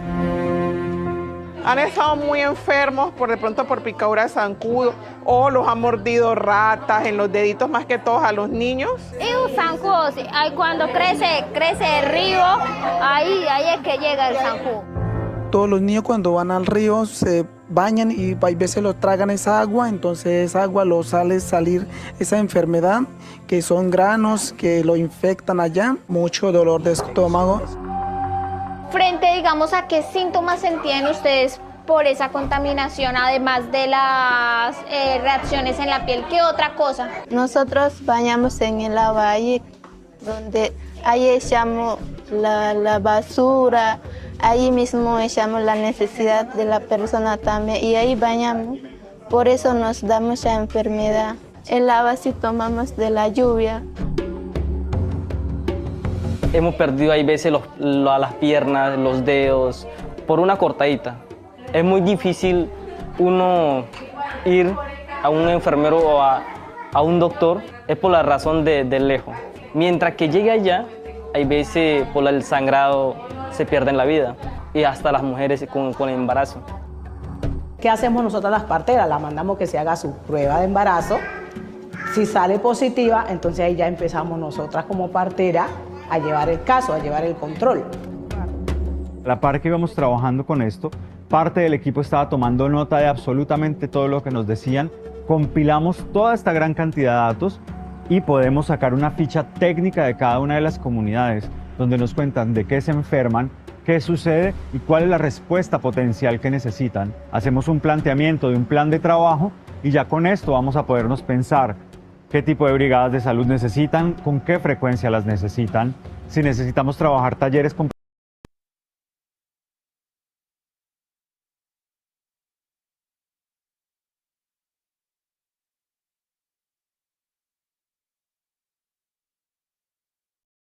por la situación en salud en su comunidad. Es interesante que de cada una de las entidades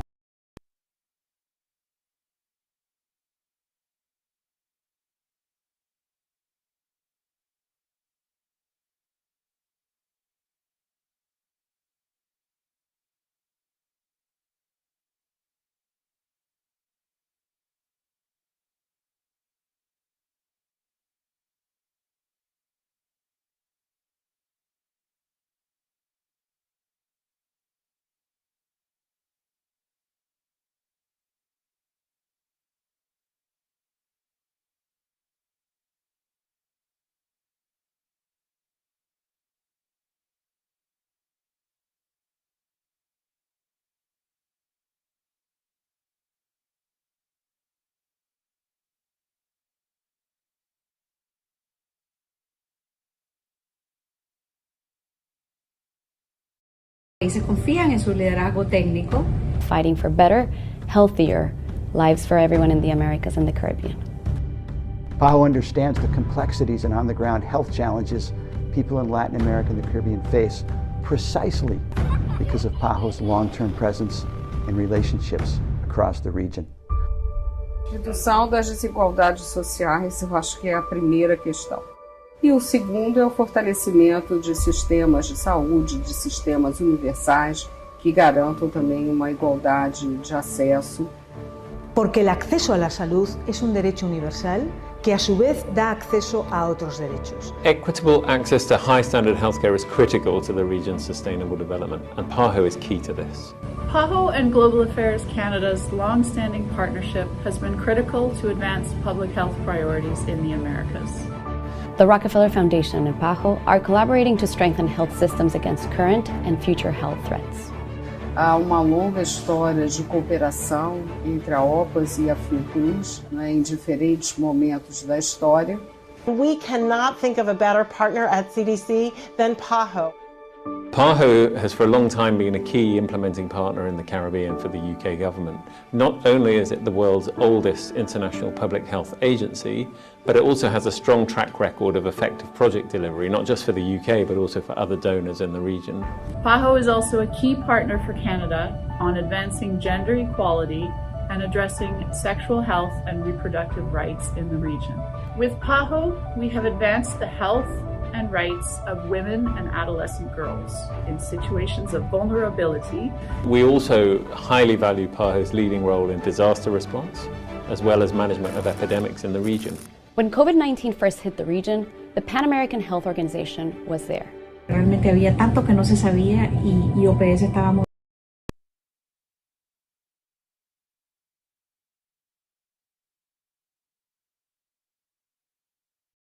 Porque es en momentos delicados como estos en los que se pone de manifiesto la excelente colaboración del Gobierno de España con la OPS, que desde sus inicios ha sido intensa y continuada. The region went from being the most hard hit by the pandemic to having one of the world's highest vaccination rates. That was 2 years ago, and PAHO is still here, working by our side to make sure every community in every country can be safe from COVID-19 and make sure that no one is left behind. The significant challenges that the region faces require that we work together. One of the most vital lessons to come out of the pandemic has been the importance of communities and trust. USAID's collaboration with PAHO has led to tremendous health progress over the years, including the eradication of river blindness from several of the region's countries, declines in malaria, and big measurable improvements in primary health care. Erradicação da varíola, a eliminação da circulação do vírus.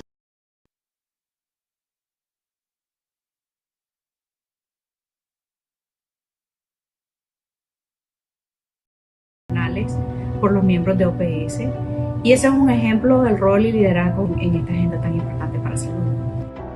This collaboration has advanced global health security efforts. It's strengthened multiple surveillance and data systems. We worked with PAHO to design global standards in green and efficient health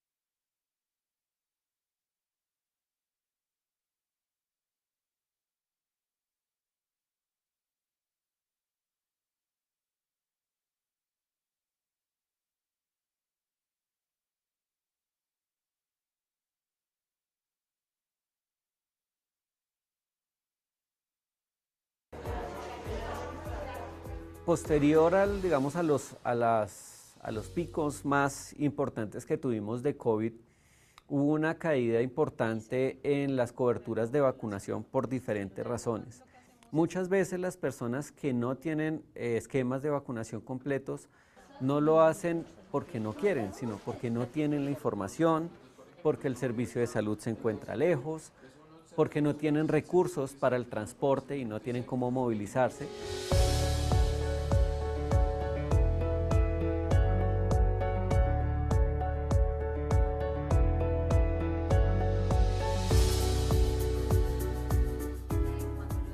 El aplicativo PAI 2.0 es una base nominal que permite hacer el seguimiento a toda la población del programa Empleo de Inmunizaciones desde el momento de su nacimiento, donde ingresa a ese sistema de información. Es una herramienta que está hecha y que viene en desarrollo hace más de 20 años para que la ciudad tenga la claridad de qué personas han sido vacunadas o no, en qué lugar de la ciudad se encuentran, qué características tienen.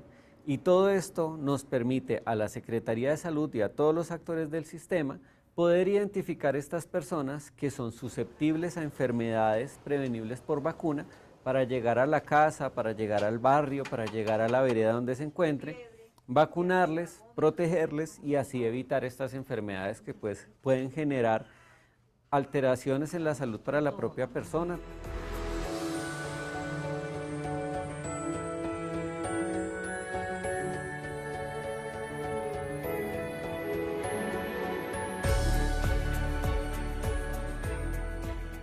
Desde la parte de salud pública está un equipo compuesto por profesionales especializados, ingenieros de sistemas, técnicos de sistemas de información, que son los encargados de generar como toda esa herramienta de acceso de bases nominales, y con esas bases que son generadas desde acá se identifican los susceptibles y se hace todo ese ejercicio de georreferenciación y geocodificación con geógrafos que también están destinados también para el apoyo de todas estas acciones y que les permiten a ellos direccionar esos equipos de vacunación.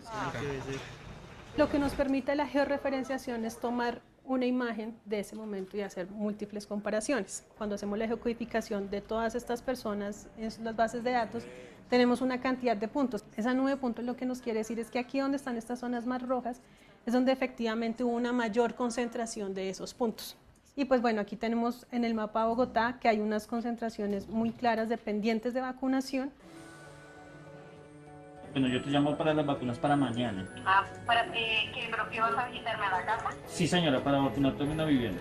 Y la poliomielitis. Sí, señora. La vacunación es un proceso de absolutamente todos. Es un tema transversal. Vacunación no solamente de un equipo. Uno ve el aplicativo como un desarrollo de sistemas, pero más allá del desarrollo es que podemos estar hablando un mismo idioma a diferentes actores que trabajamos en salud. Un sistema de información no funciona solo, digamos, por un solo sector alimentando. Tenemos que reconocer que diferentes actores tienen unas fuentes de información muy importantes que pueden cruzarse a alimentar y que hacen que estos sistemas sean robustos y permitan un análisis mucho más detallado.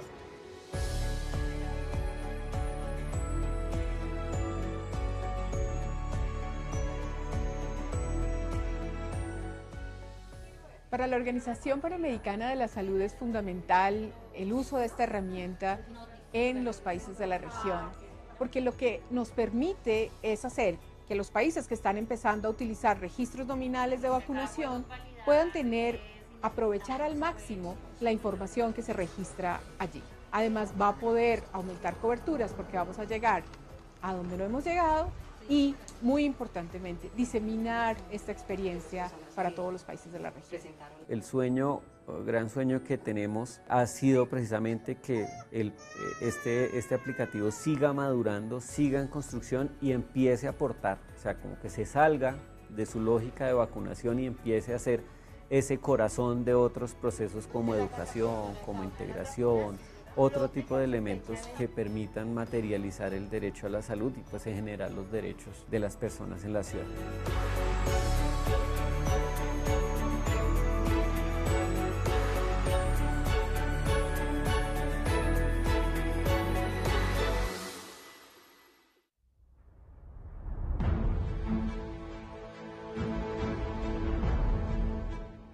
El equipo de respuesta rápida está conformado por diferentes profesionales de la salud. Con la implementación que nos ha dado OPS, tenemos pues una mochila, tenemos el uniforme, tenemos los cloradores manuales, nos han dado eso, nos han dado GPS, tenemos los implementos para poder intervenir más adecuadamente.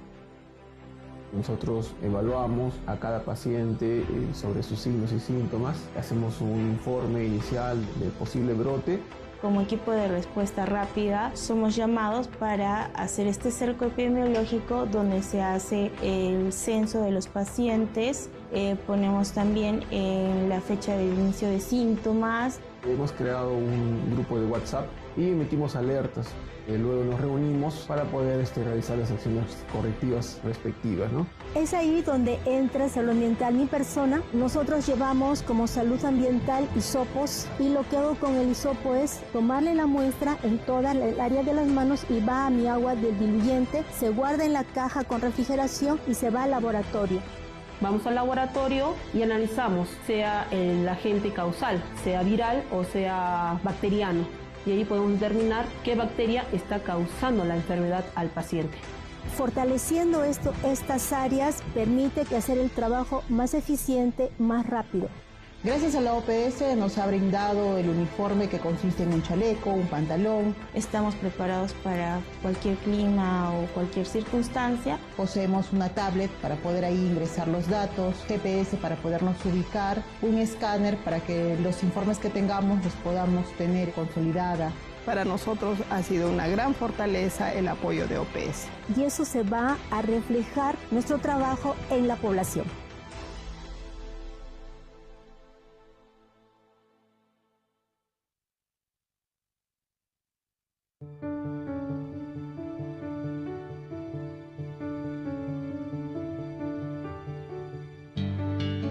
Bueno, acá me trae nuestra plataforma educativa en línea para personas adolescentes, jovensalud.net.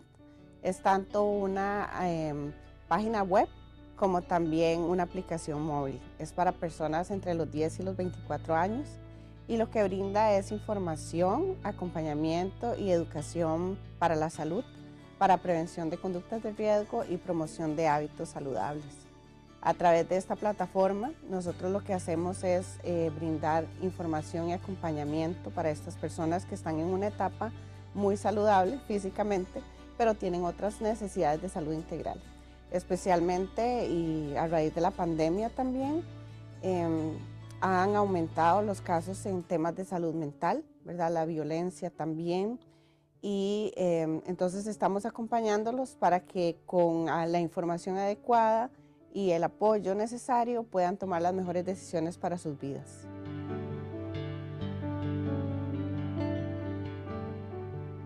Sí, pueden registrarse de forma totalmente gratuita y de una vez pueden acceder en primer lugar a cuestionarios autoadministrados donde ellos pueden evaluar su nivel de riesgo y protección, ¿verdad? Donde empiezan a autoconocerse. Muchas veces no se han hecho preguntas importantes relacionadas con relaciones familiares, nutrición y ejercicio, relaciones románticas, relaciones de amistad, y entonces empiezan a conocerse mejor y a partir de ahí surgen preguntas, por lo cual apenas reciben sus respuestas les sugerimos intervenciones de acuerdo a su nivel de riesgo, ya sea un curso en línea, una secuencia de micromensajes, o también tenemos un servicio de consejería o coaching que es atendido ya sea por un chatbot o por profesionales de la salud. Ellos pueden elegir.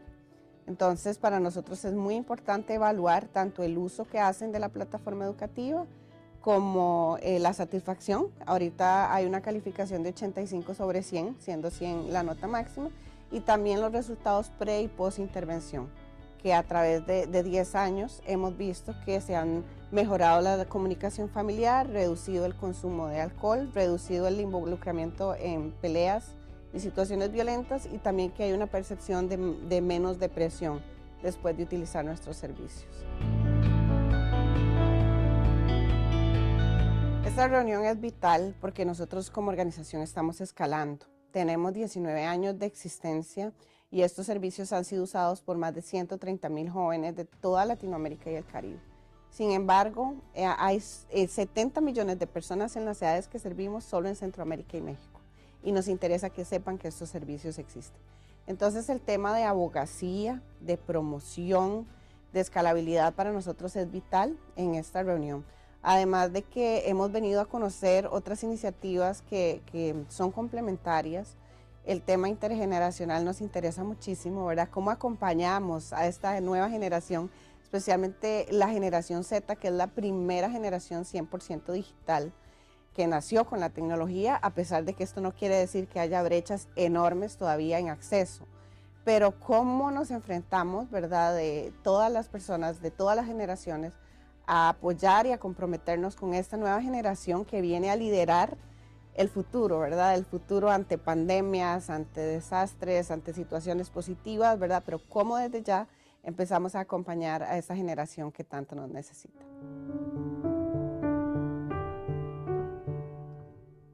Why is it so important that he gets all of his vaccines? So that I can enter into secondary school. Why else, love? Well, so that if I ever get the virus, then I'm already immune to it.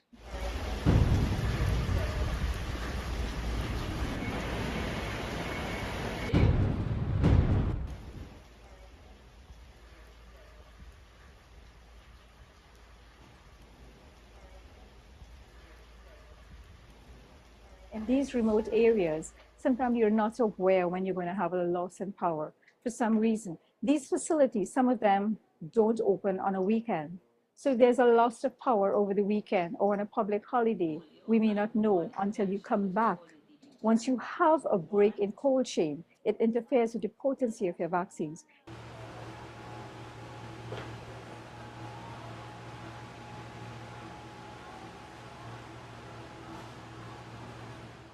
Prior to the initiation of this project, what we had is refrigerators that were not really of standard in terms of meeting or maintaining the cold chain.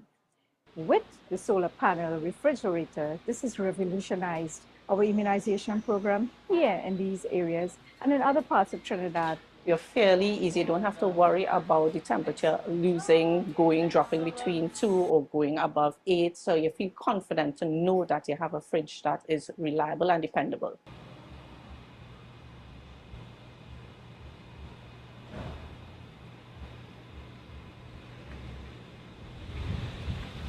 We're looking at saving in terms of cost. Most importantly, we're looking at increasing coverage. So having this initiative to help us strengthen and basically revolutionize the immunization program is very exciting. You know, as a parent, you want to make sure that your child receives everything that they can so that they could be healthy and strong.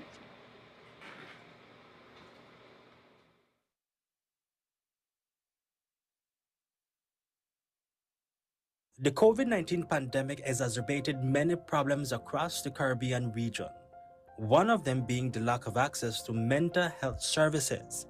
Recognizing this, the Pan American Health Organization, PAHO, set out on a mission to strengthen mental health and psychosocial response to COVID and other crises in 3 Caribbean nations, including Suriname. When your mental health is at stake, that a lot of things also can go wrong. And unfortunately, this led to a shocking number of suicides in the country.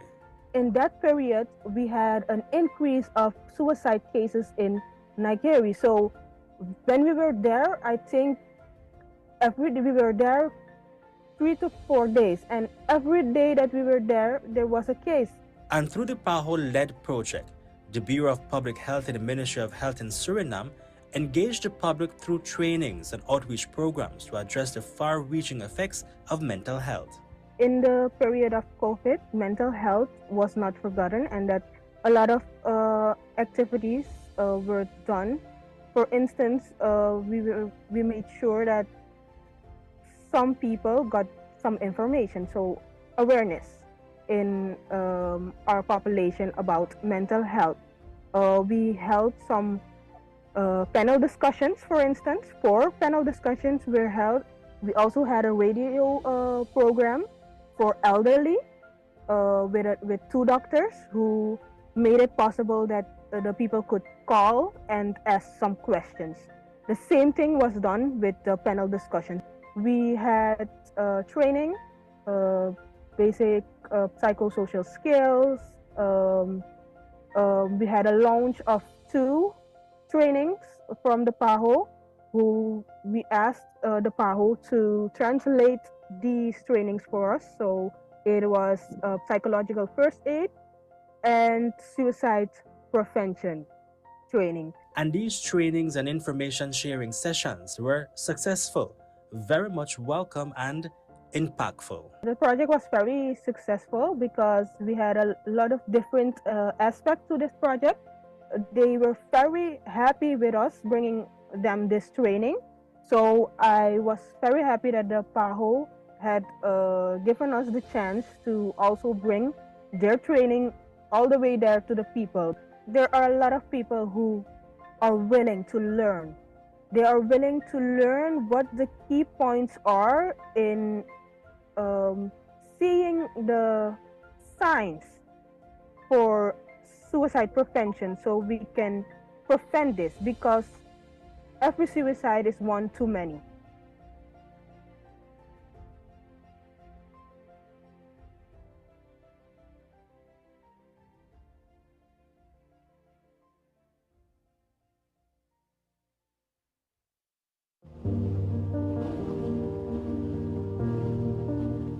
In the Caribbean, access to quality healthcare can be a challenge, especially in remote areas and because of erratic weather conditions. But thanks to the Smart Healthcare Facilities in the Caribbean project, funded by UK Aid and implemented by PAHO WHO, many health centres have been retrofitted to make them more resilient. The UK financed this programme and our implementing partner was PAHO. And this is part of our global work in terms of climate change and improving resilience across the world, and particularly in the Caribbean, which we know is particularly vulnerable to many climate challenges, whether it be flooding or hurricanes. And so across the Caribbean, the Smart Hospital Initiative has been going on over the last few years. In Guyana, one of the 5 facilities that is being retrofitted to meet the SMART parameters is the health centre at Paramakatoy, a small indigenous community in the Pacaraima Mountains in the Pataro-Siparuni region of Guyana. PAHO WHO was the implementing agency. The work that we do in PAHO will not end in just endorsing back these facilities. No, our focus now shifts into allowing or reinforcing the capacities of centers like this to offer the essential health package of services that the ministry has developed, so that it can give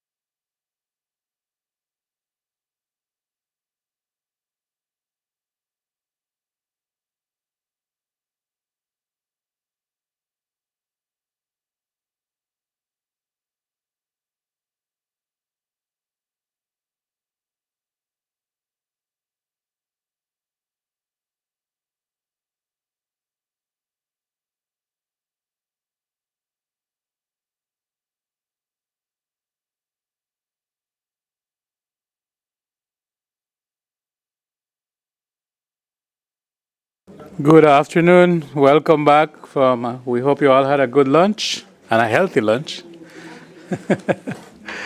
We are about to start. We'll give a minute while we make sure that everything is working with the connections, technology. As you will see, we have advanced in technology. We're getting used to it. So we have connections virtually. We are going to have two guests connected, the external evaluators. We're trying to put them on the screen so you can see they will present virtually. So may I invite the member states who are in the room to take their seats.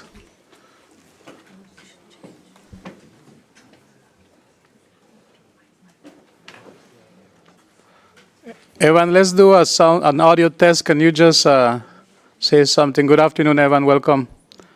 Let me see if your audio is working. Good afternoon, Ronnie. Nice to see you. Nice to hear you. Excellent. I understand Rodolfo is also connected. He may or may not be. I don't see him in the participant list yet, but okay. I'm sure he'll join us at some point. I'm happy to share my screen as well. Excellent. I think we will run the presentation from this side. But if you... okay. No problem. You let me know. We're good? I'm checking with my team. Are we ready to roll? That looks familiar. Okay. Good afternoon, member states. Madam, Didi? Well, I was going to say, can we show Evan? I just want to make sure. There he is. Okay, got it. Yep.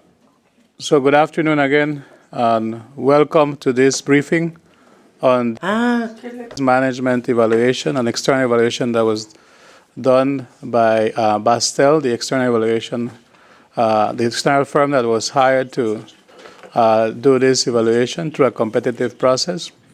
Let me acknowledge the head table, our director, and our deputy director. We will have, the agenda will be as follows. After the opening remarks from a director, we will go to a presentation by the lead of the external evaluation team, Mr. Evan Green, who you just saw on the screen. And then we will then we will have an overview of how the Secretariat is planning to use this evaluation from yours truly. And then we will open for questions and answers. So we hope that at least half of the session will be to listen from you. With that, over to the director for your opening remarks, sir. Thank you. Thank you, Ronnie. This informative session, I think that's very important because it's closely related to the subject, the topics that we discussed in this subcommittee. As you know, PAHO implemented the result-based management 12 years ago. And since then, I think that it was important because PAHO was one of the first international organizations that started using this methodology. And last year, we started the process to have an external evaluation of PAHO's results-based management framework, how we have implemented, what are the achievements, what are the gaps. And you know that as part of the transparency policy that I have implemented since the beginning of my administration, all external evaluations now are public. They are shared with our member states, the stakeholders, the general public through our website. So this evaluation was recently completed. So we received the report, and we are already working on the actions that we need to implement in order to address the main recommendation. So I will ask Ronnie Maza, the Director of Planning, Budget and Evaluation, now to start the session. Please, Ronnie. Thank you, Director, for your comments and your commitment to transparency, but also efficiency and accountability, which is the Director's vision going forward, moving PAHO forward. With that, Director, we will ask Evan Green to provide an overview of the evaluation. Evan, after your presentation, I will just ask that you don't pause on the Q&A. We will continue with the part that we will present on this side, and then we'll open to member states. With that, I will hand it over to you, Evan. Thank us again for linking from Canada virtually at this time and for making time for this special event with our member states. Over to you, Evan. Okay, thank you so much. Good afternoon, everybody. Buenos tardes, bon après-midi. Evan Green here from Bastel, from Canada. And been working with PAHO in the areas of RBM and M&E for a number of years. And I've been working with Bastel for 23 years, currently the Vice President of RBM and M&E. Next slide, please. So what I'll give you today is just a quick overview of the evaluation itself. So I'll just ask whoever's clicking for me when I say next slide, please just go to the next slide for everyone. And so the purpose of the evaluation was to examine closely whether RBM was functioning as intended and adding value to PAHO's work, and where and what could be improved. You can go back one slide, please. Yeah, there you go. And so we were there to document some of the key achievements and progress being made in good practice, but also to look at challenges and gaps and obstacles, areas for improvement, and really to zone in on areas and opportunities to foster more of a culture of results, and to enhance the capacity for improved strategic planning and decision making across PAHO. And the idea was to provide some actionable recommendations for implementation and integration into the next strategic plan. And you can see here on the right side of the screen that the evaluation covered the four components from the RBM framework, namely planning, implementation, monitoring and assessment, independent evaluation and learning, and accountability. Next slide, please. So in terms of the data collection overview, for those who saw the report, you would see that we had quite an extensive coverage. Over 1,000 people were engaged in this, and I thank you for those who might be in the room virtually or physically for participating, whether it was in this survey or participation in some of our field missions. But we did use a mixed method for gathering and triangulating data across a number of different sources, as you can see, and the data was then analyzed against the evaluation criteria. Next slide, please. And what we found overall, and I'll give a bit of a sample of some of the findings of the evaluation. We did find significant progress and significant successes, but also highlighted some key challenges, and these are the focus of the areas of the recommendations that follow, and I'll present some of them as a sample today. I do want to highlight that one of the areas we looked at was, the value added that the implementation of RBM has had for PAHO in the recent past, and we did note some very significant areas where the progress was being made in implementing RBM, that we would see value added in terms of PAHO's planning, strategic planning, ensuring that the right expected results are in place, smart results, as we like to say, ensuring that strategic planning documents are well understood and prioritized, and also underpinning the central value of the PMA process, the performance monitoring and assessment process in RBM, as adding significant value. So as RBM is being implemented across PAHO, we see that PAHO is improving its planning, monitoring, and reporting on and learning from initiatives overall. Next slide, please. Those of you who are aware know that the Joint Inspection Unit of the United Nations has a model for implementing RBM, and it has 5 stages. And this model was designed to sort of promote some coherence and facilitate collaborative efforts around adopting RBM across the UN. The findings from this evaluation suggest that PAHO can be considered somewhere between stage 3 and stage 4, and in my personal opinion, leaning a little bit more towards stage 4, transitioning to a more holistic RBM fully mainstream framework. And where you'll see some of our recommendations focus are to help the organization move more fully centrally into that stage 4, where there's continuous learning, adoption, feedback mechanisms of learning and evaluation into strategic planning and programming, and the recommendations focus on that. So next slide, please, and then next slide again. Just highlighting some of the key findings and conclusions, and I'll just cherry pick a couple of potential particular relevance to this group. The data suggested that PAHO's planning and programmatic framework, while having some strengths in terms of the strategic plan being very well known, and some elements of planning even trickling down to the country level, being linked to that strategic plan, the strategic plan itself had some areas of improvements that could be brought, and you'll see some of our recommendations speak to that. But also we noted some rigidity induced by the program budget and processes around that. Some of you are quite familiar with the CCSs, the country cooperation strategies, which were found to be very relevant tools to align country level priorities and work planning with the strategic plan. But there's some asynchronization between the planning cycles of these two documents and processes, and that sometimes limited the full potential of the CCSs to be realized. One more slide on some key findings and recommendations. Next slide, please. Is that this focus on budget utilization rather than performance as part of the monitoring process as triggering under an RBM approach that might be more focused on progress made towards expected results and progress on the ground. Sometimes there were linkages there in terms of the budget utilization and not performance per se.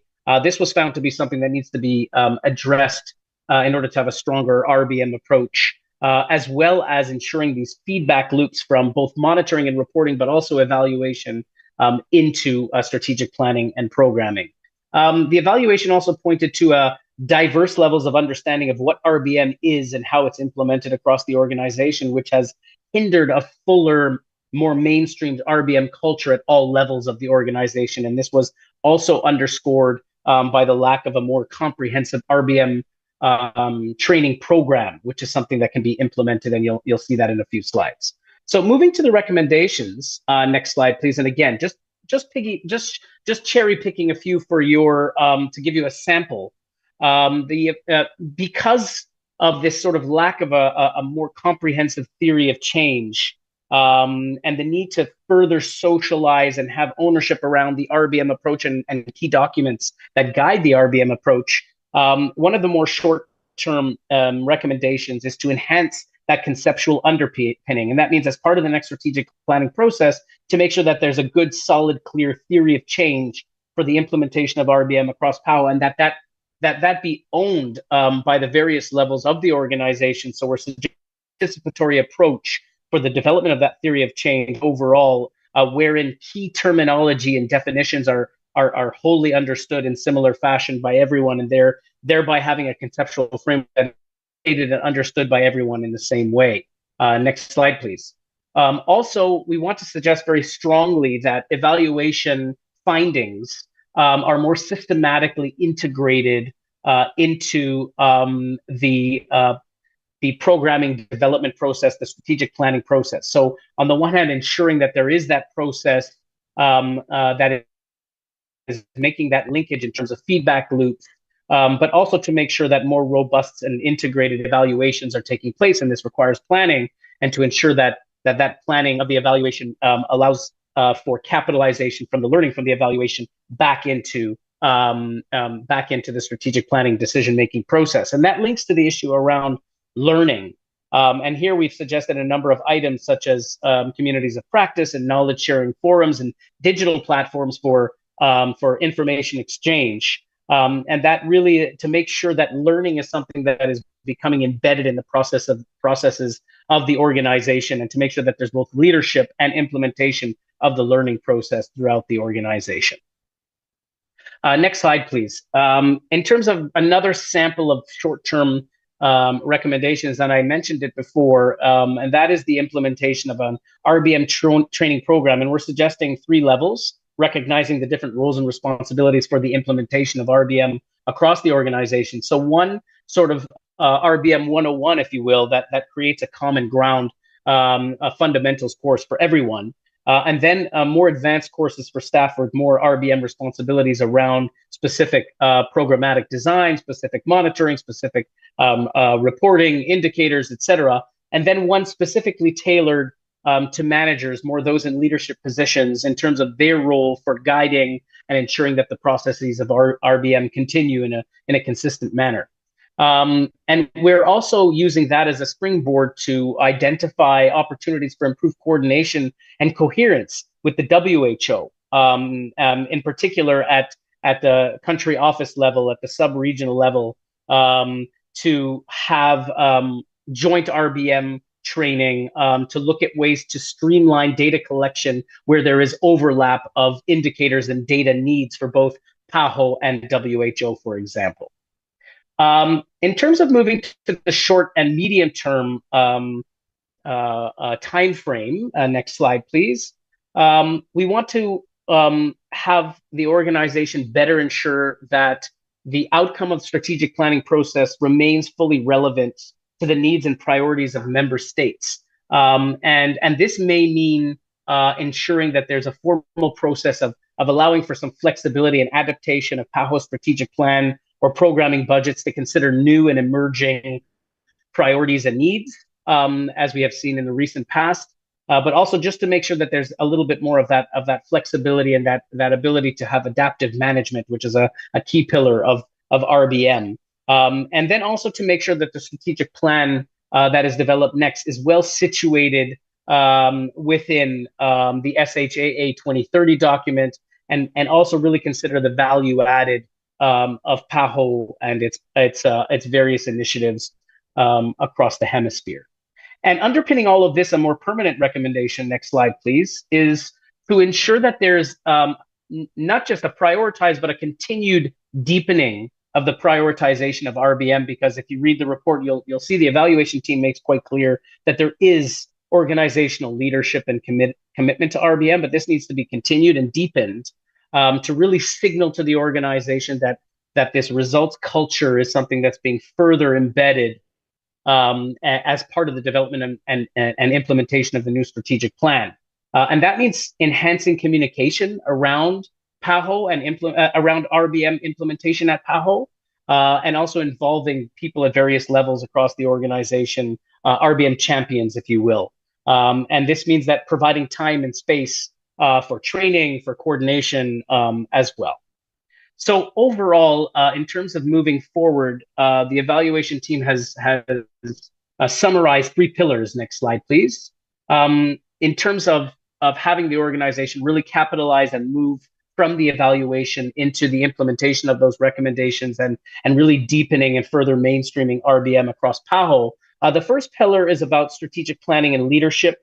And here we're looking at developing and enhancing the theory of change, the M&E framework, the indicators, but doing it in a way that espouses the RBM approach by having participation, by raising awareness, by fostering common understanding. So there's a good foundation for not only the approach, but also the particulars around better management, measurement, learning from that measurement, and feeding that into management. The second pillar is around the monitoring and the reporting and the evaluation and the learning processes. So if you have the first pillar in place with a good strategic plan and a good understanding, and people are a part of that process, now when we implement the monitoring and the reporting and the evaluation, here you want to have a process that builds on what is already a fantastic basis. That's the PMA process that's used across the organization, and a nascent but evolving quickly evaluation function to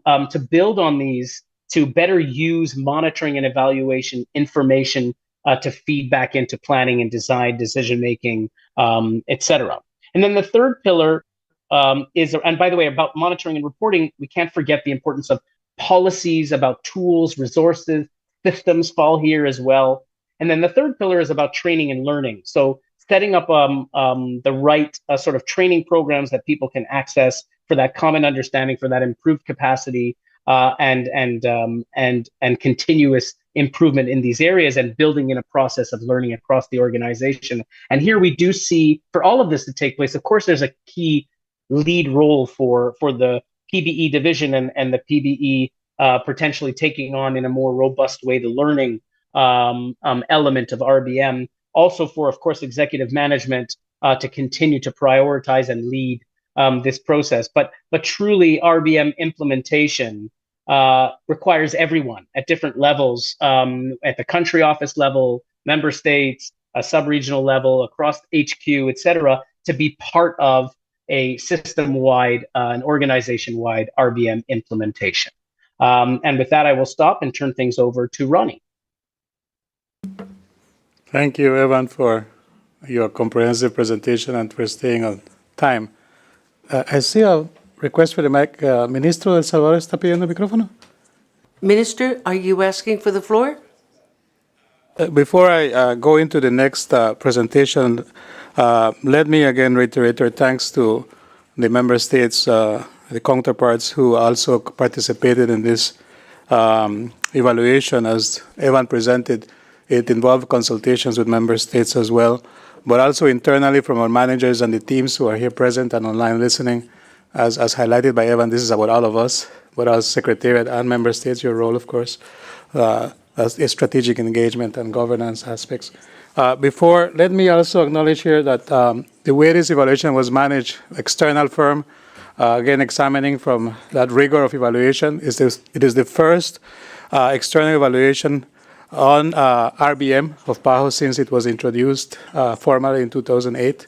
The Deputy Director to my left was our Commissioner for this evaluation, and to my right I have the evaluation team led by Roberto Larover, who is our Senior Advisor in Evaluation. He was the manager of the evaluation. I don't think we have Mariana here from ERP, who was also the coordinator of the evaluation reference group. Is a mechanism we have to ensure that there is objectivity, independence, and rigor, quality in the evaluations internally. Thank you again. Let me, as member states would probably see, we use a lot of acronyms in this organization. So just to highlight a few of them, SHA, you probably haven't heard that for some time. That's a Sustainable Health Agenda for the Americas for 2030. It was approved by EU member states in 2018. PMA is for Performance Monitoring and Assessment. It's the internal monitoring and review that we do to ensure we remain accountable for results and resources, led by our Director and Executive Management. PBE is our Department, Planning, Budget, and Evaluation. And EXM is Executive Management, comprised of the Director, Deputy Director, Director of Administration, and Assistant Director. With that, I will go to highlight a few actions that we're taking. First, the timely and opportune time of getting this evaluation report. As it's the practice now, as established by our Director, that commitment for increased transparency and accountability, all evaluations are now published. The first evaluation that we published, you'll recall, was last year, the external evaluation of COVID-19. Then we published the NCD's external evaluation, and now this will be the third evaluation we're publishing under the new evaluation policy that was developed in 2021. So all reports go to our Director and Executive Management for approval. This was just done, as you can see here, a couple of weeks ago.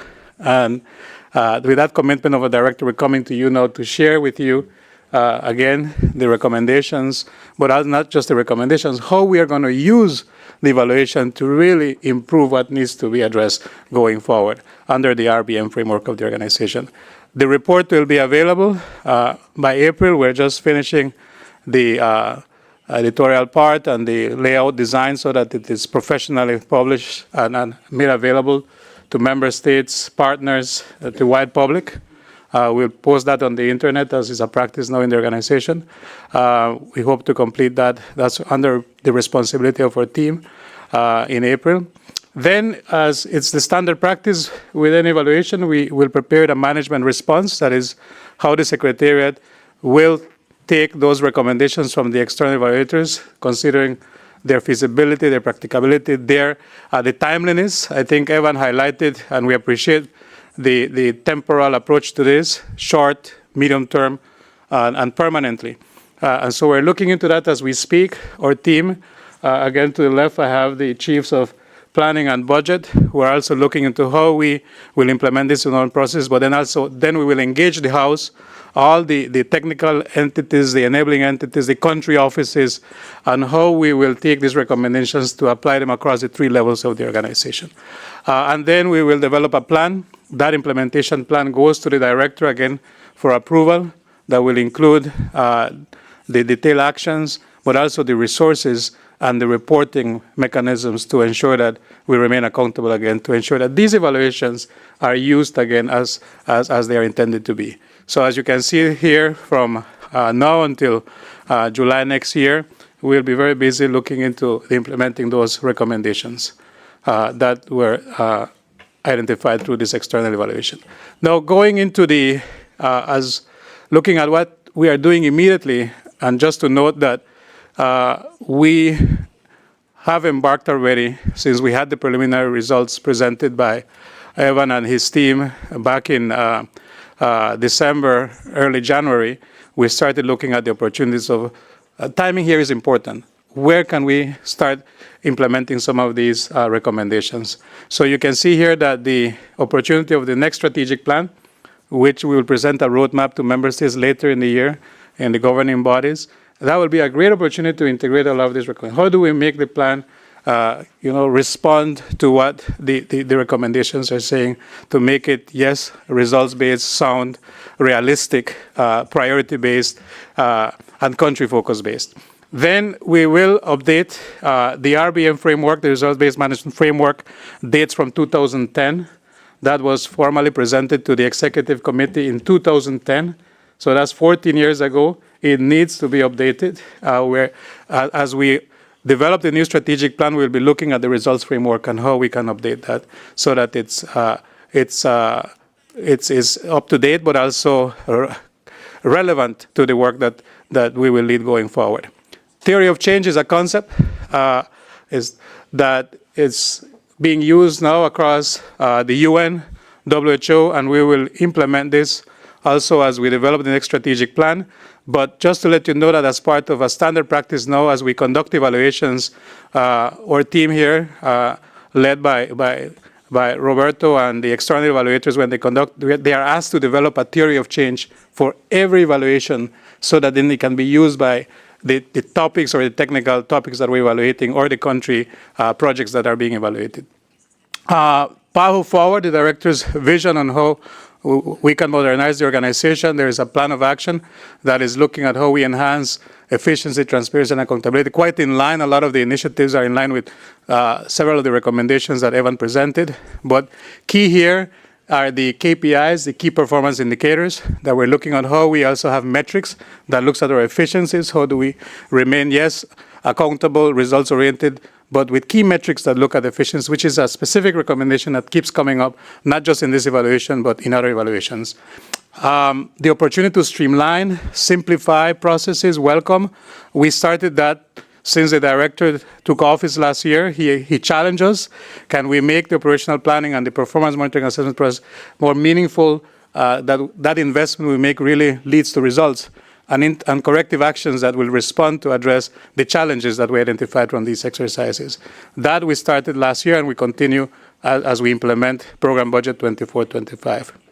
Learning and evaluation, that is essential. That's a continuum. We're looking into those as we have the opportunity to close that loop in the RBM framework on how through our planning budget processes, but also through our technical cooperation modalities, those are implemented not just in headquarters, but across every work plan that we develop for country offices, sub-regional or regional level. And then, of course, capacity building. A constant need. I just want to take the opportunity to share here with our member states and colleagues that we have an online course that is about to be finalized and it will be launched. We had a good practice in the past where when we introduced RBM, there was a whole package of training that was developed. We're building on that with an external firm and expertise with using new tools so that our staff can also be up to date with these concepts. But more than up to date is to apply them. With that, we would like to thank you for your attention. And I think we are quite on time for the questions and comments from you member states.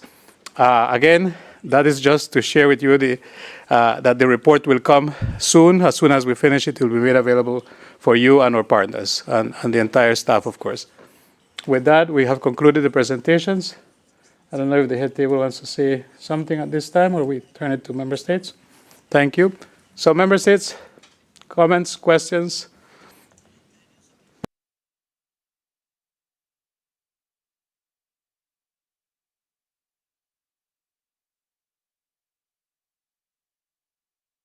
We would really like to hear from you. Was it too rushed, too much? We can repeat something.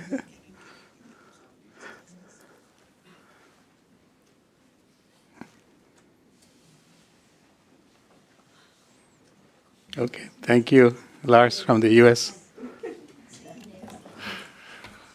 Thank you, Ronnie. It was great. Speaking at least for our delegation, that was very helpful, both to get some of the input from Bastel about the evaluation itself and some of the management response to that. I think to really be able to provide substantive input and feedback, it'll be helpful to have the final report. So would look to provide further review then, and I personally look forward to going into that and looking at some of those recommendations. But do want to express appreciation for the work in trying to make improvements and in trying to really institutionalize RBM and to find new ways to make that work. Just an initial thought I had is what sorts of ways do you see being able to help kind of shorten the gap between getting the evaluations and doing the planning? Because sometimes those kind of are in different schedules of their evaluations they're happening, and then the strategic planning has to be happening, and the budget planning has to be happening. And so what are just some initial thoughts on how to help align the timing on those so that the learning can be more part of the process, and so that future strategic decisions and budget decisions can be informed by the ongoing progress? Thank you. Thank you for that comment and question. We'll get back to you. We'll see if we have other comments from member states, questions. Should we? I don't know if, Evan, you want to react, and I, of course, from the Secretariat, we will, but it would be good to hear from an external lens as well, as you have been looking at these aspects related through this evaluation. Yeah, actually, I was going to ask you to go first, but I'm happy to take a stab at it, because in a way, the question is actually hits right on the nerve. So thank you for the question, because it's practically saying, okay, we hear you on integrating evaluation findings into the processes, but how do we actually do that? In particular, if processes are, I don't want to say misaligned, but not aligned, to allow those things to flow naturally. I think what needs to be done, and to the extent that we may not be able to change budgeting processes and evaluations happen on a different sort of timeline, is just to integrate a little bit more into the existing processes and timelines, a deeper dive into existing data. And what I mean by that is what I've seen in other UN organizations to do when they are presented with the same challenge is to provide some guidance in terms of step-by-step of what to do when developing, whether it's some sort of programming initiative, whether it's developing a specific project, whether it's developing country cooperation strategies, etc. Any sort of strategic planning process that to include in that process, pulling from both of those sources of data beyond the knowledge and wisdom and experience of the people that are involved in the process. That's also critical. But to make sure that data from existing monitoring and reporting, and then again, that links to the issue of systems. How accessible is updated, indicator information, monitoring and reporting data accessible, usable, user-friendly on a regular basis to pull from, whether it's on a particular country, in a particular thematic area, sector, etc., and to bring that information into the discussion, into the strategic planning process. And similarly with evaluations, as an evaluator, I know the one thing I hate the most is to have an evaluation sit on a shelf and not be referenced ever again. But if the evaluation data can be categorized in such a way that, again, it's in systems, and when people are having discussions around programming and strategic planning in either particular countries, particular sectoral thematic areas, and can pull from both monitoring and evaluation data in a meaningful way to feed into the design of projects and programs, initiatives, etc. In this way, we can still better integrate learning and data without necessarily having to overhaul the timelines of budgeting processes, strategic planning processes, etc. Some might call that a Band-Aid solution. But for many organizations that I've worked with, it's the reality, and that Band-Aid stays on for quite a bit of time. So it's about changing steps and procedures and a little bit of culture and approaches, but also making sure that that data is meaningfully accessible and available.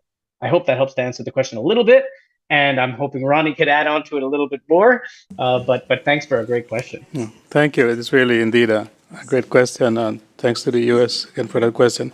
I think it goes back to also the planning, that when we plan and the opportunity we find to use the results and the recommendations of evaluations.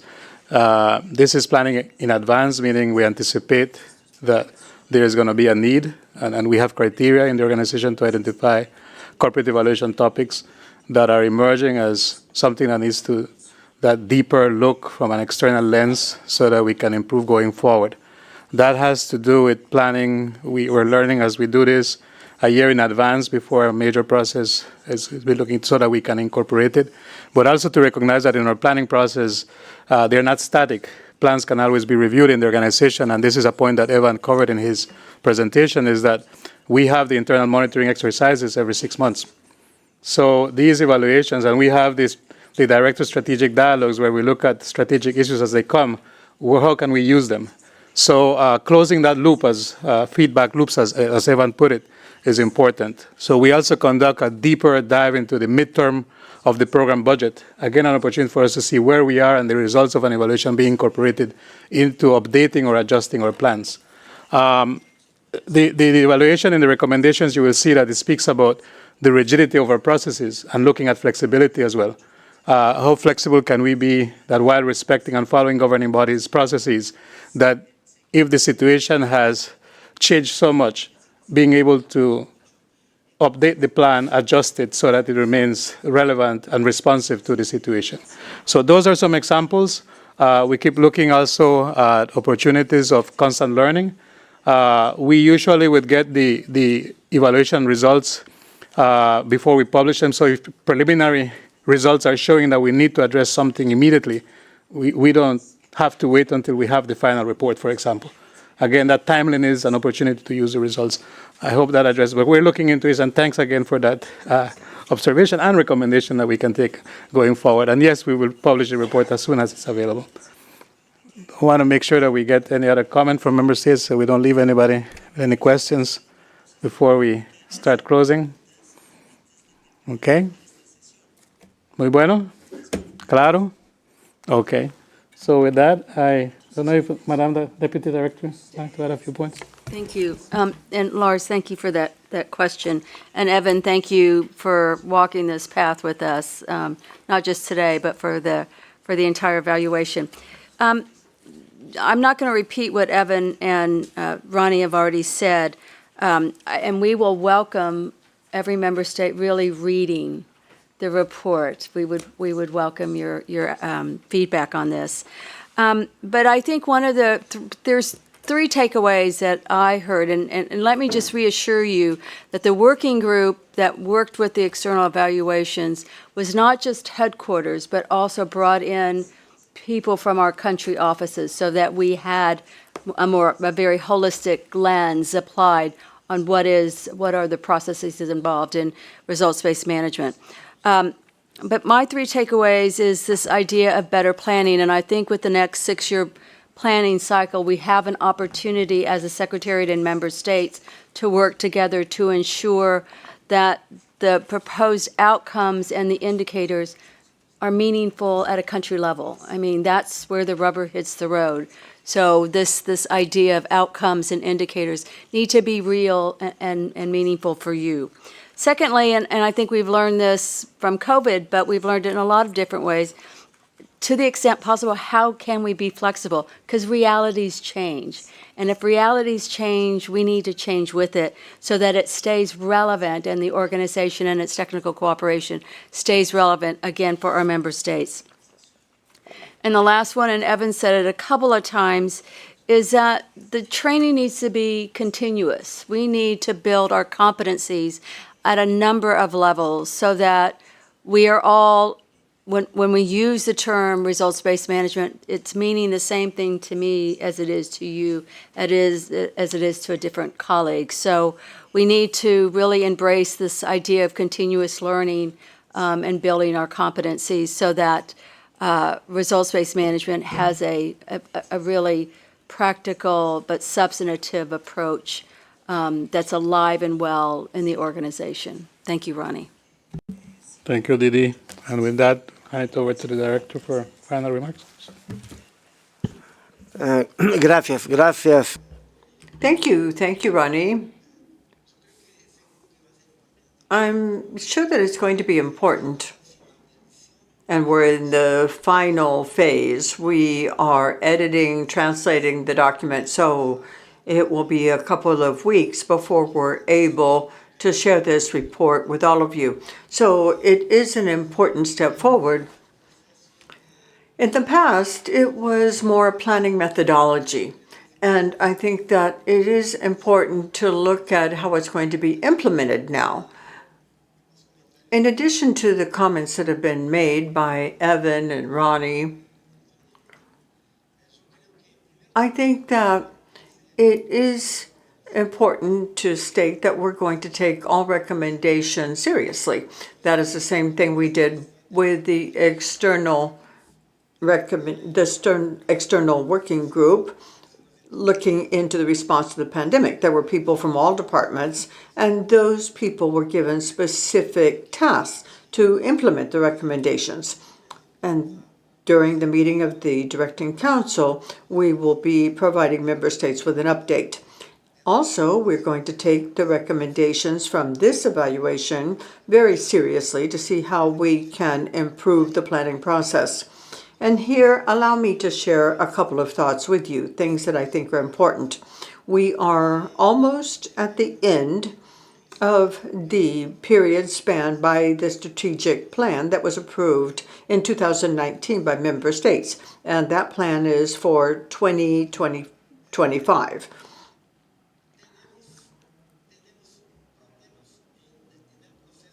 We have problems in the evaluation process of the strategic plan because a strategic plan with 28 different results, with some indicators that even in a normal period, it's quite improbable that they could change over a 5-year period. And in our process, we really don't have a clear way of determining the contribution from the Secretariat and the contribution from member states, to make this more transparent so that member states can evaluate the performance of the Secretariat more transparently. So I shared this thought with you because next year we're going to begin to discuss the new strategic plan, and we cannot, in other words, this has to be a process of member states right from the start, as I said today in my opening remarks for this meeting. When I talked about the evaluation of this strategic plan, because we're approaching its end, we need a methodology so that we can see the strategic plan as strategic guidance. That is part of its title. It shouldn't be seen as something that is merely a long list of indicators, so long that it's very difficult, very complicated to actually do an evaluation to see exactly what the member states are aiming at and where the organization should place its emphasis. So I think that this will make it possible to do a better evaluation when the time comes. How can we make good use of the recommendations made, and also so we can engage all member states getting their full participation so we can begin to discuss, so we'll be ready to prepare the new strategic plan. So thank you. We will continue with this process.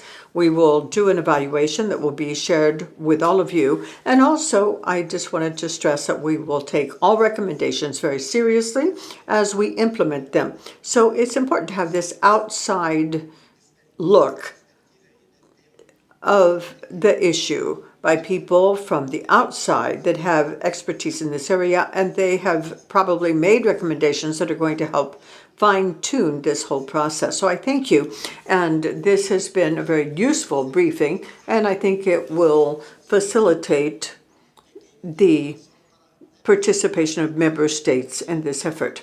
Here, we're going to have a very brief break because now we're going to hear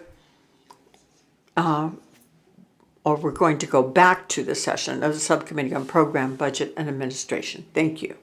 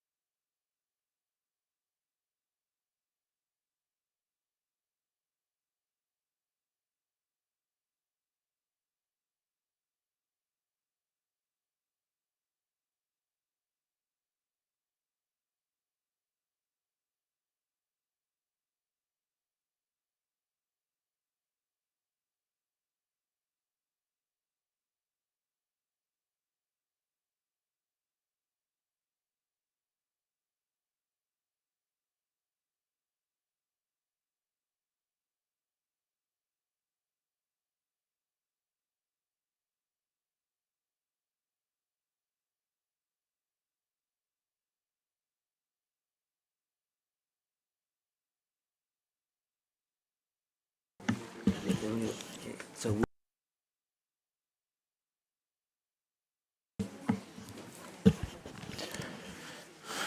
Muy buenas tardes a todos. Good afternoon, everyone. I hope you had a leisurely lunch, that you enjoyed your lunch, and let us continue with the items for the subcommittee. Item 4.6, update on the status of the Latin American Center for Perinatology, Women and Reproductive Health. I bring to your attention document SPBA18/11, and this I bring to the attention of the subcommittee, and I invite Dr. James Fitzgerald, Director of the Department of Health Systems and Services of the Pan American Sanitary Bureau, to come up to the head table to introduce this agenda item. Dr. Fitzgerald, you have the floor.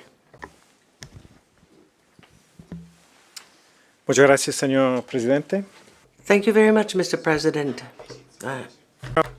Administration, members of the SPBA, Director Dr. Barbosa. The Latin American Center of Perinatology, CLAP, was created in 1970, 54 years ago, through an agreement between the government of the Republic of Uruguay, the University of the Republic of that country, and the Pan American Health Organization. As a specialized center of the Pan American Health Organization, CLAP was established as a center for academic research and higher education, specializing in the clinical management of pregnancy, childbirth, and neonatal health. During the period 1970 to 2005, CLAP trained more than 4,500 clinical professionals in this area and strengthened the capacity of countries in the development of women's reproductive and neonatal policy frameworks. As capacity in medical education advanced and academic centers developed throughout the region, CLAP shifted its focus to issues of public health, delivering technical cooperation to countries in policy development, capacity building, guideline development, health information systems, and operational research on reproductive, neonatal, and maternal health. Commencing in 2005, CLAP assumed a dual role within the organization, both as a specialized Latin American center and as a decentralized technical unit in women's and reproductive health. Pan American centers have been an important modality of PAHO's technical cooperation in Latin America for more than 60 years, a situation that continues to evolve as national academic capacity in human resources, training, and research develops.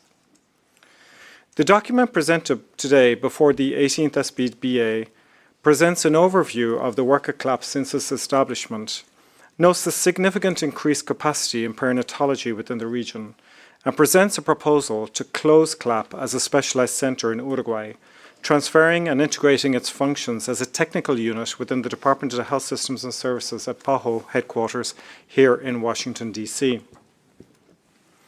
The rationale for the proposal is provided for, firstly, by the fact that the centre does not meet financing conditions for operations of a centre in a country in accordance with Resolution CD 46/6, Strategy for the Future of Pan American Centres, adopted by the 46th PAHO Directing Council.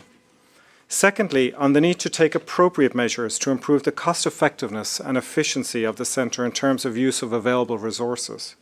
And thirdly, by the opportunity presented to intensify PAHO's technical cooperation in women's, maternal, neonatal, and reproductive health across the region, in a manner that is more fully integrated with strategies for the strengthening of health systems based on primary health care.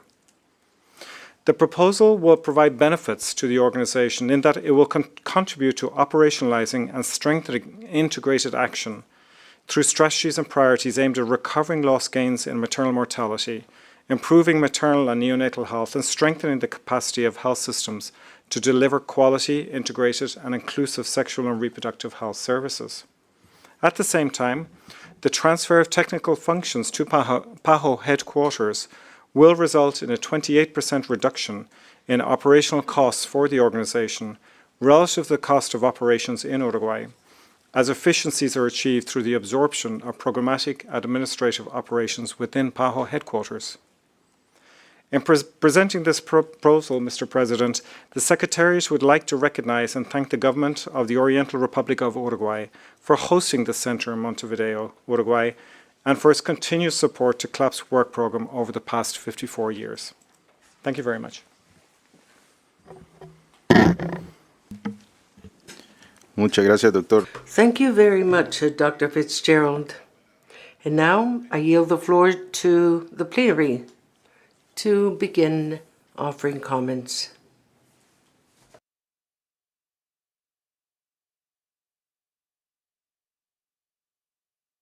Concedemos la palabra.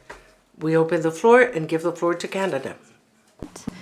Canada recognizes the critical work conducted by the Latin American Centre for Perinatology, Women and Reproductive Health, particularly as the region continues to recover from disruptive effects of the COVID-19 pandemic. We can support the proposal to close CLAP as a Pan-American Centre and transfer its functions to the PAHO headquarters.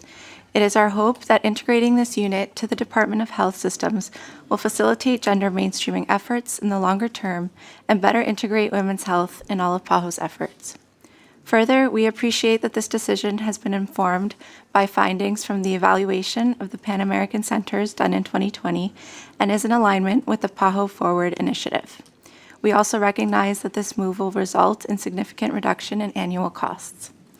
In reviewing the comparative analysis of the annual costs, we did note a 12% increase in salaries for the 4 professional posts, for which we would welcome further clarity on. Finally, we acknowledge that if this proposal is approved, it will involve a substantive transition, and we are pleased to note that an interdepartmental working group has been established to effectively manage this. Thank you. Muchas gracias. Thank you very much, Canada. And now I recognize Dr. Fitzgerald to respond to these comments. Thank you very much, Mr. President. Thank you very much, Canada, for those comments. Certainly the objective and the intention also of the Secretariat is really to strengthen our capacity to be able to respond better and increase the capacity of countries to develop coherent integrated policies that support women's maternal child health policies, very much aligned with the life course approach and the primary healthcare strategy. And so therefore the integration of this approach will really help us to mainstream gender in much of our work through the policy development frameworks with our member states. With regard to your specific question, the increase for the 4 professional positions is really due to increases associated with the post adjustment for the positions here in Washington, D.C. compared to Uruguay. However, you will note also in that table that those increases are offset by other reductions that will be achieved through the management of local contracts in Uruguay. And as such, the overall reduction is in the order of 28%. Thank you very much.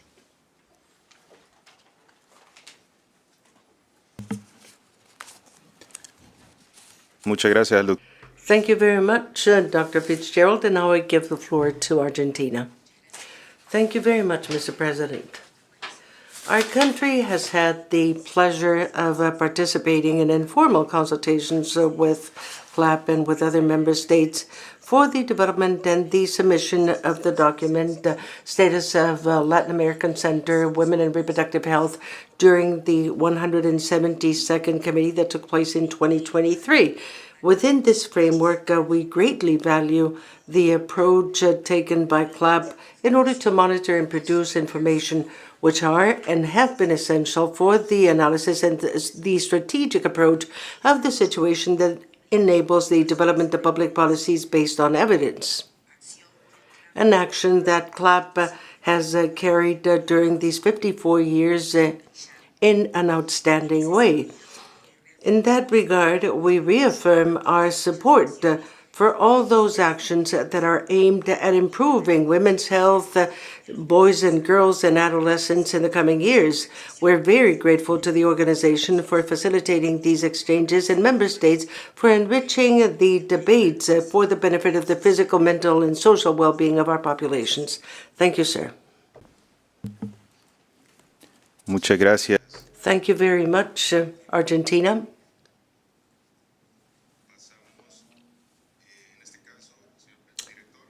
Distinguished Director, any comments? Yes, thank you very much. Thank you, Mr. President, and thank you to Argentina and Canada for their comments. CLAP is part. It seems to me that Mexico is asking for the floor, Mr. President.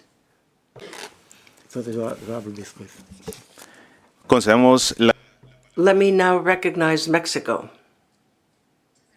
Thank you very much, Mr. President, distinguished director.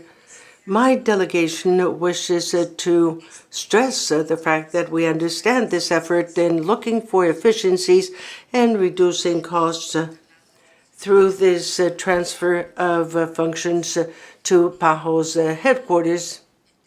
And we understand that for this purpose, we would have to incur in one single expenditure of $113,000 in connection with the shutting down of the center in Montevideo. And simply by way of a query about these resources, where do you plan to get these funds for the closing down of CLAP? Thank you. Thank you very much, Mexico, and we give the floor to Dr. Fitzgerald. To the delegation of Mexico for that question. Yeah, there will be a once-off series of payments that will be required relating to administration, contracts, etc. In Uruguay.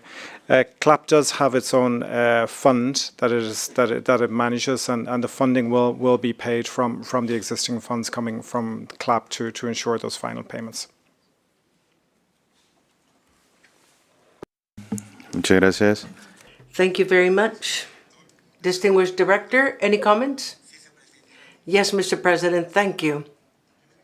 As I was saying, I'd like to thank Canada, Argentina, and Mexico for their comments. The Latin American Center for Perinatology is a part of a generation of centers that PAHO created 50 years ago.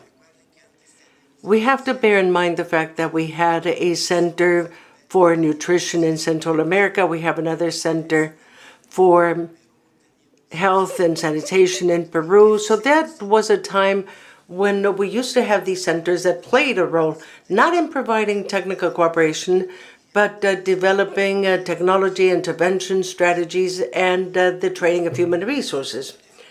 Just like the capacity building national capabilities throughout these 50 years, these centers lost a lot of their initial role because nowadays in dealing with perinatology or in dealing with women's health, we have a lot of universities and academic centers in almost all countries in the region with the capacity not only to develop scientific research, but also to train their own human resources.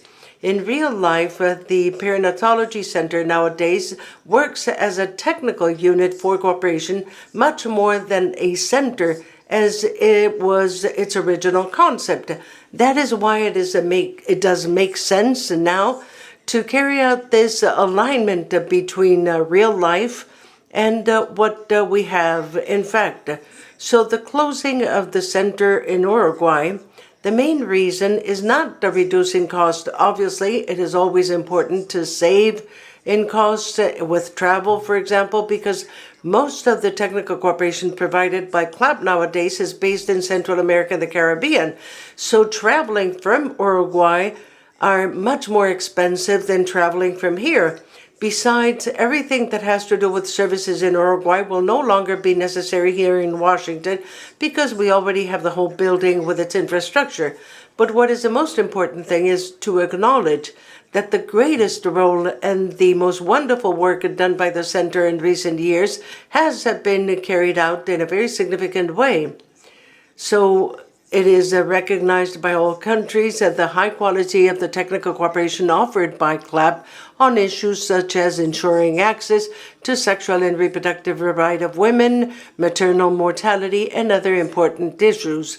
So CLAP, by closing or bringing this period to an end, we will get another period going where a technical unit here in Washington with the better possibilities of coordinating with the other technical units, because it will be within the same department, for example, where we have primary health care issues, where we have human resources and health, and with the possibility of better coordinating with the other departments present here.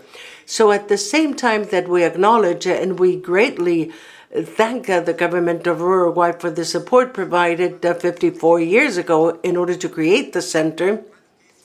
And I talked about this issue with the Minister of Uruguay twice, and Uruguay acknowledges that at the same time that they continue to attach a priority for many other issues of participating in bilateral cooperation processes, for example, but no doubt that this is no longer a priority for Uruguay because of reasons that have to do with the health indicators in Uruguay. We understand that it is no longer part of the priorities because the reality in the country has changed a lot throughout these 54 years. So at the same time that we express our gratitude, I believe that the organization will make a better use of the resources, and I have no doubt that it does improve its capability to provide technical cooperation to countries in the region on these issues that I've mentioned of sexual and reproductive health, maternal mortality. And I take advantage of this opportunity to draw the attention of member states to the growth that we had, not only because of the pandemic. Unfortunately, the growth in maternal mortality, the increase in the rates of maternal mortality began even before the pandemic and was greatly expanded because of the pandemic. In many countries in the region, we saw an increase of almost 100%. It is like going back 20 years. So therefore, I would like to make an initial communication saying that we're working hard with this task in order to launch a call to action to all countries in the region and to offer our capacity to provide technical cooperation, because it is not acceptable to have the same indicators in connection with maternal mortality, exactly those that we had 20 years ago. So I also take advantage of this in order to share with you this comment and to thank the subcommittee for the understanding and letting you know that we will continue with this process in a respectful way with the national workers that are in Uruguay. Many of them work for CLAP and at the same time for a country office in Uruguay. So in a respectful way, respecting all the rights that they're entitled to for national workers that are there, we have to prepare this transition process and to look for a better positioning of the center now as a technical unit when we complete the transition process, having beefed up the technical cooperation capacity on these very important issues. Thank you very much, Mr. President.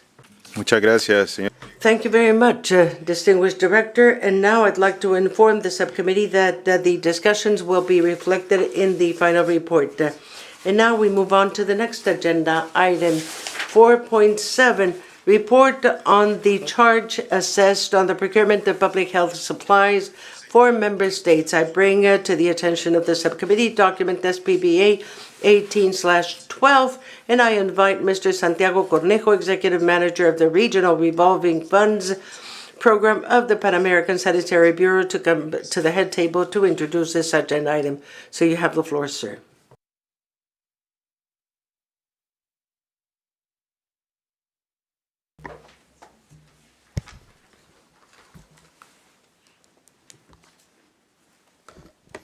Thank you very much, Mr. President, members of the SPBA, Dr. Barbosa.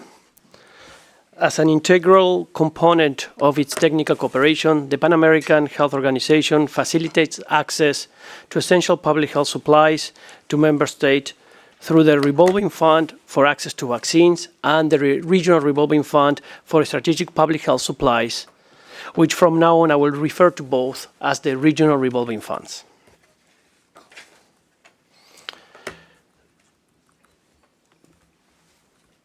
In 2013, the 52nd Directing Council adopted a resolution that defined the charge fee on procuring all public health supplies through the revolving funds to 4.25%, effective January 1st, 2014.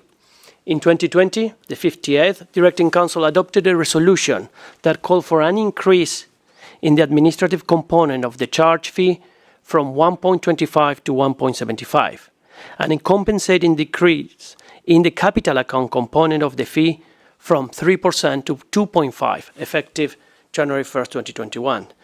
This change aimed to respond to the increasing cost of managing the regional revolving funds while maintaining the overall fee to 4.25.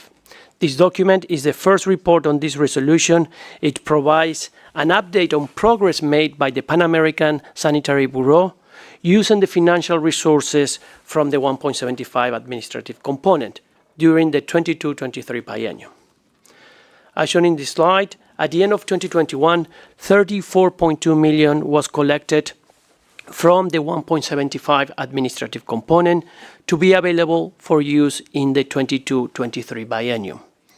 An additional 13.4 million became available as a balance from allocated resources from previous biennium, bringing the total available resources for allocation to 47.6 million. For the 22-23 biennium, the organization reported expenditures on operation and activities related to the regional revolving funds of 26 million. Compared with previous bienniums, total expenditures in 2022-2023 increased by 6.3 million, mainly driven by payroll-related expenses. As of December 31st, 2023, the available balance of financial resources after expenses was 21.6 million. In addition, 32.3 million was collected from the 1.75 administrative component, and both of these to be used in the 24-25 period. It is important to highlight that the increase in financial resources collected and balances from the last two bienniums were mainly due to the COVID-19 pandemic. This level of resources and balances are not expected to be sustained in the future, as already seen in 2023 revenues and shown in the financial report this morning. And now we'll switch to Spanish.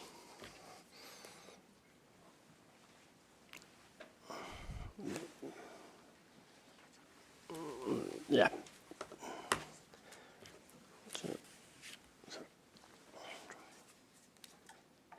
There. Okay. Thank you. Estos recursos financieros. These financial resources supported the operations of the regional funds in order to support member states during 22-23. The report shows the achievements made, but I'd like to stress some of them. The revolving regional funds, RRF, used over 4,200 purchase orders in essential public health supplies with a total cost of over $700 million. 130 million people reached by vaccine supplies and 37 million people reached by medicines and health supplies. The report provides information on additional achievements in savings for the countries, in support to the response to the COVID pandemic, digital transformation, as well as other technical cooperation, such as strengthening of regulatory capacities of the countries, that is essential in the new vision of WHO for these agencies. The resources collected and the balances of 22-23 will be used in order to fund the operations of the regional revolving funds to support member states during 24-25. Besides, these resources will be invested for the following priorities: to improve technical cooperation offered to member states in order to enhance management capacities in the supply chain, expand the regional revolving funds portal for member states in order to include additional modules to digitalize operational processes, financial planning, procurement, and shipment tracking, to develop opportunities for promoting regional manufacturing capacities so that the region will depend less on external suppliers. And last but not least, to devise a comprehensive roadmap focused on identifying innovative opportunities in order to reduce emissions and cost of transporting by procuring timely deliveries through the regional revolving funds. The balances available are being prioritized in order to improve the value of the regional funds for member states in order to increase access to the necessary supplies. We are conducting an analysis, a detailed analysis of the operations of the regional revolving funds in order to assess their costs and to identify factors that promote these costs as well as opportunities for efficiencies. The conclusions of the analysis will be ready when we come to the Executive Committee in June.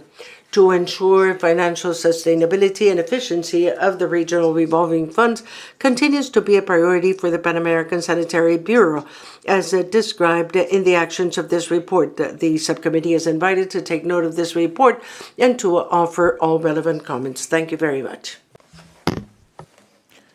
Muchas gracias al señor. Thank you very much, Mr. Santiago Cornejo.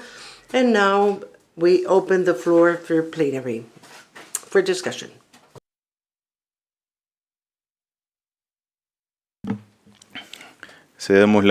We give the floor to the U.S.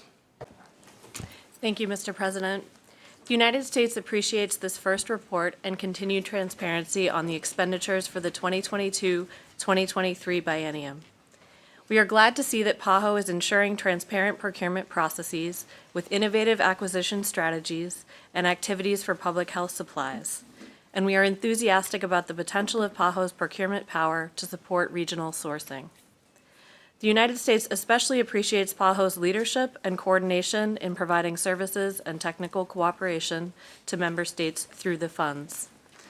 We note that the 1.75% administrative charge was sufficient for expenses across the 2022-2023 biennium and will continue to monitor whether it remains sufficient moving forward. We thank PAHO and we look forward to receiving continuing reports indicating that expenditures are proceeding on schedule and within budget. Thank you. Muchas gracias. Thank you very much to the U.S. And now we give the floor to Ecuador. Thank you very much, Mr. President. Ecuador would like to thank the work of the regional revolving funds that operate with the intent of beefing up the capacity of countries in order to face public health emergencies, as well as to improve the provision of health services in vulnerable communities and of difficult access. These RRFs do play a crucial role in the procurement of supplies, essential medical supplies, vaccines, and medicines.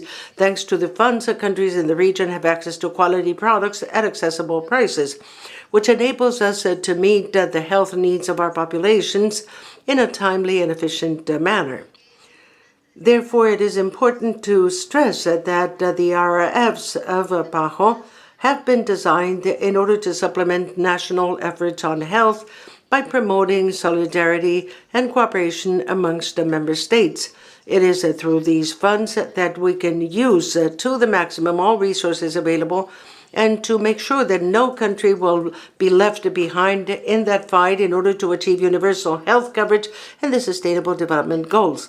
Last but not least, we believe that the RRFs are powerful tools in order to promote equity, solidarity, and sustainable development in our region.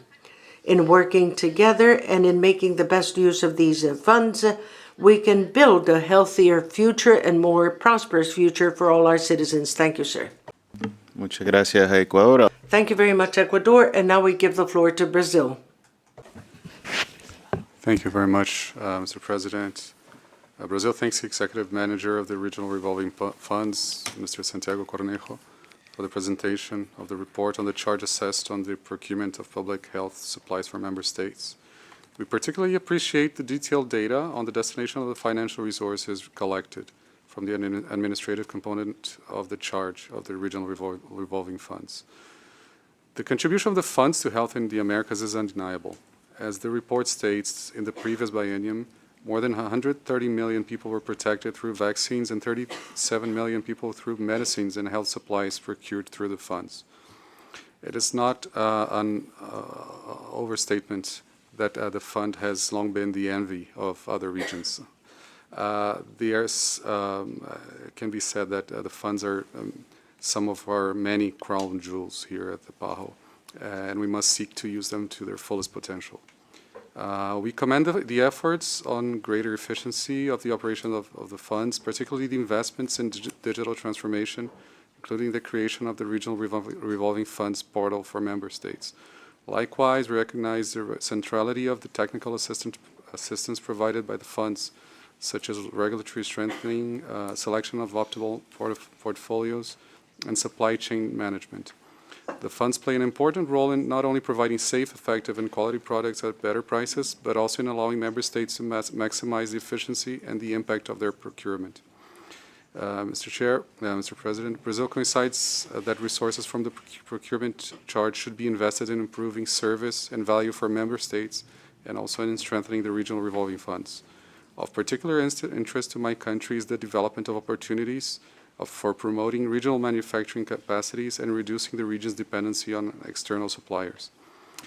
In that regard, I'd like to inquire Mr. Cornejo whether there exists any specific measures or plans to utilize the funds specifically to that end, and whether that would require any change to the current legal framework governing the funds. In particular, it would be interesting to know whether there has been an estimation on what should be, for instance, a premium for procuring medicines or vaccines that are produced in the region. Thank you.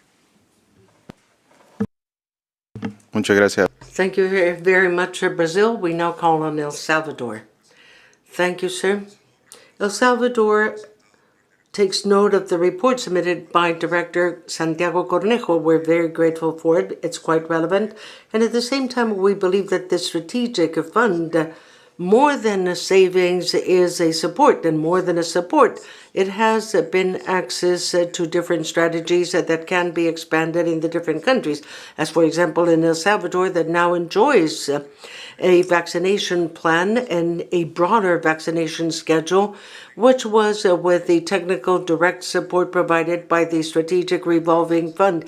And I reiterate our gratitude, and at the same time has expanded our vision that we can use it in different ways, as we had it in a brief discussion just a few minutes ago, where we believe that it is very important to have these reports where we show and evidence how these funds are used. Thank you very much, sir. Muchas gracias a todos y concedemos la Thank you.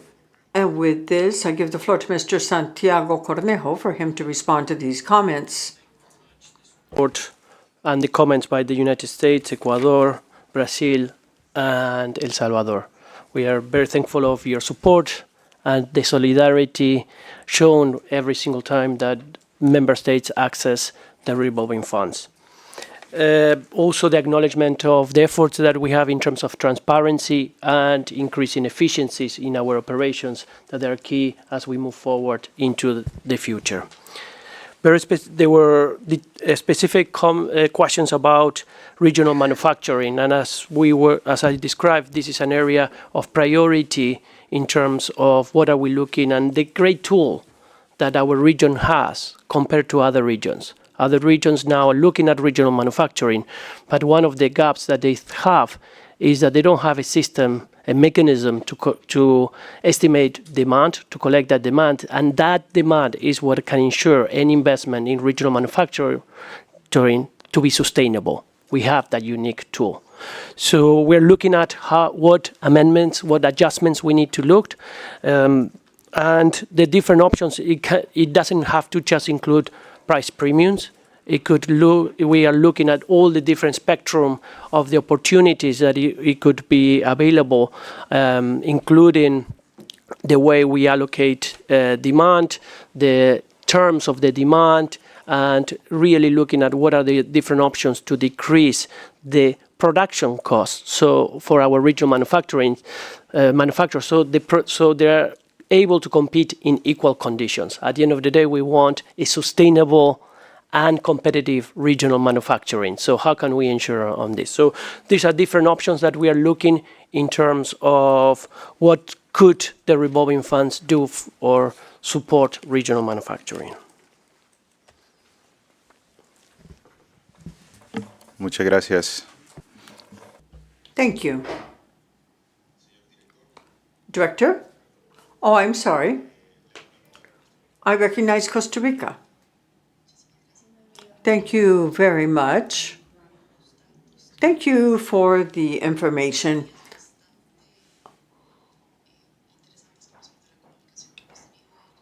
These have been very interesting days in terms of our communication, all of the knowledge we have been given. So in addition to the transparency, and we do thank you for the effort, and I think that everyone knows that the revolving fund is good to access vaccines, other supplies, especially at a time of crisis. But we could go even further because there was a key question, and that was how can we take good advantage of these scales. And during crisis, we're not going to have access to markets. And it's those markets that limit our access to vaccines. So mapping out the markets, exploring markets is very important. And also it's important to establish a demand so that this can create a coordination and not wait for a crisis where things become more conditional. And I think that we learned a lot from the pandemic. And I thank you because the revolving fund is something that I think should be maintained, reinforced, but now with a view to see how we can expand this strategy, not only looking at joint procurement, but also looking at how we can create this regional autonomy so that we will be able to have assured supply at critical junctures. Thank you. Thank you, Costa Rica. And with that, I do give the floor to Santiago Coronel. Thank you very much. Thank you, Vice President. Thank you, Minister of Costa Rica. We do have to strengthen the fund so it will go beyond being mere joint procurement, so it can be a mechanism that can create greater resilience in the region for us to be ready for future pandemics. So thank you. Director, do you have any comments? Yes, and thank you very much, Mr. President. I wanted to thank the delegates of the United States, El Salvador, Brazil, and Costa Rica. I thank you for your comments. First, I agree that we have to remember that we have to show good judgment in using these resources because these are resources that came from a bubble during the pandemic, and those resources will not be there in the future.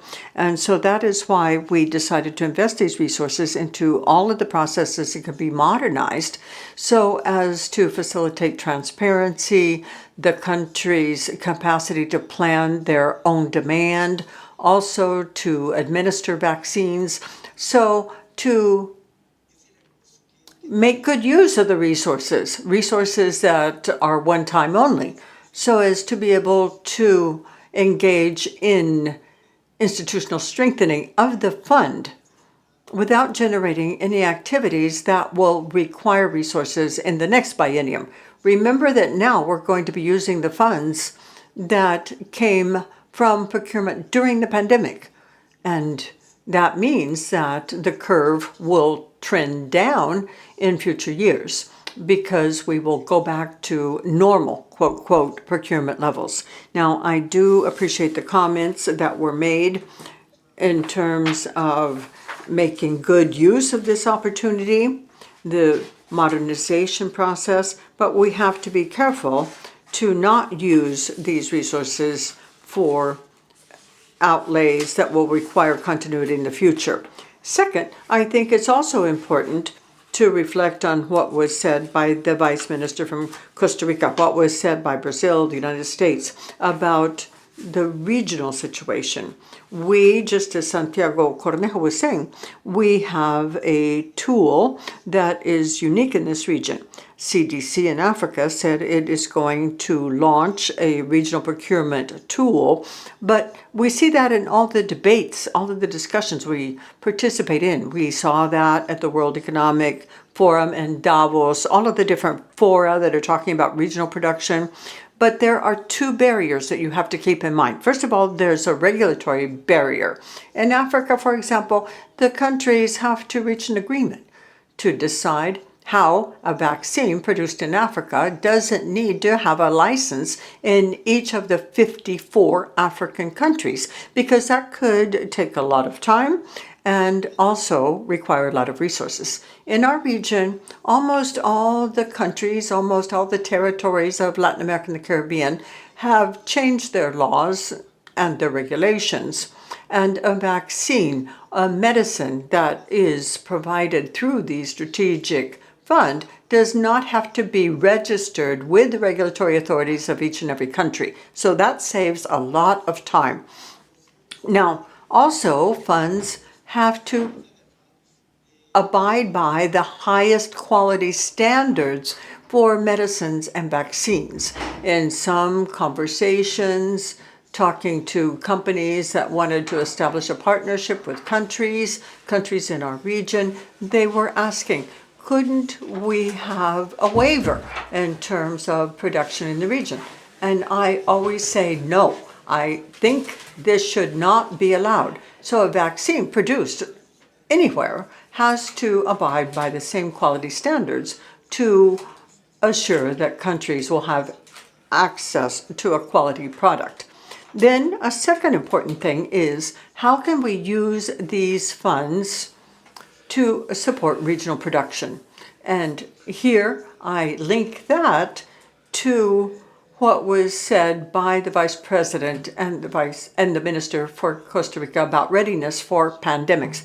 Here in the region, we have influenza vaccine producers that are pre-qualified. They meet the quality criteria and they can offer vaccines through the revolving fund. So it's key to reinforce the productive capacity of these producers so that in case of an influenza pandemic, we would have production within the region to supply those needs. Also, we have 2 projects that were approved by an external commission. The project to develop RNA messenger vaccines. That is a project from Argentina and Brazil. They were selected in March. And for both projects, there's already a contract that has been signed.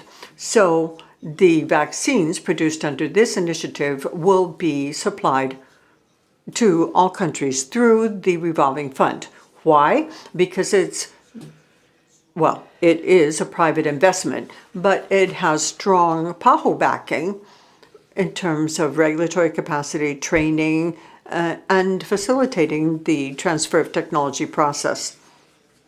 Another important thing is what Santiago was saying about, and we will be presenting this to the United States for its consideration. That will go to the Executive Committee and the Directing Council about how funds are managed so that we can make more use of funds so as to support that regional transition and at the same time have greater flexibility in terms of some things. Let me give you an example. Remember that the charge that we charge has 2 components. One is to recover administrative expenses. That's the 175%. And that is the lowest cost, the lowest charge. If we compare with UNICEF, with other agencies, it is the lowest fee worldwide. But there's another part of that commission, that fee, and that is for the credit line for the fund. And that credit line is very important because some countries, because of their own laws, cannot advance payments. In other words, they cannot order a vaccine and give an advance payment. They have to first get the vaccine and then pay. So they have to use that credit line, and that makes it easier for countries. But with the new vaccines that are now available, and they are expensive vaccines. I'm thinking of the dengue vaccine and others. We need to have greater flexibility. We cannot charge the same percentage of all of the vaccines. I'm talking about the credit line part of the fee. And that could give us greater flexibility so that we can get more countries participating in that common procurement, that shared procurement. So we're going to, before the executive committee, we are going to talk about this with countries so that we can use these funds to assure greater flexibility and to be able to expand participation of countries, especially countries with a high number of inhabitants, because you're thinking of volume that will lower the price of vaccine. And then we have to see how we can use those funds to support regional production. And so thank you very much. Thank you, Director. I informed the subcommittee that the discussions will be reflected in the final report. And with that,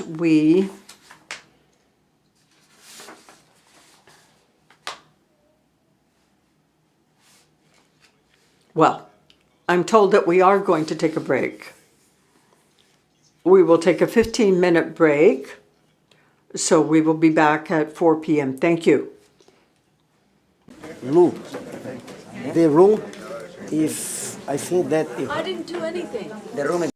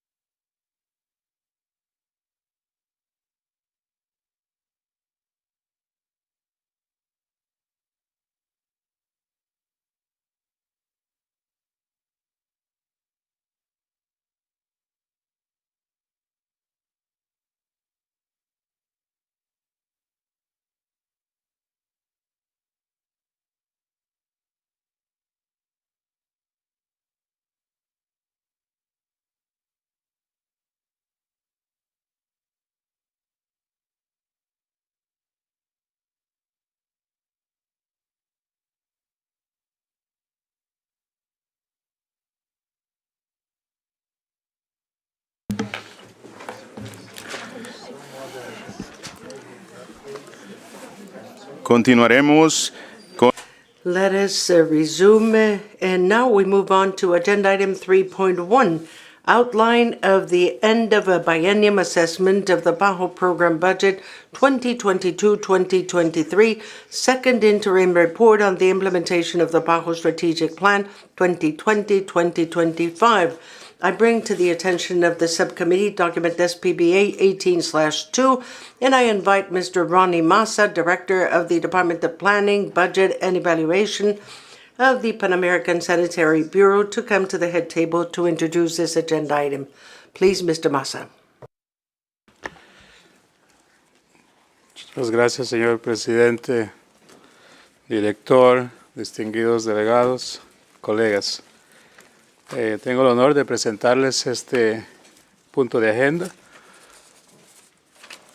para la cual voy a hacer una breve presentación del documento que está para su consideración. Pero también vamos a tomar la oportunidad de compartir algunos resultados. We will also have the possibility of sharing some preliminary results of the internal review of the implementation of the program budget for the last biennium. English, if I may, please. So this, again, as the agenda items is an outline, we present this to the SPBA, of course, for your consideration. Feedback, any recommendations are welcome. This is building on the very good practice we have of evidence-based results assessments, ensuring that we respond to the mandate that the member states and that accountability.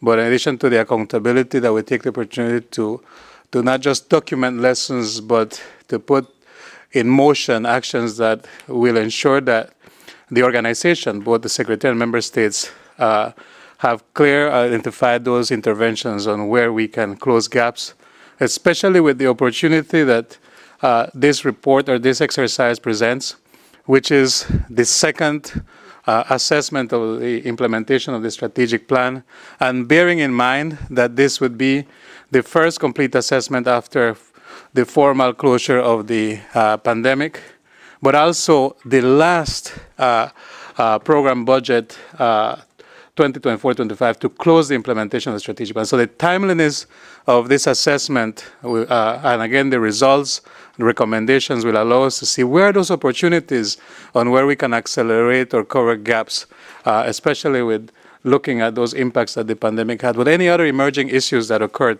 during the last biennium. Allow me to say that in addition to being a statutory requirement that we present this report, we also take the opportunity to reflect deeply. Critical analysis goes into this, into ensuring that we remain accountable to you, member states, on the results and resources that you entrust in the Secretariat, and that we're fully transparent to ensure that we document here what are the internal but also the external factors that may be affecting, but more so, what can we do jointly together with you, member states, to address those issues that we are emerging as we look at the results. The report, I will just highlight the key sections that are before you. A focus on delivering results, again, in line with building with our results-based management culture. Financing and the implementation of the program budget is a standard setting of analysis, a standard section on the analysis of how the program budget was funded according to what you approved the previous biennium. A risk analysis that you have asked us some biennia ago, you asked us to look at that as an integrated analysis. Okay, what are the risks, external factors that are affecting or impeding any progress? And then the lessons and recommendations that we have systematically over the last 3 biennia we've been documenting and building upon that practice, again, on ensuring that we learn, but not just document, but opportunity to implement, to improve. On the delivery on results section, we will go deeply into the strategic plan targets. Those are the 6-year targets. And then the program budget targets, which are biennial targets that are presented to you when we present these strategic documents for approval. We will look at the outcomes. We have given that multiplicity of outcomes, and to have a more integrated approach, we present an approach by clusters of outcomes. I'll give you a glimpse of that in the sections that we have the preliminary results. In addition to the achievements, what are those challenges? What are those success stories and enabling factors that will allow us to continue implementing and responding to the commitments that you have agreed to with the Secretariat to deliver on? The next, I have the control, sorry. Here is an update on the progress on the timeline. To the right, you have the summary of the key phases of this. So the internal assessment is the first phase. We have conducted that with all our teams here in the regional office, country offices, sub-regional teams, to look at our impacts, the strategic plan impact targets, the outcome indicators, and the outputs assessment. Just about 3 weeks ago, in this very room, we had an in-depth review for 2.5 days, led by our director and executive management, about where we are in terms of these results, but more so, where is it that we need to intervene, the opportunity to intervene as Secretariat, but also where is it that we need to come to you, member states and partners, to move that dial where it is not moving. The joint assessment, a practice that dates back 10 years now. In 2014, you will recall that in this very room, member states agreed that that was something that the organization should move forward in building our results culture, that we don't just do internal assessments. That process has been launched. At this point in time, as we speak, we have letters that should have been delivered or coming your way to nominate the national focal points in the ministries of health to conduct that joint assessment of the outcome and output indicators, where we get your input and then we validate with the Secretariat to see exactly what is the status of those outcome and output indicators. We hope to complete that by April so that we can then use those results to have the full draft of the report presented to you at the Executive Committee in June. So at this time, we're presenting you the outline. Kindly ask and thank again for your collaboration in doing the joint assessment. We hope and we aim towards the 100%. We have been close to that in the past. We usually achieve over 90% of member states completing this exercise, and we hope that we can exceed that baseline of participation this time around. Our teams at the country office level, or PWRs, and their teams are ready to support you and collaborate with you. And here at the regional level, our technical teams will be in contact with you to validate those results if there are any technical questions that we need to address. The good practice here is that we have in this organization what we call the compendium of outcome indicators, where there are clear definitions of the indicators of what is being measured, including the baseline and target, what are the methods, the sources of information. All of that is available to you to guide you and support you. And if you have any questions, our teams will be available to answer those questions as we engage in that process. We have a system online where the countries, the ministries of health counterparts, those designated officials will have access, and that information will help us again to build upon a robust set of information, but more so the analysis that will be required on what is the status of these results, but more so where are the gaps and where are the opportunities for us to intervene going forward. At the same time, while we do this exercise in the region, we are looking at building efficiencies again, that the regional assessment that we do also informs the WHO results report, so any input we get from you is also reflected in the global results report that member states will also review at the Health Assembly in May. The first full draft of the executive report, of the full report of the NO by NM assessment, will be presented to you at the Executive Committee. I want to be very transparent here. At that time, we will present to you what is available based on the information that we receive from the joint assessment, any additional information we have here in the Secretariat, and going to the Directing Council if there are any gaps. We will continue to work to ensure that you have the full scope of the analysis of these results so that we have a full, complete report for you at the Directing Council in September. Now, that would end my presentation if I were to stick to the what is before you, the very brief document on the outline. But we thought it was opportune, with your permission, Mr. President, to share with you a snapshot of the interim results that the Secretariat has reviewed. And again, bearing in mind that we undergo the joint assessment, we'll undergo the joint assessment with you, and that these are preliminary assessments that will be validated, of course, once we have your input. If I would just start with just to remind us on this joint responsibility on accountability for results. To the left, you have that scale of, what I call the sliding scale, where the PSB, the Secretariat's accountability, from the outputs, we are jointly working with you to achieve impacts. However, the achievement of impacts, changing, improving the health of the peoples in every country in the Americas, of course, can only happen if actions take place at country level. So any impact, improving, addressing morbidity or mortality, or improving health and well-being will only happen if these guidance or recommendations are indeed taken up by member states into their national programs. So at the impact level, it's really how you member states implement, and with our technical cooperation, the same applies at the outcome level. That's joint responsibility for achieving those higher level results. At the output level, the Secretariat takes a greater responsibility because it's something that is more under managerial control. And with that, we hope that we contribute to improving the health and well-being of the peoples in the Americas. To the right, you have the frameworks, the program budget, the biennial outputs. The PAHO strategic plan includes the outcomes medium-term results. And the impact targets, as the director was explaining earlier, they're more long-term results that would usually take more than 5 years to achieve. But we set these with the purpose to motivate that change that we need in moving forward the health agenda for the countries and the region. To the right, you have the commitments on how all these frameworks lead to their contribution to global frameworks, such as the General Program of Work in WHO and the Sustainable Development Goals. Now, here are the preliminary results, interim results. At the impact level, there are 35 indicators that were set out in the strategic plan that you approved for 2020-2025. This strategic plan was approved by the Directing Council in 2019.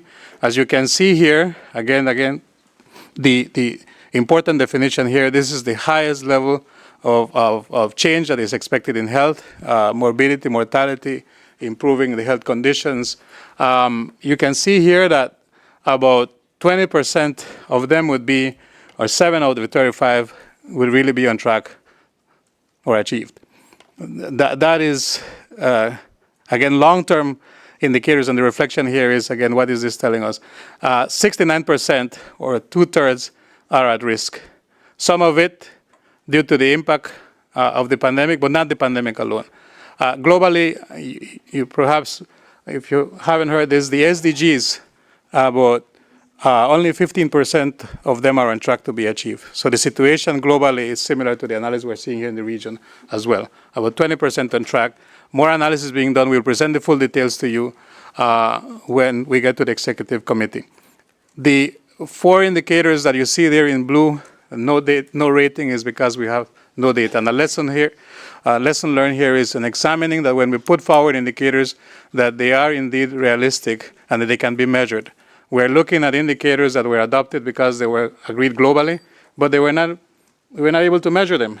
So we will present a proposal to you in the executive committee report about what to do with this. Our technical teams are looking into these indicators, and we will present to you if they cannot be measured. To be very frank with you, that perhaps at this time we should just note that these indicators were not really useful, if we can just be frank about it. And learn from it that the next time we develop the strategic plan, we put indeed relevant and smart indicators that will help us to really track and assess progress. That reflects the reality in the countries and the region. Coming down in the results chain, at the outcome level to the right, you can see here that about over 63% indeed are on track. These are the more medium-term indicators. So here the picture changes. But yet we see 25% of them with no progress and 12% at risk.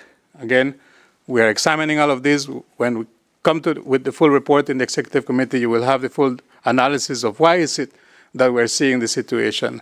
In some areas, what is it that is allowing us to make progress, and where is it that we are not making enough progress? And again, the responsibility jointly, this is not the Secretariat, but rather the work that needs to also be done at country level in moving improving the health outcomes of the peoples.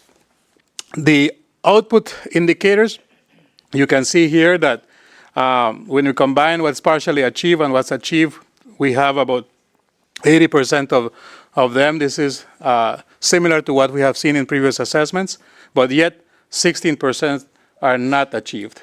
We will again present the analysis to you to show you where is it, but more importantly, how we use this data and this analysis to inform the interventions in these next 20 months that we have as an opportunity to make progress towards those commitments towards 2025. Turning to the budget overview.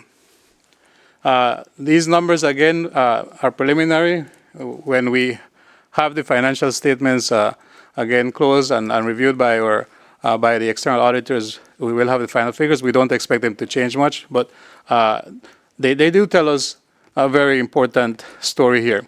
To the left, you have the previous biennium as a matter of comparison, 2020-2021. To the bottom, you have what we call the base programs. And on the top, you have the special programs, which includes mostly funds to respond to outbreaks, crises, and emergencies. which we cannot plan, but as you can see, that volume of funds has grown, especially between the last biennium and this biennium because of the need to respond to the pandemic and other emergencies that are there in the $284 million, for example, that were mobilized this biennium, last biennium, sorry. When you look at implementation, it's important to note that the Secretariat was able to implement over $160 million more than what we implemented last biennium. That comes with a lot of effort to our teams, a lot of dedication, and the fact that we are able to implement shows again the capacity of the Secretariat to respond to your needs despite the challenges with the funding and the time and the timely of the arrival of the funds.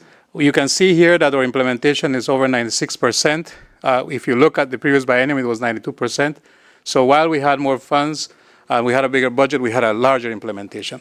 Again, speaking to the commitment of the Secretariat, and thanks again to all the efforts of our teams across countries, sub-region, and regional level. Now, all of that is good. You see an overall strong financing, both in base and special programs segments. However, the financing is not even. We have the issue of uneven financing. This goes to the point that our director was mentioning earlier when we spoke about the financial report, is that we don't have all the money we need where we need it and when we need it. And that's an important point. What I would like to highlight here is the 3 outcome clusters. These are the outcome clusters bringing the 28 outcomes into groupings of thematic areas.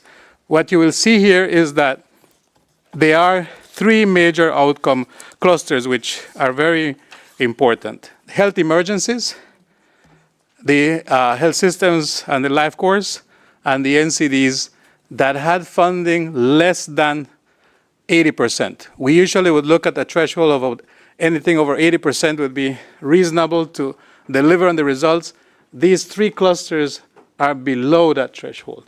And that, again, tells us the challenges of, the value of having your contributions, the assessed contributions that respond to these priorities, important priorities of your national health agendas and the regional commitments, but also the issue that we're not able to mobilize sufficient and flexible voluntary contributions to direct them on where we need them.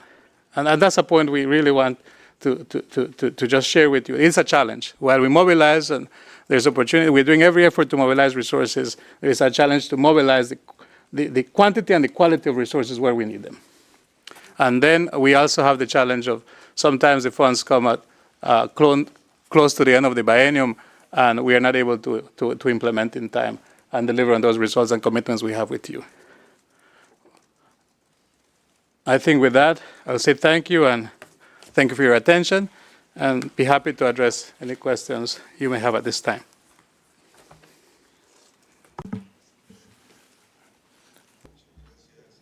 Thank you very much, Mr. Massa. And with that, I offer the floor for comments.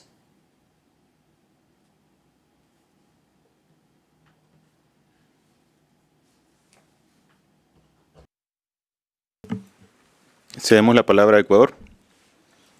Ecuador has the floor. Thank you very much, Mr. President. Ecuador appreciates the emphasis on accountability and transparency. We feel that these are essential to strengthen cooperation and also trust within the field of public health. Health is a basic right of all peoples, and it's an important element to make our nation sustainable. We recognize the important role performed by PAHO in terms of health and preventing diseases and underpinning the healthcare system in the region. So we think it's important that this report should speak not only to accomplishments, but that it defined areas for improvement and incentives. So we would call on PAHO to continue to strengthen its monitoring and evaluation functions to assure effective allocation of resources and greater efficiency in implementing its programs and projects. Lastly, Ecuador reaffirms its commitment to PAHO and our support to the efforts to promote health and well-being in our region.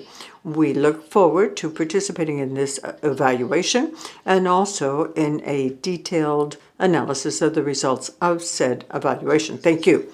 Thank you, Ecuador. And now I give the floor to Brazil. Thank you, Mr. President. Brazil thanks the Bureau for the presentation.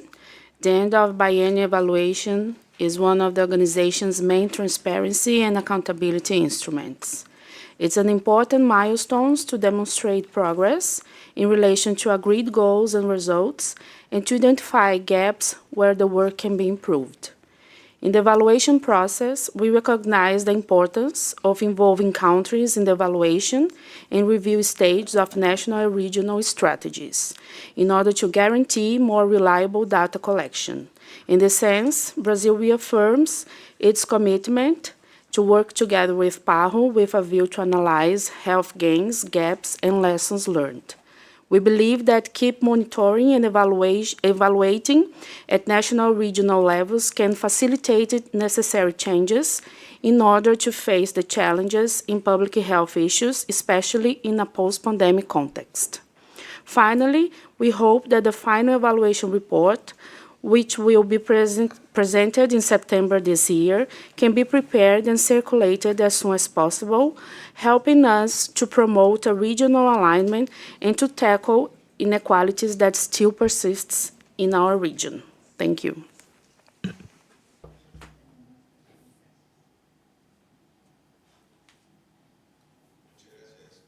Thank you, Brazil.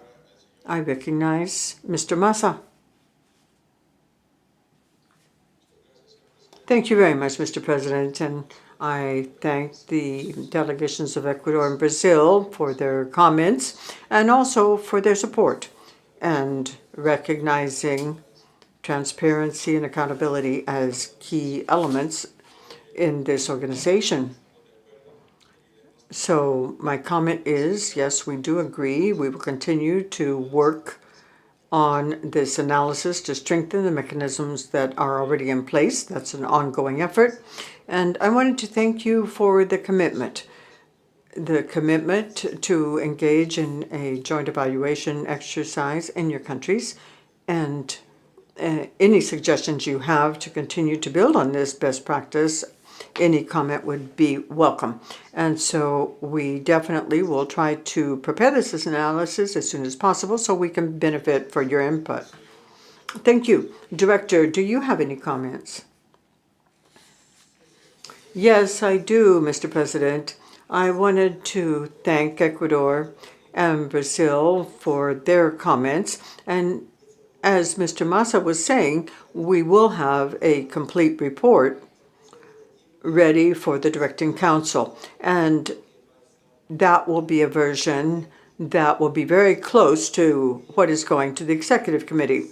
This has been a biennium with a lot of very important characteristics because we had the transition from the emergency response model to a model where we were recovering from the impact of the pandemic. Also, there was a change in leadership in the organization, but when we good at the implementation of funds, the implementation was good. And the Secretariat, as well as the countries that manifested their priorities, their needs, all of that facilitated the implementation of the funds. So I think that that explains the improved performance when compared to previous biennia. Our report will contain information on this, and at the same time, we identified some challenges that we face. We looked at how in this new biennium, 2024-2025, how can we recover more quickly from impacts? We receive very detailed information, and we want to work even in closer coordination with the countries so that all of the negative impacts that we experienced, a lot of the priority health problems in this biennium can be overcome. We need to turn around the trend that we have. For example, looking at maternal mortality rates, other indicators that actually went up during the pandemic, and that held up the progress in the region. Also, we have some lessons learned. For example, the indicators where we have no data to assess them. It's important in our discussions to take into account the planning process for the new strategic plan, and that is something that will begin to be discussed this year. Also, the feasibility of the indicators that we are proposing, so that there will be no overlap, no areas where indicators don't clearly point to the priorities for the region. So I think that in addition to being an evaluation of the biennium, since this is the final biennium of the strategic plan, I think that we'll be able to apply a lot of the lessons that we learned in the previous biennium, 22-23, so that we can move ahead or advance more in this biennium. Thank you.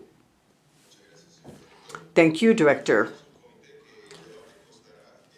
I would like to inform the subcommittee that the discussions will be reflected in the final report, and with that we can go on to agenda item 4.4, which is Human Resources Management of the Pan American Sanitary Bureau. I call to the attention of the subcommittee document SPBA18/9, and I call on Dr. Luz Marina Barillas, Director of the Department of Human Resources Management at the Pan American Sanitary Bureau. Please come here to the head table and present this item.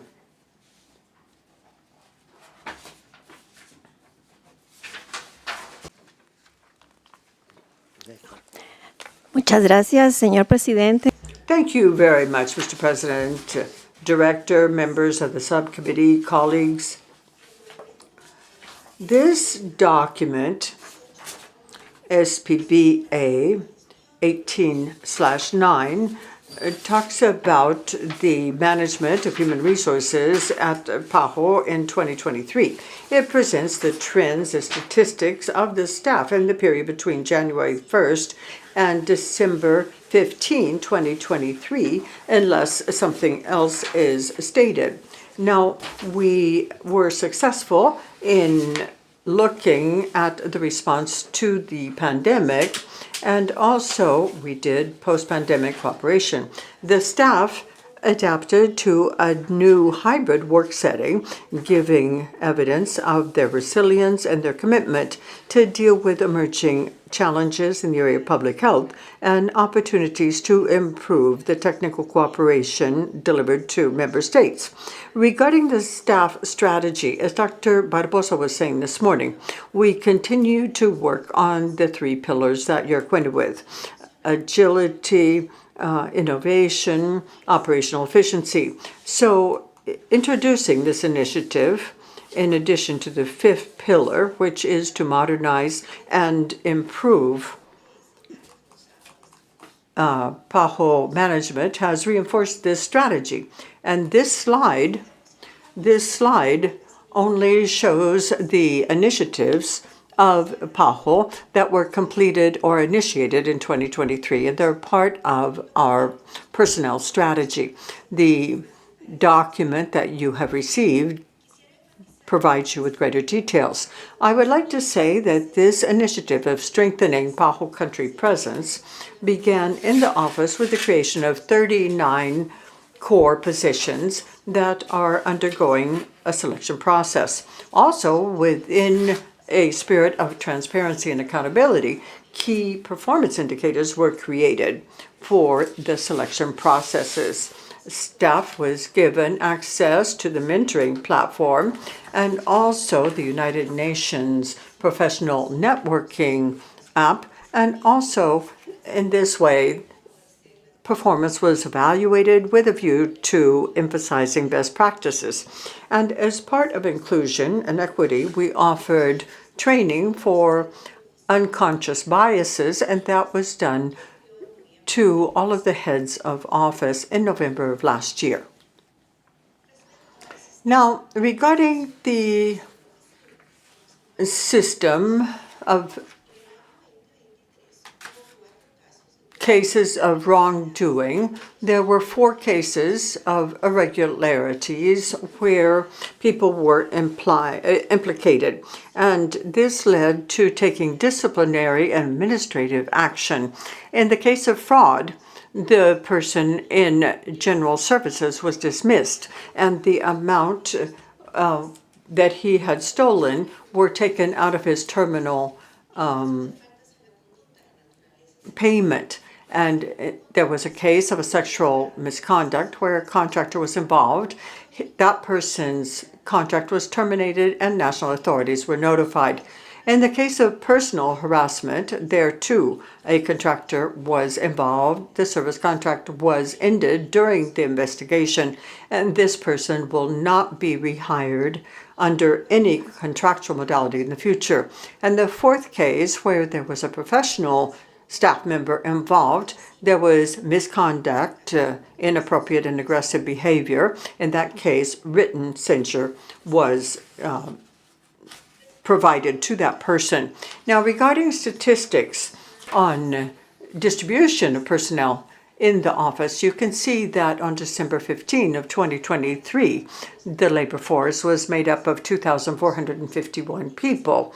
Out of that number, 846, which represents 35%, are persons with fixed or temporary contracts. Now, 1,605 persons, 65%, were persons with other types of contracts, and these are known as contingent workers. This shows you the trend in the number of staff members that have fixed or temporary contracts and the number of workers between 2019 and 2023. In blue, we have the national consultants. International consultants too shows a growth trend, whereas the number of persons with fixed-term contracts in green has gone down by 5% since 2019. The increase in the number of consultants reflects not only an increase in technical cooperation activities, but also it results from the fiscal prudence implemented by the organization, because fixed UN positions represent greater expenditures on the part of the organization. Here on this chart, you can see the trends in staff numbers, where they have a fixed term contract and they are in different categories. And this is for 2019 and 2023. You can see that between 2019 and 2023, the total number of fixed staff positions actually went down by 40. That represents 5%. Nonetheless, here I should indicate that with the intense recruitment activity currently underway to fill not only the regular vacancy, but also the core positions to reinforce the country offices, it is expected that we will have a more robust technical cooperation that can be provided. Here on this chart, you can see a breakdown by nationality of persons hired as interns in 2023. And as is said in the document, the internship policy included a stipend and also announcing vacancies. During 2023, 1,456 applications were received. 40 of the people hired were women, 8 were men. Now, referring to the personnel distribution, a breakdown by gender, December 15, 2023, and this includes all sorts of contracts for contingent and fixed-term staff positions. You can see that out of the total of 2,451, 1,494, i.e. 61%, were women, and 957, i.e. 39%, were men. This slide shows the gender distribution of persons with a UN contract, and I underline that, UN contracts, in fixed and short-term staff as of 31 December 2023. As we can see here, almost 42% were men and almost 59% were women. On the right, you can see the distribution of staff, and here our office is in the 8th place on this UN agency list. And these statistics are published every year by UN Women. And to conclude, I would like to share this slide with you. It shows the trend in gender parity for fixed-term positions at the senior level. That's grade 4 and above. From 2019-2023, you can see the number of women that are heads of country offices. Now, P6 and the directors reflected in orange, there is an increase in the number of women, and that is for 2023. Posts that are P4 and P5 have varied between 48 and 47% in the years being reported on. Also, the office is making sustained efforts to promote women into senior positions, not only offering leadership and management courses and providing development opportunities, but also by establishing policies that favor families in general. That would be parental parental leave, and I am at your disposal for any questions that you may have. Thank you, Doctor. And with that, I call on the group to see if there are any comments. I recognize the United States. Thank you, Mr. President. The United States welcomes this report and the activities carried out in 2023 to strengthen and continue advancing PAHO's People Strategy 2.0. We also appreciate the helpful information in the report on personnel trends and statistics. The United States commends the Bureau on progress made on key objectives during 2023, including the successful implementation of PAHO's new automated human resources planning module, continued reductions in recruitment periods, and standardization of internship recruitment processes. We also thank the Bureau for implementing its expanded background check initiative for new staff. We consider this an important assurance mechanism and one we believe should serve as a model practice for other UN system organization recruitment procedures. In addition, we appreciate PAHO's continued efforts to increase the diversity, equity, and inclusion of its human resources, including via its gender parity action and implementation plans. We encourage PAHO to continue its successful strategies for increasing the representation of women among senior-level positions, especially at the P6, D1, and D2 levels. The United States welcomes the results of the 2023 Personnel Engagement Survey, but notes that the rate of personnel who feel engaged at the organization changed little from the 2022 results. How can PAHO continue building staff engagement, and what have been the most effective adjustments to the engagement action plans in this regard? Finally, the United States would like to direct the Bureau's attention to the JIU's most recent report, document JIU/REP/2023/8, which is a review of non-staff personnel and related contract modalities in the UN system organizations. Recognizing PAHO is not directly responsible for implementing JIU recommendations, we believe this report nevertheless has numerous important recommendations for promoting consistency of affiliate staff policies, nomenclature, and contract modalities. Thank you. Thank you, United States. With that, I recognize Canada. Thank you, Mr. President. Canada would like to thank the Secretariat for this report. We are pleased to see the continued efforts made to align priority activities with the People Strategy 2.0's pillars of agility, functional optimization, and innovation, and commend the Secretariat and look forward to seeing the updated People Strategy 2.0 action plan for the upcoming biennium. Canada commends PASB for its proactive duty of care towards its personnel by hiring an in-house staff counselor dedicated to providing psychosocial support to its personnel. What measures are in place to monitor and evaluate the impact of this service in order to effectively determine how best to expand the psychosocial support service in an effective manner for personnel? We note the reference to the Core Predictable Country Presence Initiative and wonder if it would be possible to share the core presence definition or model so that we can better understand implementation of the concept. Canada has observed a doubling in the number of alleged wrongdoing cases involving PASB staff in the 2023 calendar year compared to 2022. While in absolute terms this is not a large number, in relative terms this is a fairly significant increase. Canada would like to seek the Secretariat's analysis of the situation to understand potential factors driving this increase.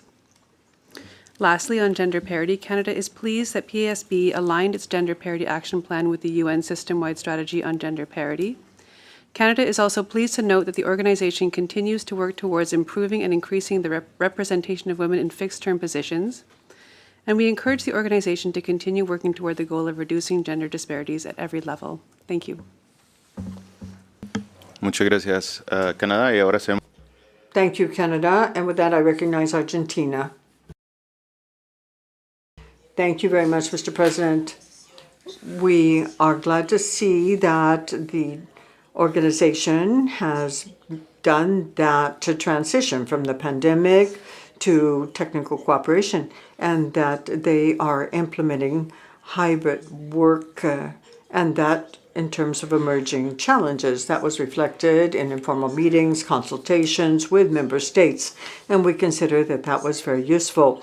We are acquainted with the commitment and the hard work from the staff at this organization, as well as the cooperation that has been provided to improve health in the Americas. The greatest asset of this organization is its staff. We use the People Strategy 2.0 based on innovation, and we look forward to hearing about upcoming activities under PAHO Forward. In terms of human resources, we are pleased to see that an action plan is being prepared on mental health. All of that working within the United Nations context on general health and well-being. We are pleased to see that professionals from Argentina are part of the staff of this organization. We will continue to support selection processes, and we encourage other countries to do the same. Thank you. Thank you, Argentina. And with that, I give the floor to Brazil. Hi, thank you, Mr. President. Brazil thanks the Bureau for the presentation of the report on human resources management. First, we would like to stress that PAHO's greatest asset is the human talent in its workforce, including all staff and contingent workers. Personal and professional commitment to public health in the Americas has been crucial for the organization's many success stories in the past 122 years. We particularly commend the PAHO personnel working in situations that may be considered of hardship, facing significant risks and privations in their everyday lives. PAHO personnel currently in Haiti are particularly deserving of recognition given the seriousness of the ongoing multidimensional crisis and the centrality of PAHO for the delivery of basic health goods and services.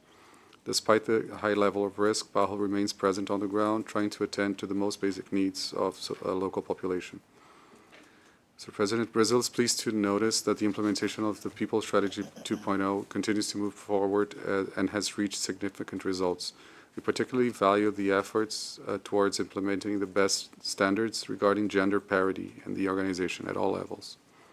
We acknowledge and appreciate the adoption of actions to deal in a transparent and serious manner with potential wrongdoings by PAHO personnel and contractors, especially cases of sexual misconduct and harassment.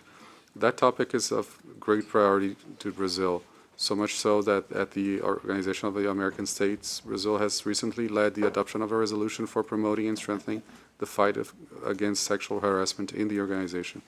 In that context, we are pleased to notice that PAHO is taking a firm and consistent stand for the prevention of and the accountability for such behaviors. Thank you. Muchas gracias, Brasil. Thank you very much, Brazil. We now give the floor to Mexico. Thank you very much, Mr. President. The Mexican delegation would like to thank the Secretariat for the submission of this report on human resource management, and we acknowledge the effort made by the organization in order to move forward towards gender parity. With a view to continuing with the improvements in human resource management, Mexico wishes to stress the need for expediting the response to external candidates to the vacancies announced by PAHO on its webpage without impacting efficiency, integrity criteria in order to improve the human capital of the organization. We have seen that the process is prolonged, although we've taken note of the time that has been reduced to 6 months, but it still is quite long. And it does have very few tools available for notification for those health professionals that have applied to occupy different vacancies. In this regard, it is believed that it is essential to continue moving forward with the simplification of this mechanism. Likewise, we would like to stress that we have seen, in connection with the number of Mexican nationals working for the organization, we have not seen a substantive increase in the number of Mexicans participating in the organization. Thank you very much. Muchas gracias, Thank you very much, Mexico. And now we give the floor to Dr. Barillas. Muchas gracias. Thank you very much, Mr. President, and thank you very much to the members of the subcommittee for your comments, your words of encouragement, and your questions. Please allow me to respond to all these queries in the order in which they were presented. The U.S., thank you very much for your very positive comments. In fact, in terms of the survey, we acknowledge that the improvement has been quite modest, but it is an improvement in any case. And a huge effort has been made in order to keep the organizational entities with activities of involvement, engagement. The organizational units prepared their action plans specifically by entity.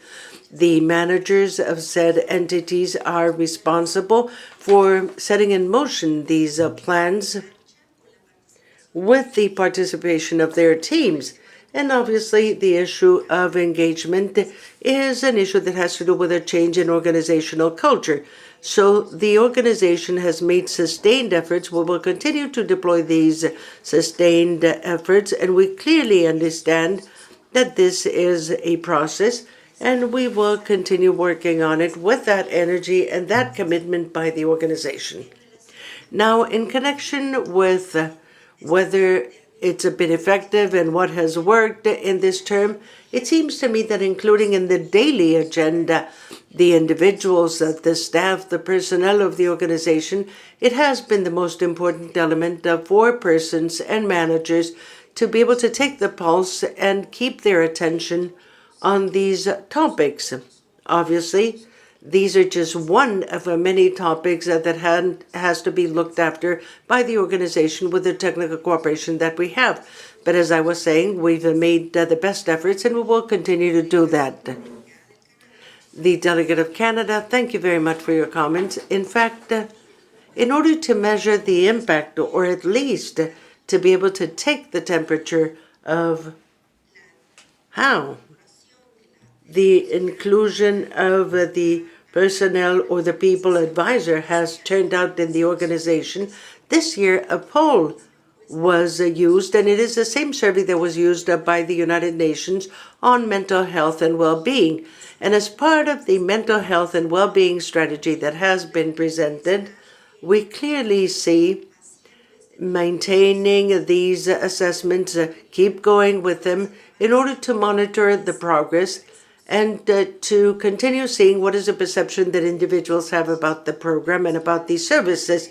The personnel advisor has conducted a whole set of sessions, specific sessions that have been organized in order to deal with some specific issues, and has begun to travel to the country offices in order to deal with issues that have to do with psychosocial well-being and mental health. Now, in connection with the increase in the number of cases and wrongdoing, I would like to say that some of the cases, at least two of the cases reported this year, were under investigation last year when we presented the report. So in fact, it is the accumulation. On the other hand, I believe that it is important to bring up that whenever we see an increase in the number of cases,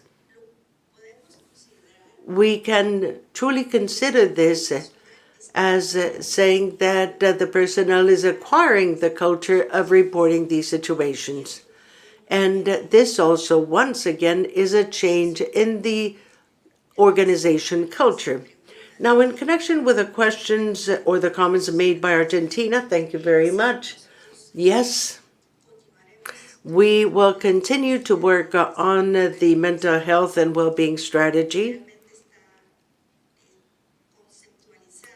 that has been designed dealing with prevention and looking after the cases, because obviously we have cases, and the United Nations has cases in dealing with the problems of mental health with the personnel, some that are very simple and others much more serious, but this is daily life at the United Nations, and PAHO is no exception. And of course, the issue of being able to provide care to these cases in a comprehensive way. Brazil, thank you very much for your comments. In fact, the organization is making huge efforts in order to strengthen prevention and response to wrongdoing as sexual misbehaviors. We already have our main advisor in prevention of harassment, sexual abuse, and sexual exploitation. And that this person is already within the organization, as part of the organization. Now, in connection with the comments made by Mexico, thank you very much. And this morning I took note of your comments, and in fact, we understand our limitations in the selection processes. And I'd like to let you know, and in fact, you heard that the fund, or one of the funds of the Master Capital Investment Funds, is devoted to the people strategy. And the investment made by the organization was in the recruitment system of the Workday module for personnel, which is our information system, managerial information system. This module, once implemented, will enable us to have better communication, automatic communication with the candidates, because it is a very modern recruitment tool that can truly support recruitment processes in such a way that they not only will be more efficient, but the experience of the candidates will be better. And in connection with Mexican nationals working for the organization, it's a pleasure for me to let you know that this time we have 12 people working for the organization. One of them is our ombudsman, and the other one is our principal advisor on prevention of harassment and sexual exploitation. So thank you very much, and I hope that I've answered your questions. Muchas gracias. Thank you very much, Dr. Buddy. Yes? Distinguished Director, any comments? Yes, thank you very much, Mr. President. Argentina, Brazil, Mexico, I think that's very important comments. I think that we take note of the very important recommendations that you are making that are totally aligned with our priorities. I think that it's really important that we need to achieve gender parity in the organization. I think that at the same time that I'm happy to see that we moved from 32% to 38% at the P6, D1, and D2 level, but I think that it's not enough. We need to move forward to achieve at least 50% with some measures that Lucy Barillas mentioned that we are doing to provide more opportunities to women in our organization that wants to apply, to participate in selection process, to have better opportunities to develop their managerial skills, because I think that this is really important. A second one is about the management of the cases. Lucy Barillas provided some explanation. And on top of that, we also have at least one case that was the victims came out recently, but the harassment had happened 3 years or 4 years ago. So, of course, that from public health, as an epidemiologist, when we have an increase in the number of cases, we also need to review carefully if it is really increasing or if it is increasing our capacity to detect, as you know. So, but of course, we need to, even when we have a variation and an increase, we need to review what's happening to see if all the opportunities that we are providing to our member states to come forward and to clearly approach all the distinct points that we have to receive their issues, their problems, their complaints are totally open, totally accessible to them. So I think I agree, and we take note that this is very important observation. I just want to also call attention that for the internship policy, because in the past, we almost only have had interns from the U.S., but now with public announcement and also providing financial support, we are receiving interns from almost every country in the region. I think that is a very important initiative to provide a better approach to public health young professionals, and this also can contribute to provide a better representation for those countries that are underrepresented in our organization, because sometimes this is the first opportunity for these public health professionals to have contact, to learn about PAHO, to work here for a period of time, and in the future to apply for a position. As also very important that we recruited the ombudsman that is here. This position was vacant for 2 years, so now we are very happy to have an ombudsman to complete the system that you have to address issues in the organization, from interpersonal issues, harassment, everything that can happen in the organization, that we are working to prevent, to implement preventive measures, but at the same time to be able to respond quickly if they happen. And also the new advice on sexual exploitation and abuse that he has joined us very recently, and also is a very qualified person as is the ombudsman, and we will bring, I think, that a very important support to coordinate the network of focal points that we have in each country office to work on sexual exploitation and abuse. That is also a very important topic for us. Quero, por último... Last but not least, forgot to mention the engagement survey that are important. Sometimes I have some doubts if we can use the data that the provider of this assessment, that is, what's the name of the Gallup?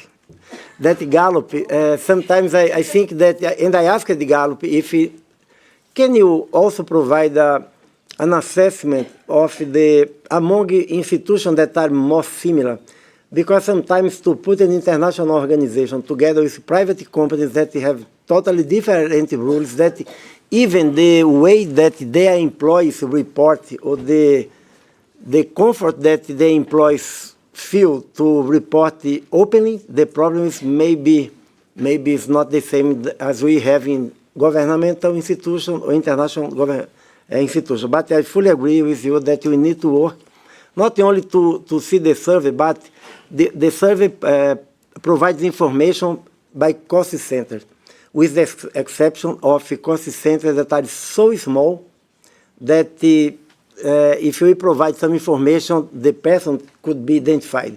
But for all the departments, units, country offices, the information is available, and we are encouraging all the managers of these cost centers to implement a plan of action in order to address the problems that were identified by the Gallup survey.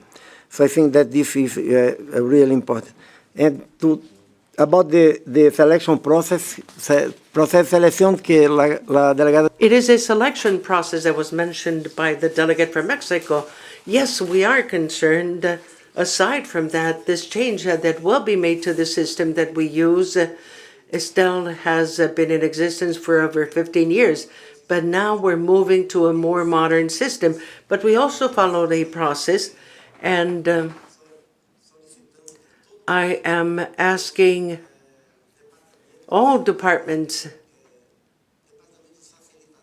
facilitators, enabling departments in our organization to identify key performance indicators, not in order to look for who's guilty with the delays in the process, but to identify opportunities for improvement. With human resources, these are departments that responded immediately, and they established a dashboard.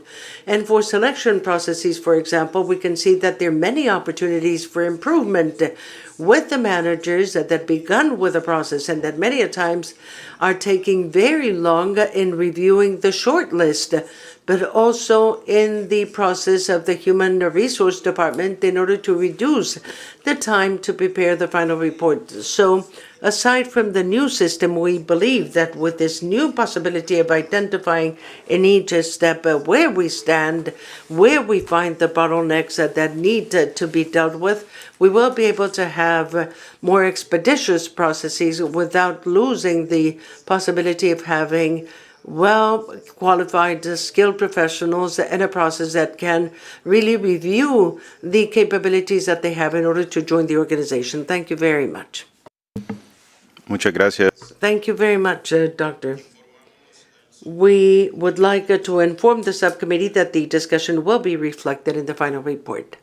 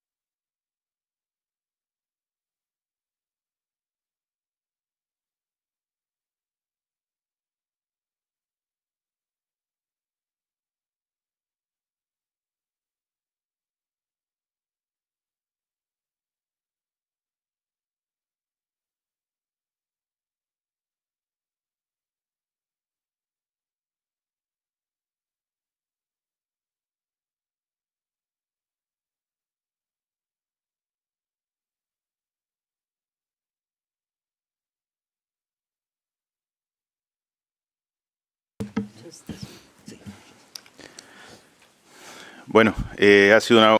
Very well. We've had an important day of work, and we're very grateful for all the effort made by PAHO's teams.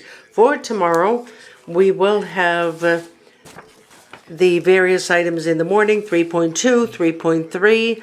Then we will have a coffee break, and then 3.4, the continuation of 3.4 and 5.1. And then after lunch, if we have the time, and after that, 5.2, item 6, and obviously item 7, which will be the closing of the meeting. So that is the agenda for tomorrow, and I give the floor to the Secretary. Thank you, Mr. President. Just an important reminder to our delegates that this evening at 6 o'clock, our director, Dr. Jarvis Barbosa, will be hosting a reception on the 10th floor, room 1017, in honor of the participants of the subcommittee on program budget and administration. So we will see you at 6. Thank you. Muchas gracias. Thank you very much, everyone.